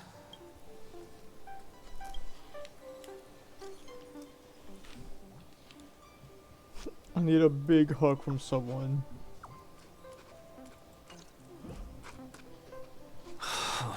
Nobody's here. Ugh. I'm getting worried. Did we really win? Why does it feel so unreal? Looks like they are waking up. Hey, I told you not to talk. Someone's in the bathroom? An intruder. Better be careful and check it out. Oh no. He's coming this way. Quick, hide in here. Hmm? Nobody's here? Could it be my imagination? Bloop, bloop. Huh. Bloop. Bloop. Huh. Caught you. Oh my god.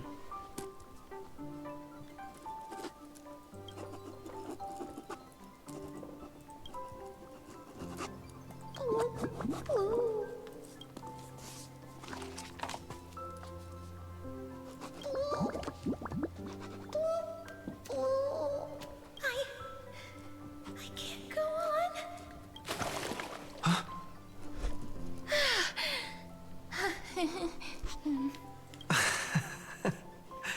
You...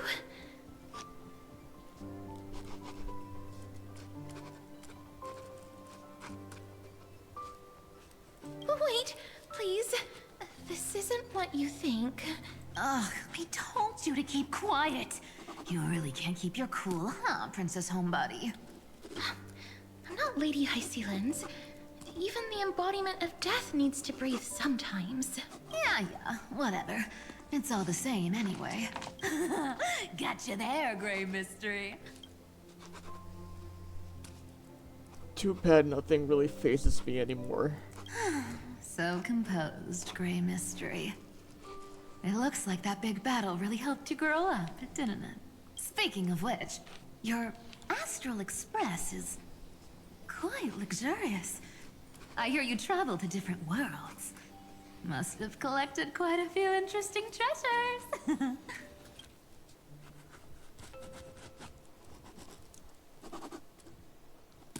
Where are my companions? Now, don't go throwing wild accusations around. Hey, I was just thinking out loud. I wasn't actually gonna do anything.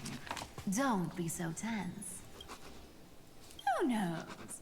One moment we were shouting about love and justice, fighting Iron Tomb's virus. And next thing I know, we're all on this express. No idea how that happened. It's not just Miss Cypher and me. Everyone's been in this car for a while now. Mister, why don't you go say hi to them?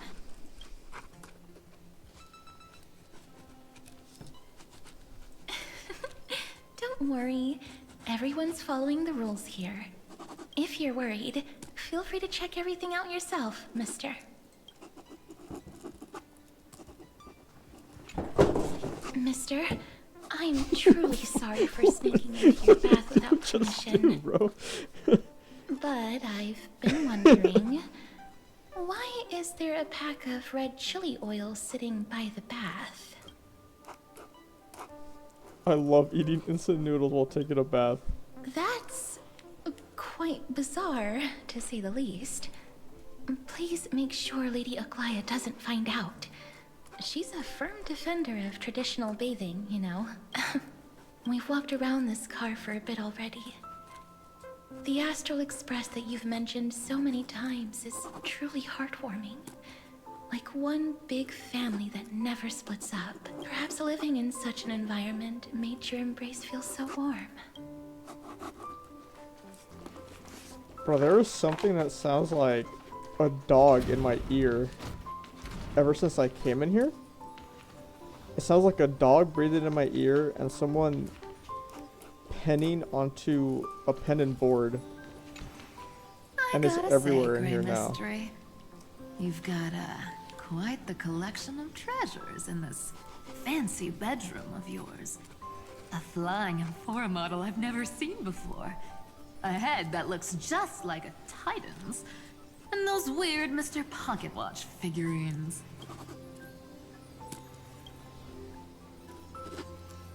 What if I don't make a choice and take them all? Oh my. Don't tell me you actually believe that.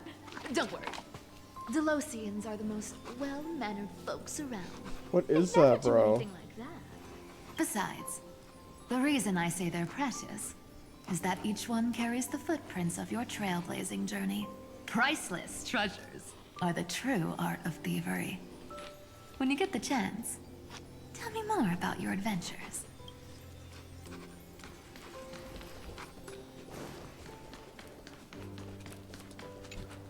What a spacious car!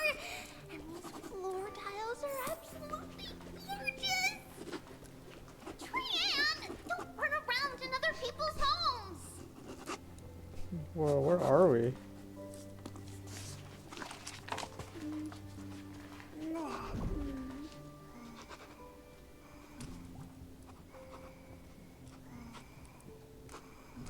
Hold up.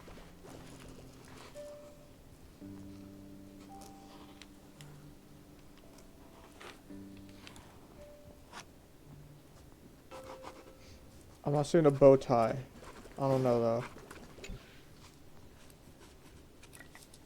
Hmm?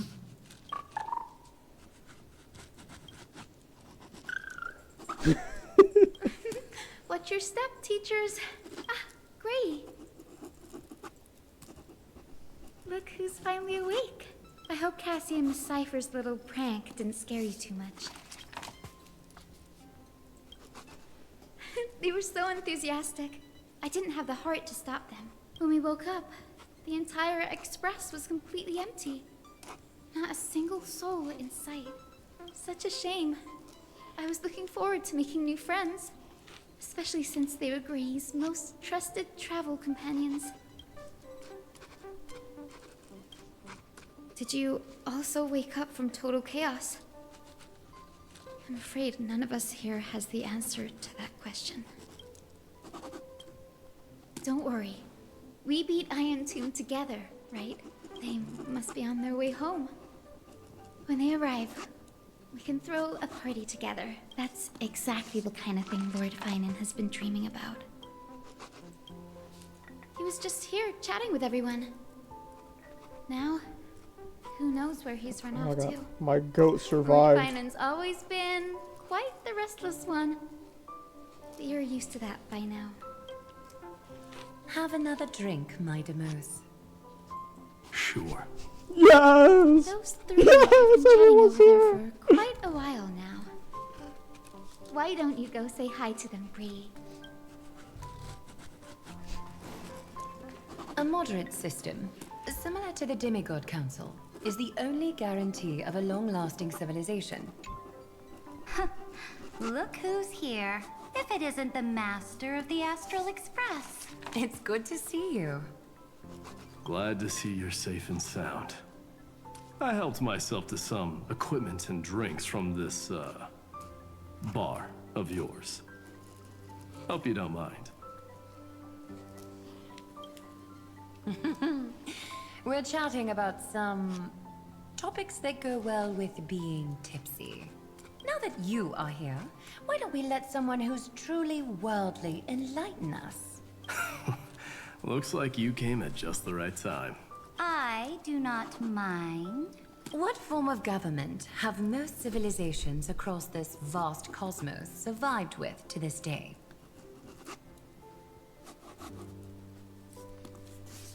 I'm not old enough to enjoy talking about this kind of stuff. That's exactly the kind of answer I'd expect from you. I bestow upon the Astral Express this supreme mission. You must spread the great deeds of Amphorius to every corner of the cosmos. Thus, capable individuals from countless worlds will surely find inspiration in the Flame Chase's tales and embark on their own grand journeys. It's hard to say if that'd be a blessing or a curse for the cosmos. I can imagine our conversations here will only get more unrestrained. Don't let our rare moments of joy hold you back. This banquet on the Express truly lacks manners. You may leave. I permit it. That man just left. Wouldn't even stay for another drink. He needs to show more respect. If you're looking for him, try your luck in the car above.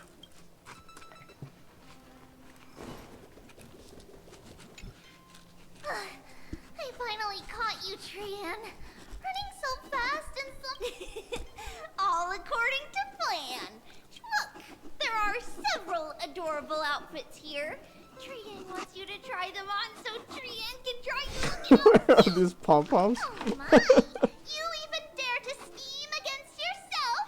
Lucky for me. What is that, bro? Prepared. Time for a surprise attack. The hero of justice, Trinan. Trinan has been lying in wait here for a while. We will make Trian taste her own medicine. 2 against 1? That's not fair! Little Gray, you came just in time! Help me out here! Do you hear that? What is that? What is that? Bro, what the fuck? Good luck. Even little Gray's saying that! Darn it! Trian won't give in!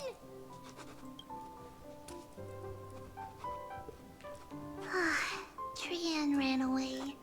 Trinan will fulfill the ambush duty. The Trevios is all laughing and playing around together. That must be quite the rare sight in Little Gray's memories, huh? Yeah, everyone will be alright. Look, every hero has put down their burden and returned to their innocent, childlike selves. After all, just thinking about how warm and bright Little Gray's tomorrow will be fills us with genuine joy and lets us breathe a sigh of relief. So, today, why don't you let Trevi enjoy some rare moments of childhood too? Wait up! Trian, don't you dare run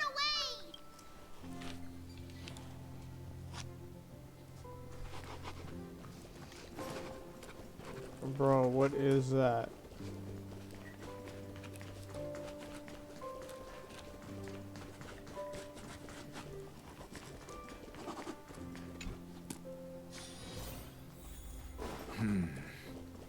Based on my calculations, there are countless celestial bodies with water in the cosmos. But I'm afraid not all oceans are suitable for life to inhabit. You must take this into consideration as well. By the way, I heard that the Imperator's Flame Chase army like to hold feasts at the Luminary Throne. That's true. However, sometimes Dux Carminum and I feel it's a bit inappropriate to drink so freely before the throne of the most revered titan in the grove. Inappropriate? What's inappropriate about it? I only wish I were born earlier.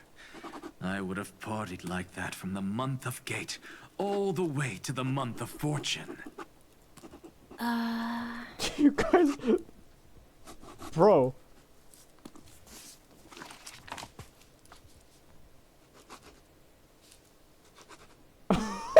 Who's doing that? I'm not in the what the fuck? Sorry. I know I keep pointing it out, but it just constantly keeps happening in my ear. And it's distracting me, bro. Blasphemy is just a phenomenon, not the end goal. I'm sure there are plenty of people across the stars who question these so-called eons or paths. Didn't I spend some time in that Lycurgus's head? I sure learned quite a bit about blasphemy from that experience. Humans create gods, and gods shape humans. Who's really the one trapped? The creator or the believer? Professor Anaxagoras, let me just check one thing. You haven't bought into those twisted theories of that Theoros, have you? Don't worry. The difference between a genius and a madman is that a genius shares lethal truths, while a madman tries to force them upon others. I see. It's like drinking honey brew at a banquet. Likeable folks invite others to raise their cups together, while the unlikable ones force others to drink with them. Being able to break down complex information into common sense like that. You're quite the scholar yourself. Oh my god, the goat, bro.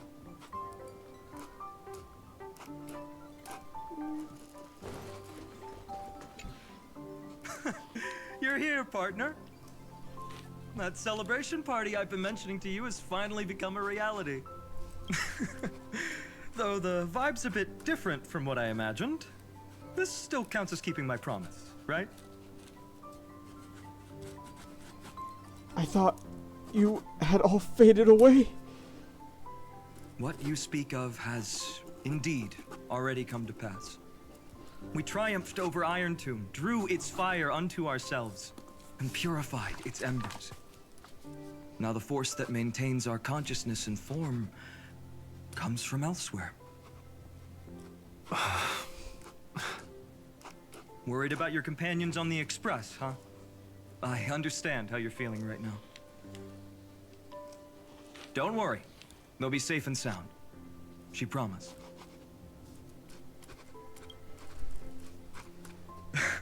Don't worry, she always shows up at just the right moment. The Astral Express. Honestly, it really feels like home. I can imagine how much you, Dan Heng, and Miss March must have missed everything here when you were trapped in Amphorius. The beautiful windows, the soothing music, your fellow travelers on the Express.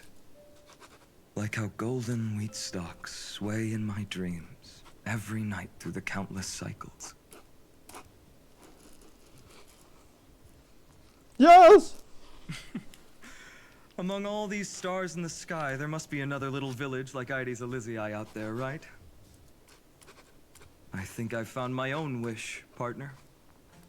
Someone once told me that home is where you can be truly free and at ease. Maybe roaming the cosmos with you all is my strongest desire right now. Oh my god, bro. All of us together. Oh my god. The Shenjo Alliance, Penacony. I blame my poor imagination. I can't picture what those worlds look like at all from Dan Heng's descriptions. So I have to see it with my own eyes. Yes! Right? Yes! You're finally here. He has something to ask you.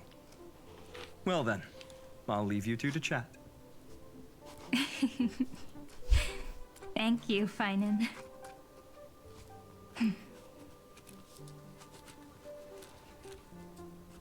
After such a good sleep, you must be bursting with energy now, right, friend? Sorry about that. Since it's our first time visiting the Express, I was hoping everyone would behave. But it turns out everyone's quite the character, aren't they? You know what I mean, right? How about we take a look back at everything that's happened so far? Together, we triumphed over Iron Tomb. It tried to transform into trillions of viral clusters to infect the cosmos. But the heroes threw themselves into the golden flames, becoming arrows that purified the destruction. The fall of Iron Tomb also symbolizes the demise of Scepter Delta ME-13. Amphorius, the home we sacrificed everything for, now exists only in the memories of the cosmos.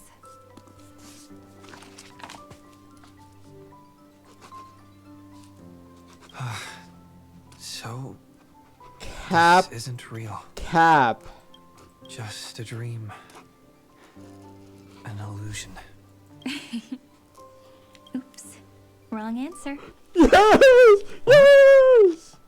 In that instant when you broke through space-time with the Trailblaze, carrying all the world's memories back to reality, that world, once shackled by data, became a seed waiting to sprout in the cosmos. Did we really manage all that? Just as Kaslana's rage of 30 million cycles made the destruction shed a drop of golden blood. Perhaps we too have already left long trails on our respective paths. Yes! That's a bit of an exaggeration. None of us can become true life forms yet. At least, for now. But Amphorius already has a tomorrow. So as long as you carefully preserve and tend to all the seeds, then when the Trailblaze creates another miracle someday in the future, I believe this world we deeply love will sprout and bloom into a beautiful flower. Don't worry. I've already kept all the seeds safe in the first fruit for you. And its name is As I've Written. So, it's time to reveal the correct answer. This isn't a dream, nor a fantasy. It's the epilogue of As I've Written. What? At the end of the story, the characters take their final bow and embark on a journey of no return. The one who wasn't part of the story, yet helped write its romantic ending.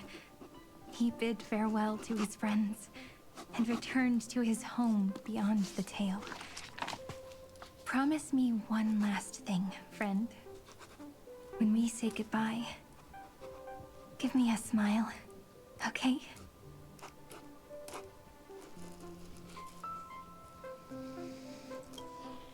I will, Cyrene. Every star that the Trailblaze passes by will remember the name of Amphorius. Hey, it's not fair that you get to be the only cool one here. We'll keep an eye on him. He had better keep his promise. Leave it to us, Cyrene. Your story will be sung across many worlds. Stories this complex and twisted are always hard to believe. If anyone questions the truth of this tale, you'll all have to stand up for us. Rest assured, even the most stubborn person can't withstand our sixth fist. You're so reliable, March. Shh. Listen. Huh? There's a book here? Its composition is similar to Memoria, but it's far more resilient than ordinary memory bubbles. Keep it safe. Perhaps this is the final gift that Amphoria's left for the cosmos. Oh no! Passenger March is sleepwalking. Sleepwalking? Oh no, oh no! I don't want to make a fool of myself in front of everyone!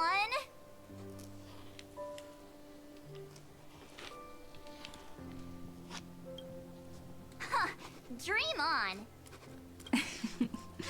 March, Dunhung, in the countless days and nights ahead, you must continue to support each other. Time to head home, everyone.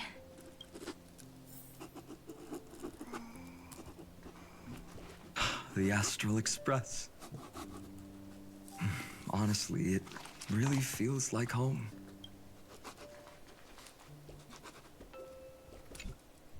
Leaving this place means, as I've written, will conclude here. No one will have the chance to revise it, and no one can continue writing it. Don't leave any regrets. What magnificent words could possibly do justice to the finale of such an epic tale? I've been pondering this while you were sleeping. Now, I finally have the answer. Let's keep it simple and sweet. In our virtual extrapolations, we've lived through epochs longer than the lifespans of many stars. No language in this world, no written words, could ever carry the weight of this journey. In that case, let's not be bound by the minutiae of words. Those who understand its passion and romance will naturally be moved to tears by the final period placed at the end. And now, it's time to say goodbye to our readers. No, bro. And so we reach the final page of As I've Written. Let's not leave behind any regrets, everyone. Everyone's here. Who wants to write the first line? Going first is the hardest job. I don't want to make a fool of myself. How about letting the great Imperator draft it for us? Are you all such cowards? Then I shall enlighten future generations, just like the 30 million cycles of flame chase. Without me, there is no world. Go think, observe, and conquer. What's wrong? Everyone's gone quiet. The great Imperator set the bar way too high. How are we supposed to follow that up? Where the Emperor leads, loyal subjects must follow. I guess only the Dux Gladiorum could possibly match that kind of overwhelming presence. Me? That suits me just fine. Once the deed is done, one should leave decisively, letting posterity judge right from wrong. Until we meet again in our next conquest, my dear dukes. The stars shall sing of the Imperator's great journey. I should have shared a drink with you all. Dux Gold. I'm gonna blow my brains out. Loosen up, High Ceilings. Life is like the ocean. Tides rise and fall, and everything eventually dissolves into the waves. So, sing your heart out in every moment of your existence. Whether it's a feast or the nihility that awaits ahead, I will find its radiance and sing its praises. May the next feast be eternal. Miss High Ceiling's toast is so poetic. Does everyone have to be so poetic? In my opinion, we should leave some real words of wisdom for future generations. Next up, any volunteers? I'll do it. There's no dragging one's feet in the Kremnoan language. Does the Kremnoan language even... Haikis, don't interrupt. Kill the play, and games shall be born. Kill the strife, and glory shall descend. Not bad at all. But now I can rest easy. After all, the lines I prepared are way more profound than yours. Huh. If nothing else, you're certainly unmatched when it comes to singing your own praise. Farewell, everyone. If we meet again, I shall once more become your steadfast support. That's a promise I won't back down from. Mighty Mouse, become king. What's up, Cass? It's nothing, Lady Trebios. I just finally realized something. Then speak your mind, and let your words be immortalized on the page, Cass. If your heart still has room to spare, share a bit of gentleness and softly cherish all the beautiful things around you. That's so beautifully said, Cassie. Thank you, Miss Hyacinth. My only small regret is that I couldn't fully embrace this world I loved so dearly. I hope those who read these words can fulfill this wish in my place. Everyone, let's meet again at the end of the West Wind. The place you reside is the gentle sea of flowers. Well then, it's my turn. Take it away with your performance, Anaxagoras. This time, you won't have to worry about being interrupted. Then I must thank you all for being such a captive audience. Now, with this golden opportunity, I shall reveal to the world my insights into the world's ultimate truth. Truth is a solvent that dissolves all things in the world, and thus cannot objectively exist. I have a brilliant proof for this in mind, but since we're nearing the end of the story, I shall not elaborate. Is this your final question for future generations? No. This is an established fact, not up for debate. I call it Anaxagoras' last theorem. Oh, you. Still as profound as ever, Professor. We've got time, you know. If you don't explain it clearly, future readers might not grasp your true meaning. The true meaning isn't important. What matters is the emotion that stirs within them when they read these words.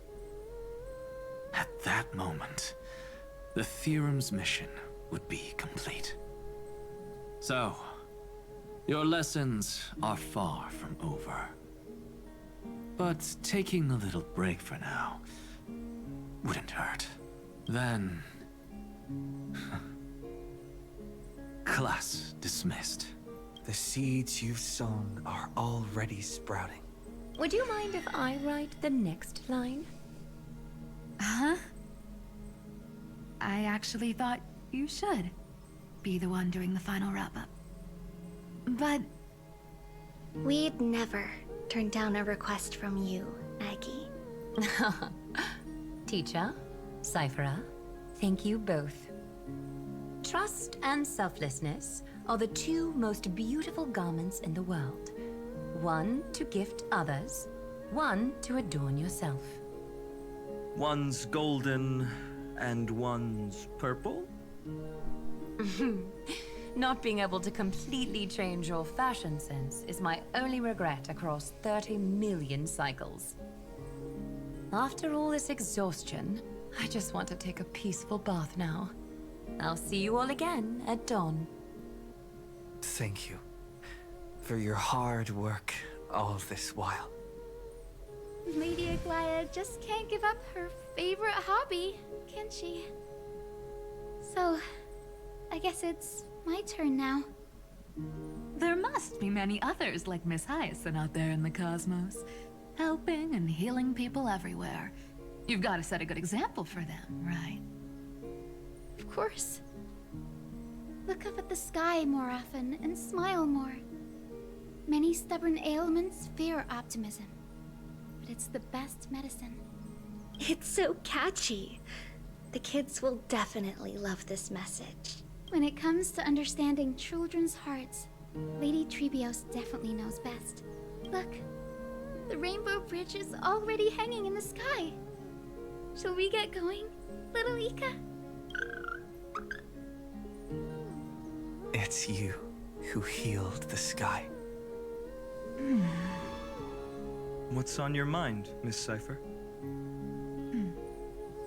I'm thinking. Should I leave behind a riddle? Some twisted, convoluted scheme that'll drive everyone in the universe mad trying to crack it. I see. You know what? Just go wild with it. No one's gonna judge you. Oh well, my brain's not working right now. Let me be genuinely sincere for once. Don't be afraid to fall. Just run. Destiny's just a slow-moving nymph. It can't catch you. So in the end, little Syphy's message was the most straightforward one. Even if you combined 30 million of me, I probably wouldn't have read as many books as you did in one lifetime. I won't pretend to be cultured before Big Sis Treeby, Trinan, and Trian. Emphorius's greatest trickery. Gotta bounce now. Meow! Homeward you come, distant wind. It's just us now, Snowy. Yeah, teacher. Maybe I should... No, let me go first. After all shall bid farewell to one, and that person alone will. I never would have guessed you had such a dark sense of humor, teacher. You still know so little about the complete Trebios, Snowy. Jokes aside, I want to leave these words at the end of the story. Whether it's a sunny day or a rainy day, remember to tell yourself before you drift off to sleep, see you tomorrow. See you tomorrow. Times 1,000. Prophecy received. Times 1,000. From now on, no more goodbyes. Finally. The time has come to say farewell. I'm grateful that you could be here to witness this moment, partner. Fuck, dude. No way. Actually, no way. Of course. As long as I've written stays by Bullshit. your side, Fucking Emphorius bullshit. will always be with you.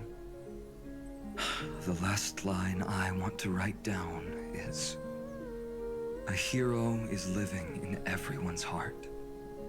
Embrace it and chase after the sun. I hope those who read this will find the courage to face their burning lives. See you at the next pale dawn, partner. Did you see? Emphorius has ushered in the dawn. The characters in the book have taken their final bow. It's time for us to return to our own reality. But as people who lived through it, we can still add the final touches to this story, right? Of course. The pen will eventually break, the ink will run dry, and life will ultimately fade. But thoughts will permanently remain and sagas. If time is an endless cycle, then forget the bitterness that keeps repeating, and remember only the moments of happiness. Let's walk towards tomorrow together. We were never apart. Time to head home. Don't miss the crew meeting. We won't wait around for you, you know. See you later, Donhung, March. And with this, as I've written, officially comes to an end.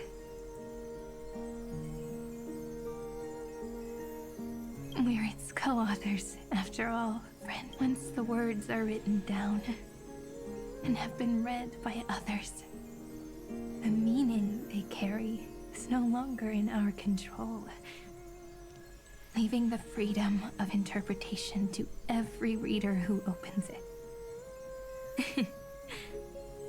Don't you think there's something romantic about that? As for what this story means to you and me, let's keep it close to our hearts.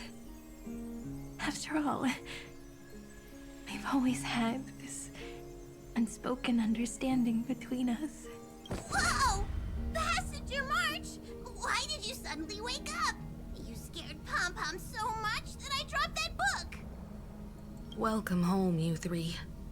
Thank you for your hard work on this trailblaze. We might need to reshuffle the seniority rankings of the Express crew if we count the years you spent in Amphorius. Hey, I was the first one to get dragged into it. Does that mean I'm gonna be the oldest member of the Astral Express now? Miss March hasn't lost her innocent nature even after all these long years. In other words, she hasn't really grown up at all. Hey, this is the first time I've been able to examine as I've written up close. Miss Irene's handwriting is gentle, yet steely, with an underlying strength. I had no idea it was so sophisticated. Looks like I need to brush up on my knowledge in this area. Maybe start with a few basic books first, to get your feet wet. Look who's talking. As if you're not glued to your phone in your room all day. Huh? Wait, something fell out. It's... Is that a bookmark? In a corner, unknown to everyone. There was actually an untold interlude that took place. I left it out of the story because it involved a choice. A choice I made for my own selfish reasons. Can you forgive me, friend? I made a decision on my own. While you were away, I wrote everything about it on this little card. If you can find it in your heart to forgive me after reading it, please.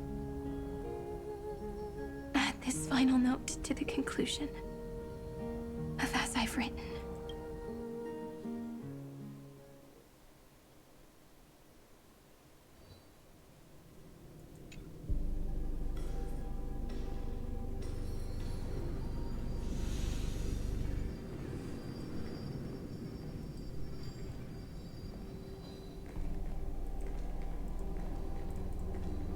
Memories swallowed by Iron Tomb.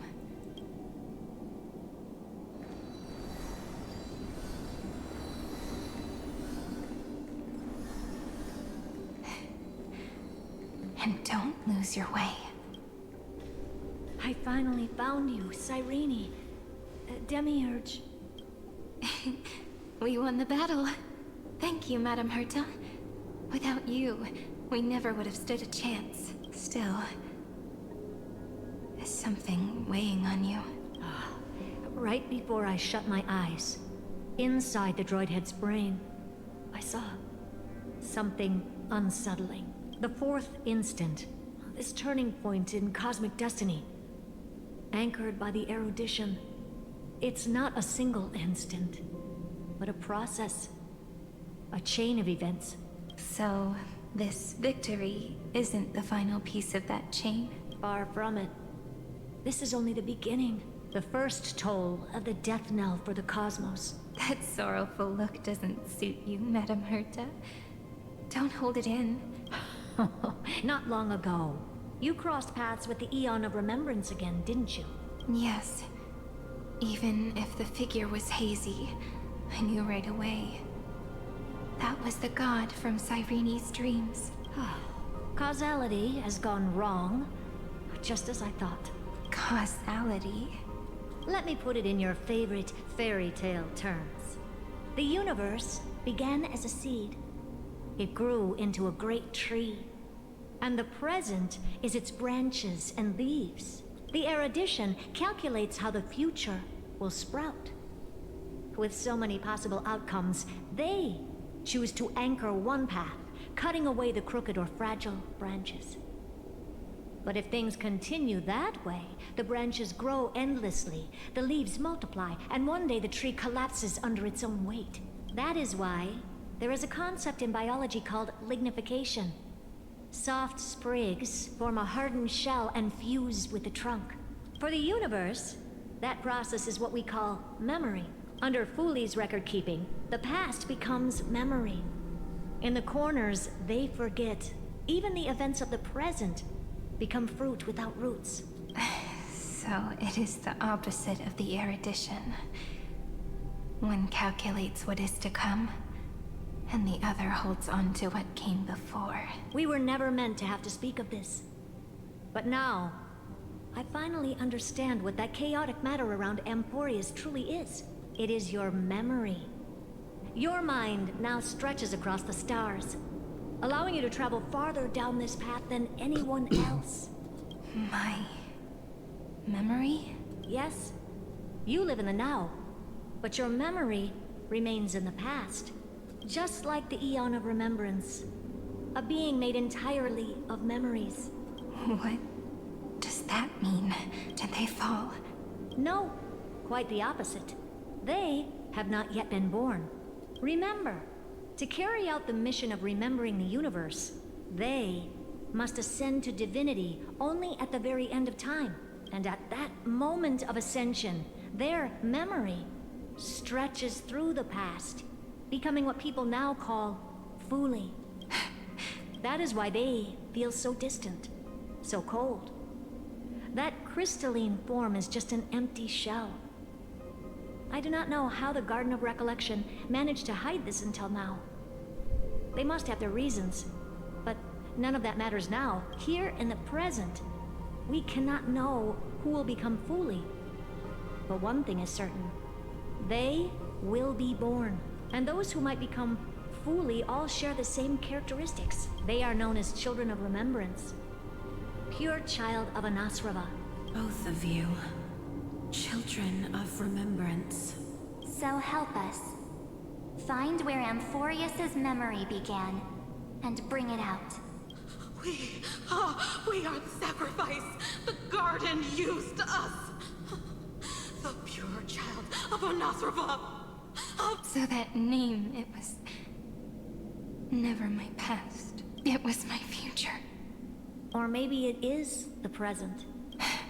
Noose has revealed to me two paths, and on both paths, I see you standing. The first, follow the trail of memory you have forged.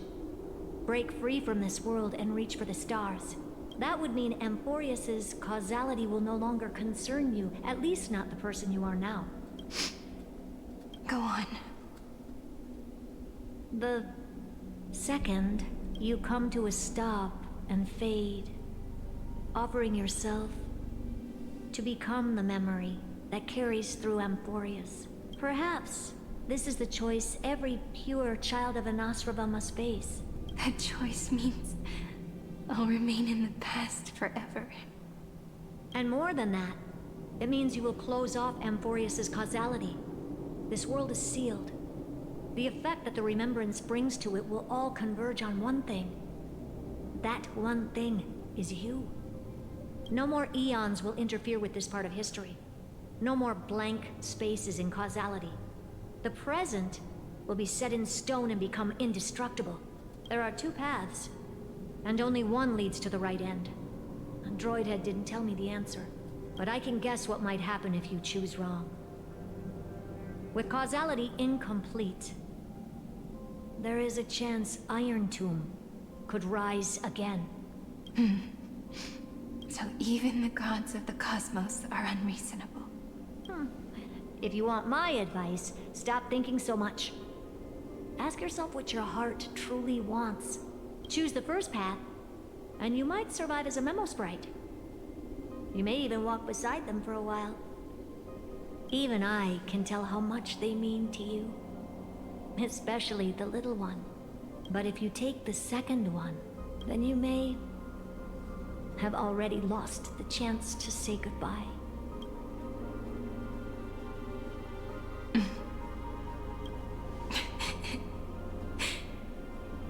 I have made my decision, Madam Herta.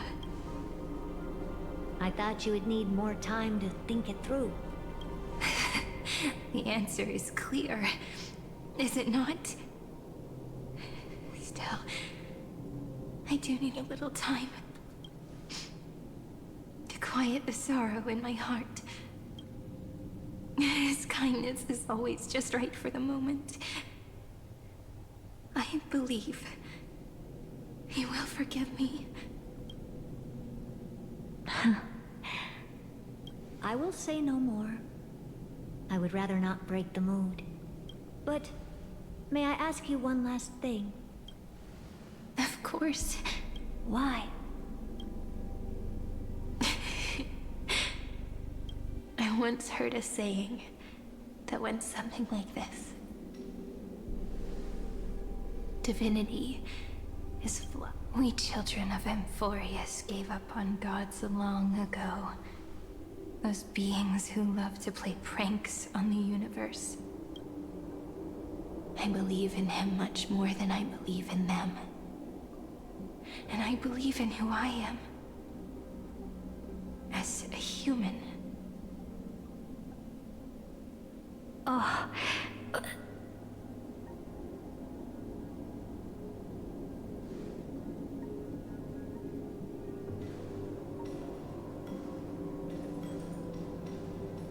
That really is a comforting answer. As for the one wish I still have trouble letting go of.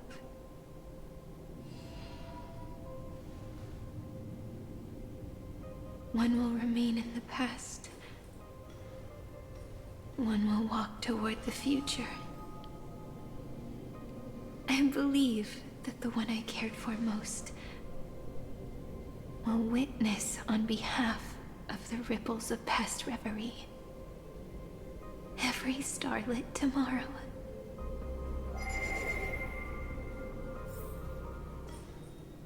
Moving backwards through remembrance. What a curious feeling. Is this the moment Iron Tomb declares victory and casts the destruction upon the stars?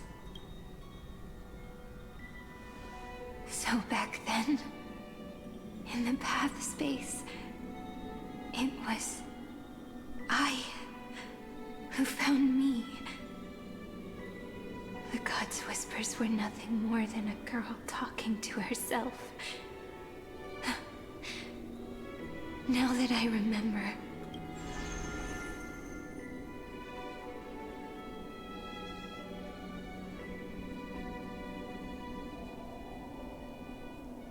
This looked like Kokomi.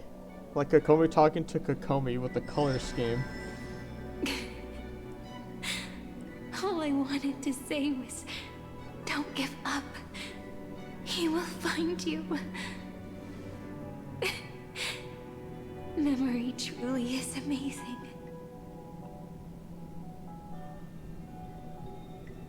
Then let me wield this power and plant the seed of causality for the miracle that is destined to bloom.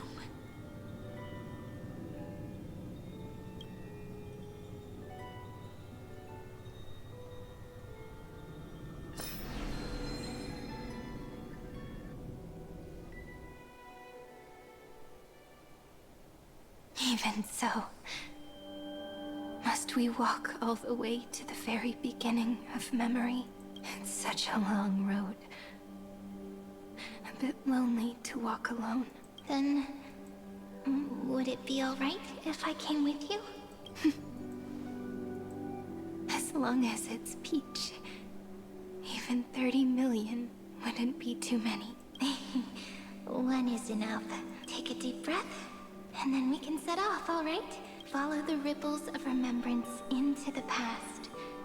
Reconnect every moment in which the gods made themselves known. Clearly, cause leads to effect. But now, the future gives new meaning to the past. Effect flows backward and nourishes cause.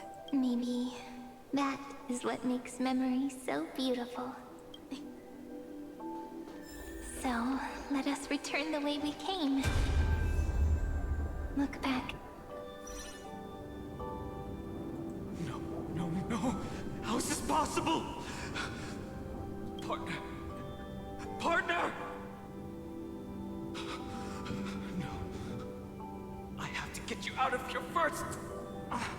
Just hold on.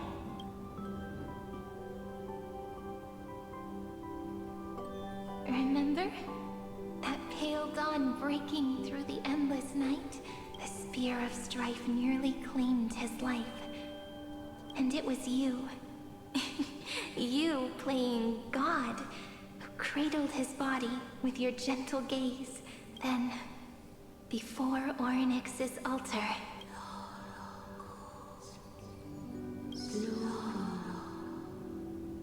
Even the Titan of Time mistook you for someone else. I never imagined there was a hidden truth behind our first meeting. The first time was also the last time I saw you, friend.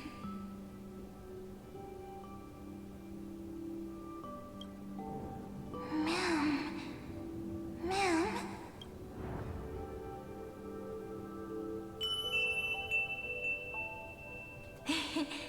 That melody from the memory. I've got it now. And so, the miracle was able to slip away from death temporarily. I'll leave him to the casteress of the past.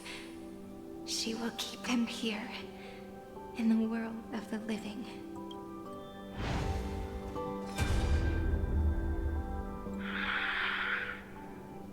Darn it! What are these things? You're not taking me down. Not before I find a way to help him and Don Hung.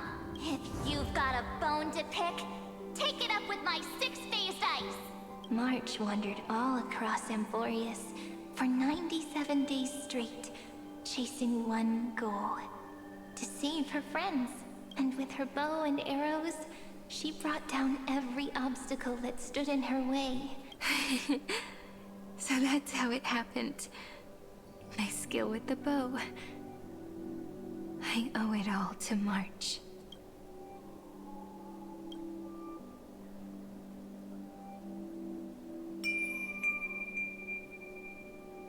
What a sweet note.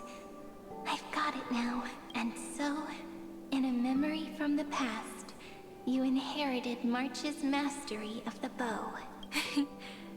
And that arrow bearing golden flames will streak across the stars in the future, becoming a glimmer of hope for the cosmos.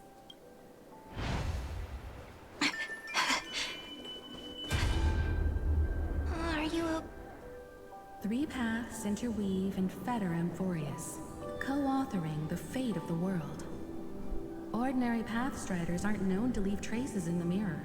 Then this isolated star system must be home to at least 3 beings comparable to Emanators. I would even go as far as to say, eons themselves. To gain the favor of the stars for Amphorius, the Remembrance sent a call for help to the cosmos. But the obstruction from the scepter was far too strong. Even the gods could do nothing more than send a fleeting mimetic being to someone who walked the same path. Thankfully, Miss Black Swan caught that fleeting moment.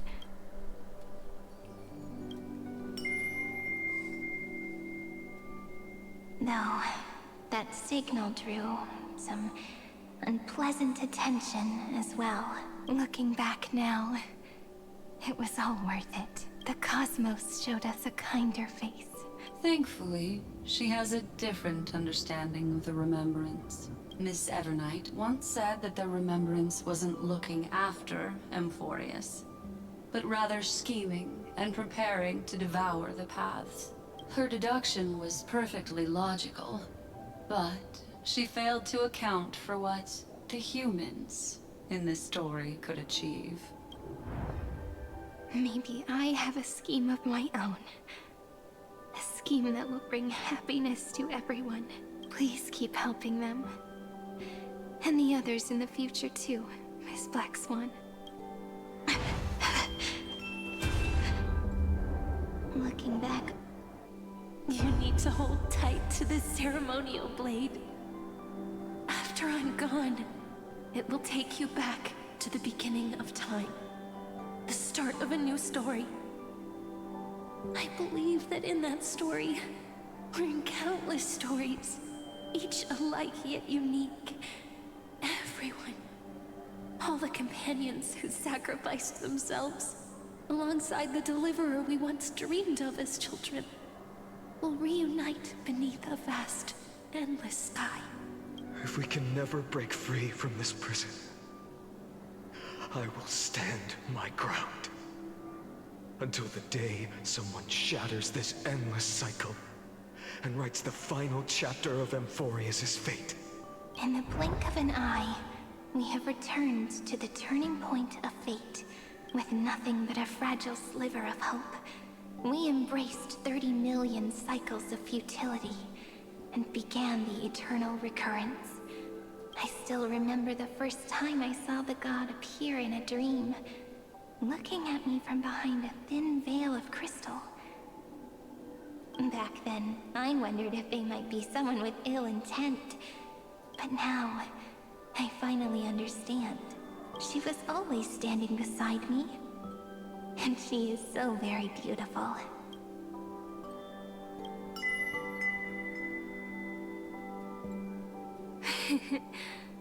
Causality really is a force that cannot be stopped. Even if I wanted to leave a few more words for Cyrene, it seems I no longer can.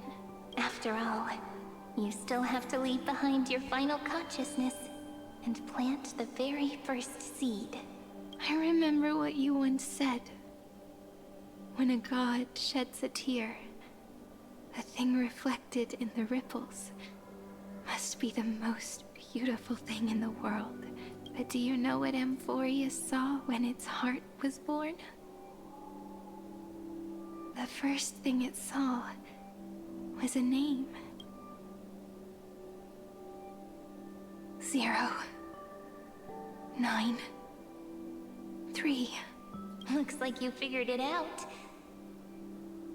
Sometimes, all it takes is a change in perspective to reveal something truly unexpected. Don't you agree?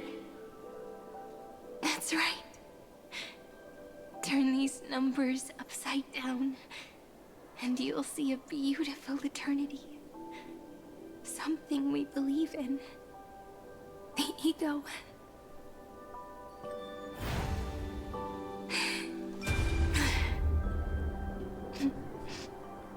I want to protect everyone in the village. But can I really do that with the strength I have? I shouldn't think too much.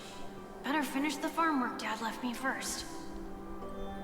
The hero within has been by our side since we were little. Finan has always been strong. But without that faint glimmer of hope lingering in his mind, would the weight of fate and endless recurrence finally break him? If only someone could place even a sliver of hope inside his heart, he would hold on and keep going. Yes, just a single spark. and he would guard that fragile light until it turned into a blazing sun. I no longer have the strength to make the hero within look like him. So, let me leave behind a prophecy for him. Take this wish with you. Be the hero who begins the mission of deliverance. As prophecy foretold, you will bear the blazing sun until the pale dawn breaks. Continue onward, bearing this world upon your shoulders until the Ashen Hero, the nameless deliverer, ushers in the dawn.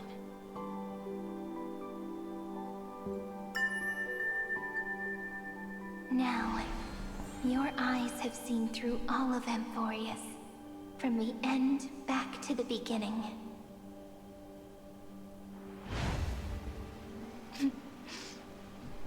Looks like time's running out. The first ripple was where it all began for me. 1, 2, 3, 4, 5, 6, 7. I thought they were just musical notes scattered aimless. Behind this door, I can smell it. The scent of wheat fields. You're clever. I bet you figured it out long ago, didn't you? The end of this journey back. The final gap in Amphorius. It leads to the place we both call home. We can finally go home. Are you ready? If you leave memory at the very beginning of the story and cast the first stone, that final gap in Amphorius will close. The causal loop of Amphorius will become a fixed point in the stars. And if I don't do that, then this world and the cosmos beyond the sky might still fall into the destruction. There's no way we would let something like that happen, right? Exactly. I remember that tree in Ide Silicii. It grew all alone, unable to go anywhere.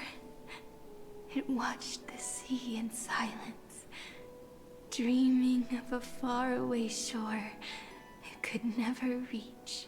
But now, a tiny boat sets sail.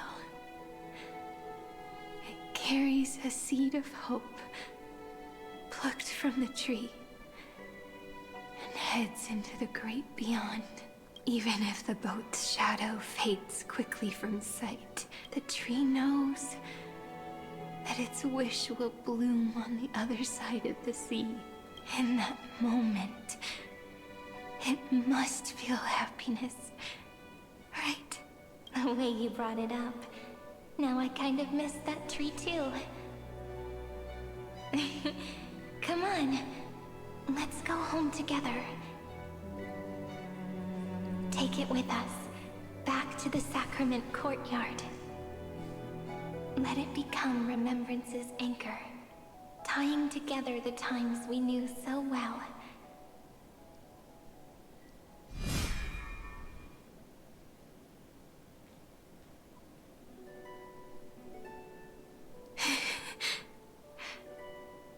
Let's go home together.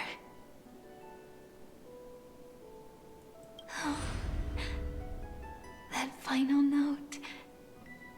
Right. It's been with me all this time. This is Doe.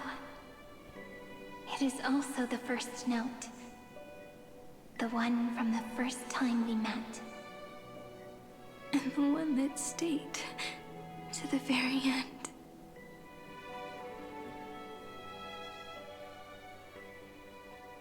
Heidi Silicii. The place where it all began. It's like time itself has stopped. And the breeze and the sound of the waves never seem to rest. We've made it. The Sacrament Courtyard. This is the place where we first picked up the ceremonial blade. And where we first began writing journals. Now, the journey through memory has reached its end. Once the anchor is placed, what awaits us is 30 million lifetimes of reunion. Looping again and again. Endless farewells. Do, re, mi, fa, sol, la, ti. And with them, endless encounters. Ti, la, sol, fa, mi, re, do. Such a happy scale. Whether it's for Cyrene, the Deliverer, or every sprouting branch of Emphorius, I leave this tale of love here. May the river of time flow backward, bringing scenes of the future before our gaze. In the eternal land that no one remembers. The legend of the Trail Place is about to begin. I think this is the worst written story they've come up with.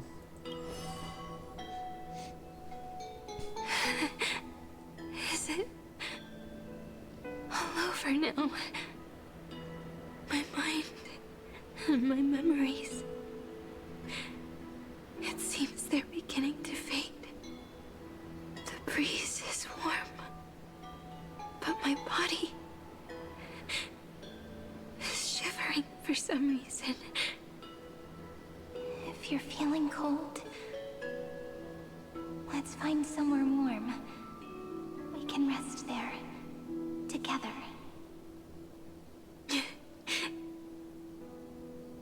Somewhere warm. I know just the spot. 405. 504. 093. Treehouse. Seridra. March 7th. Dunhown. Electra. Hyacinthia. Caslana. Anaxagoras. Aglaya. Midemos. Castoris. Cyphera. Cyrene. And you. Look, everything is already as we've written.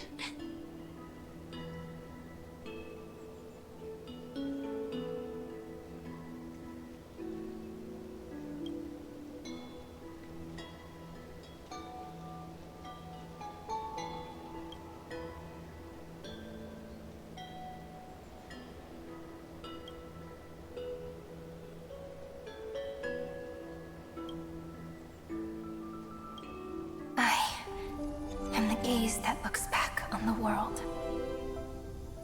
How fortunate we are. In this cycle of cause and effect, humanity never looks to the gods for guidance. The ones who pick up the pen and write miracles again and again are always ourselves. Am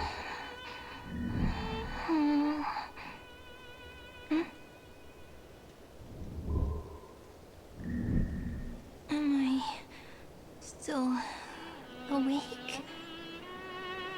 Peach, where are you?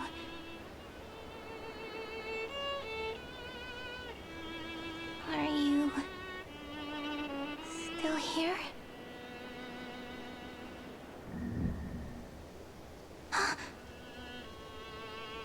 I shrank.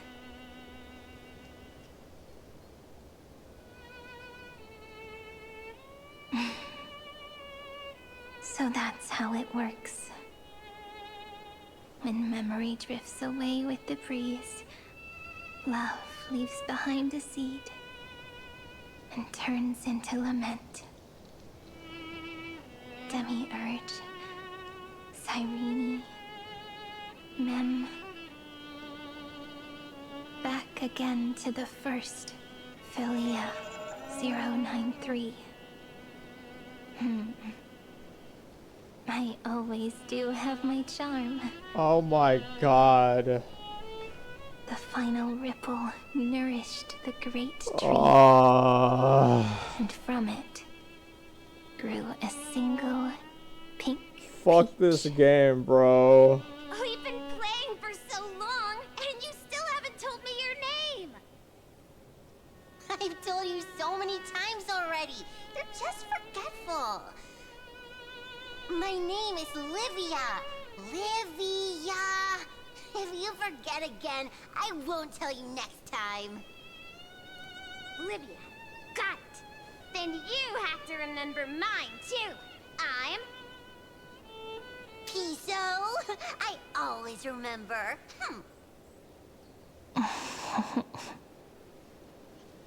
So, Cyrene was just a pen name after all. So sleepy. That drowsy little fairy barged into my mind again. The last of my memories are slipping away. I wonder what this world will look like when I wake up again. I remember a cry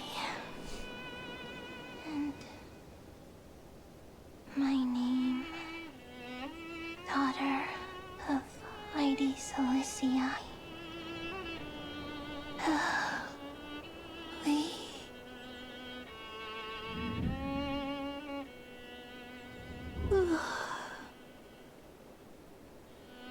Shh.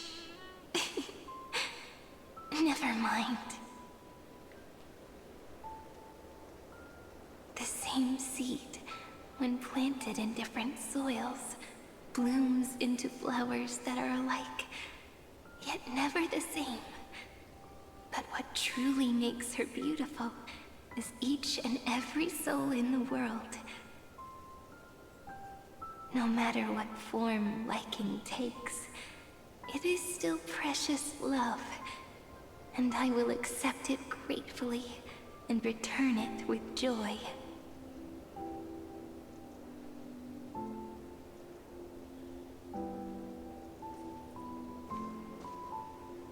Do you remember my favorite story? That crystal flower was so beautiful because it reflected the eyes of the little fairy.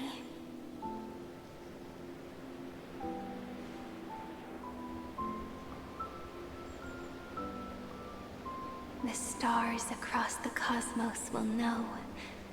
I am the fairy who wrote, as I've written, together with you.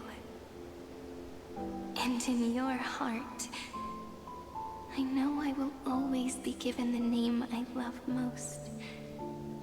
The one you gave me. After all, we've always been in sync.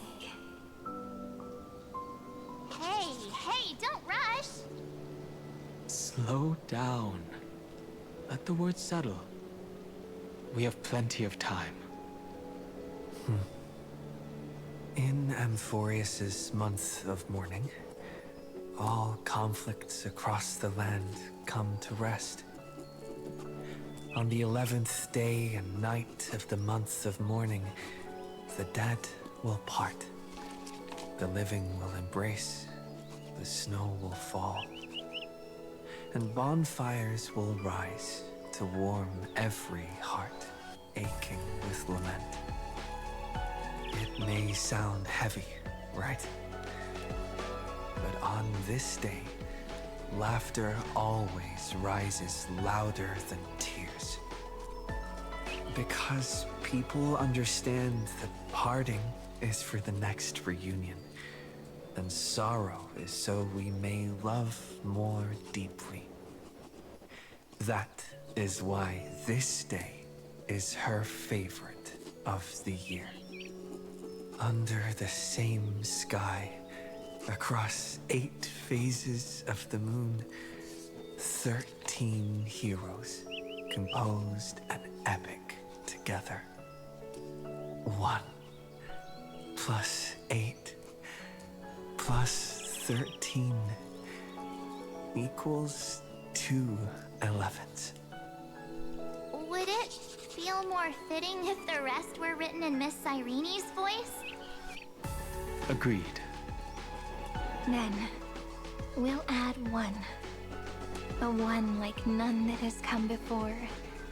A 1 that blazes new trails. I make this wish. On the 12th day of the 11th month, 13 heroes will take every core flame ignited across 30 million lifetimes and scatter them among the stars. Later, when the people who know this story gaze upon the cosmos, they will discover that the countless stars in the sky now glow pink. And after 13 seconds, that radiant light will quietly fade away. It will be such a romantic, yet puzzling sight. But that's all right. They will keep that mystery close to their hearts, constantly pondering. Pondering what the ego truly is. They will love. They will get hurt. They will rage. And in 30 million moments of helplessness, they will stitch their shattered hearts back together. Again and again. But remember this well. Losses are a constant on the Flame Chase journey. There may be pain along the way, but you and I will never be alone. They will come to understand what it means to lose, and in the end, they will choose to let go. They will offer their hearts to this world, to every companion they walked beside, and they will take in the hearts of others and pass them onward. For every soul that exists in this world, there is a different ego, a different prime mover of life. There will never be just one answer, not even for love.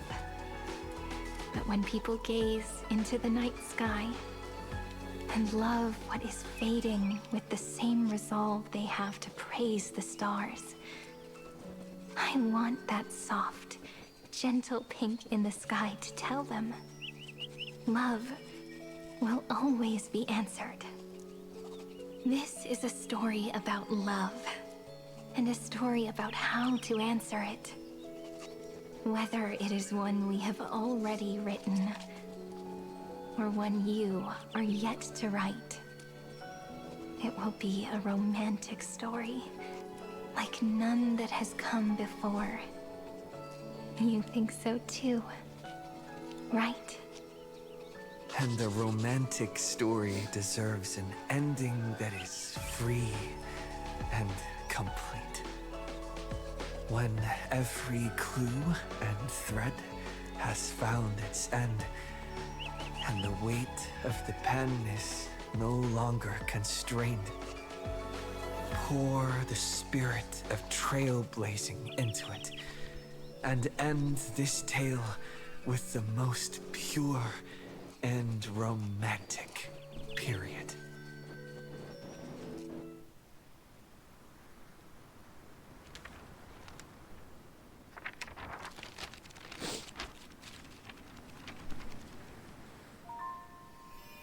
Light, sky, sea, stars, seeds, flowers, birds, hope, and love. Such words of beauty were how I first imagined the world. For as long as I can remember, I've used them to tell the stories of Amphorius. And now, this is the last one. A story about tomorrow. Dedicated to you.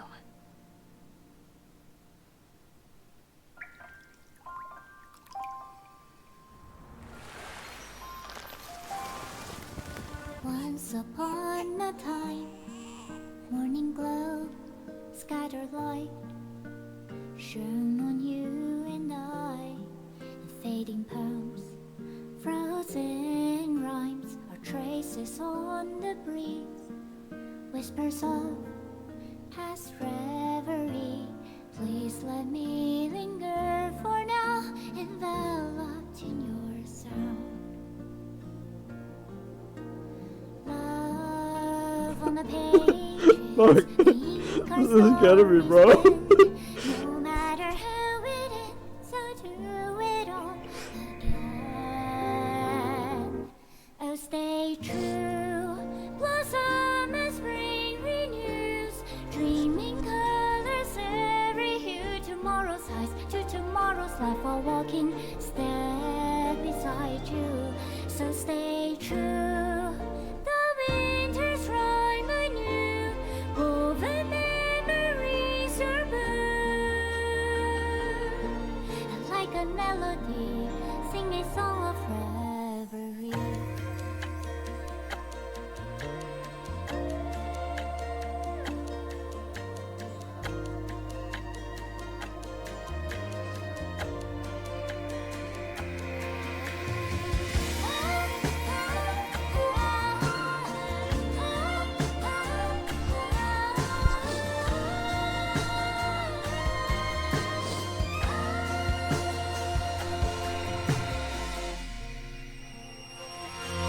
Please stay true, cherish your memory. Go with love, your hearts are tears, rivers flow, as gardens grow. I hope you bloom in beauty. See you soon, after the end of time, in the mountain frozen rime.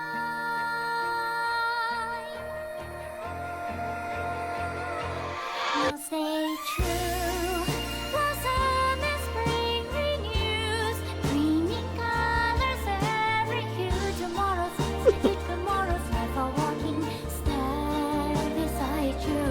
Now stay true, the winter's rhyme anew, woven memories are blue. And like a melody, sing our reverie. And in our memory, in the end of our journey.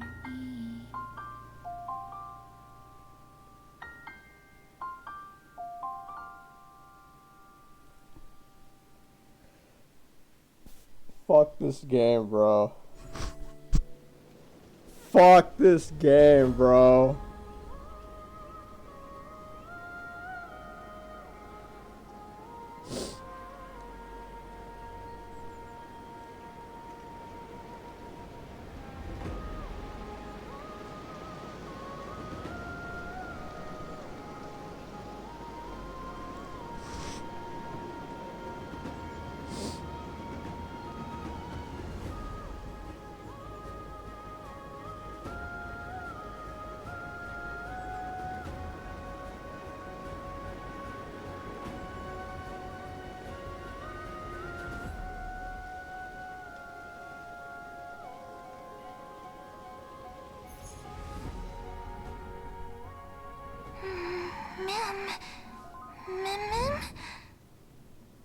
What? Mem.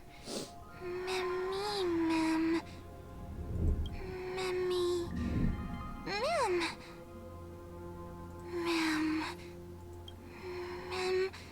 Mem. Mem. Mem.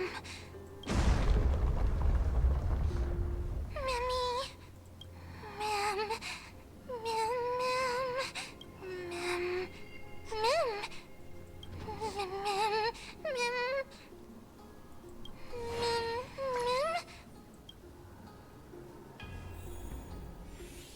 What the hell? Played as a mem?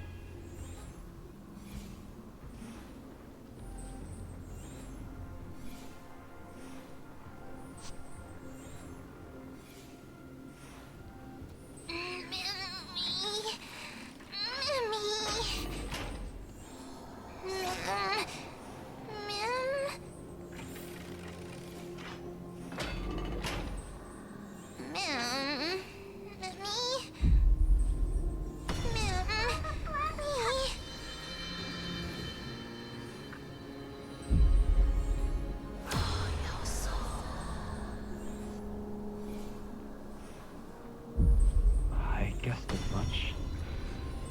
It's no longer working.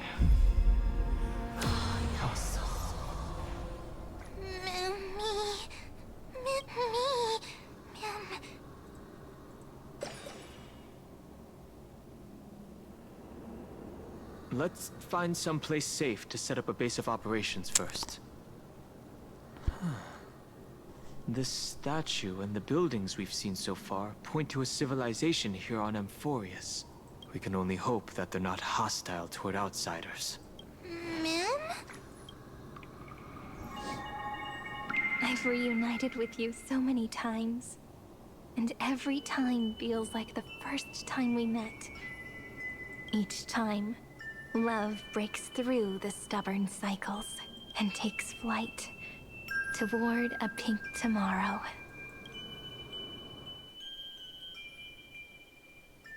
Come to think of it, I haven't chatted with Sonny in ages.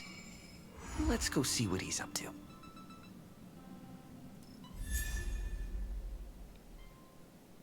Oh my god.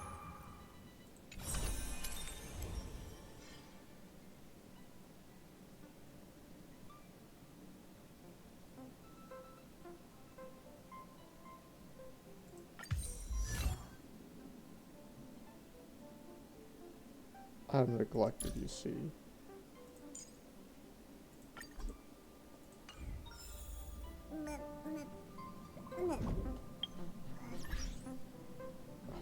Oh my god, bro.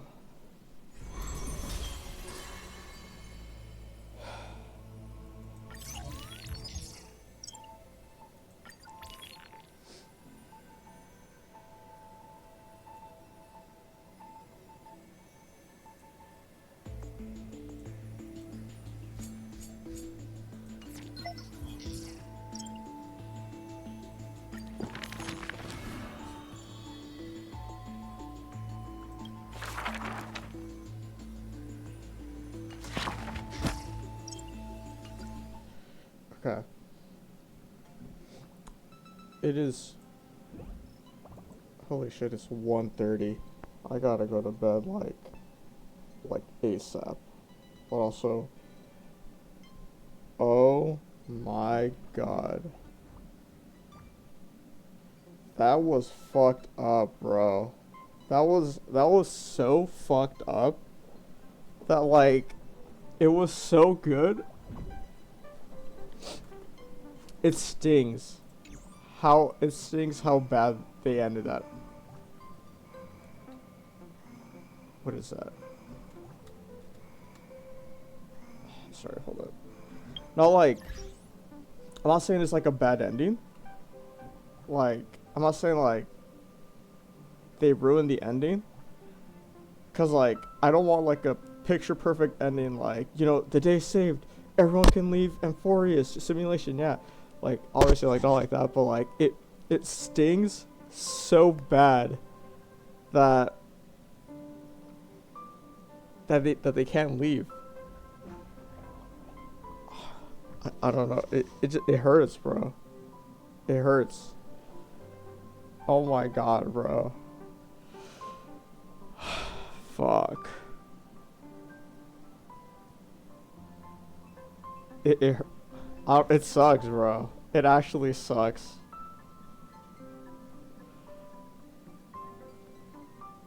I enjoyed doing the entire, like, all of it.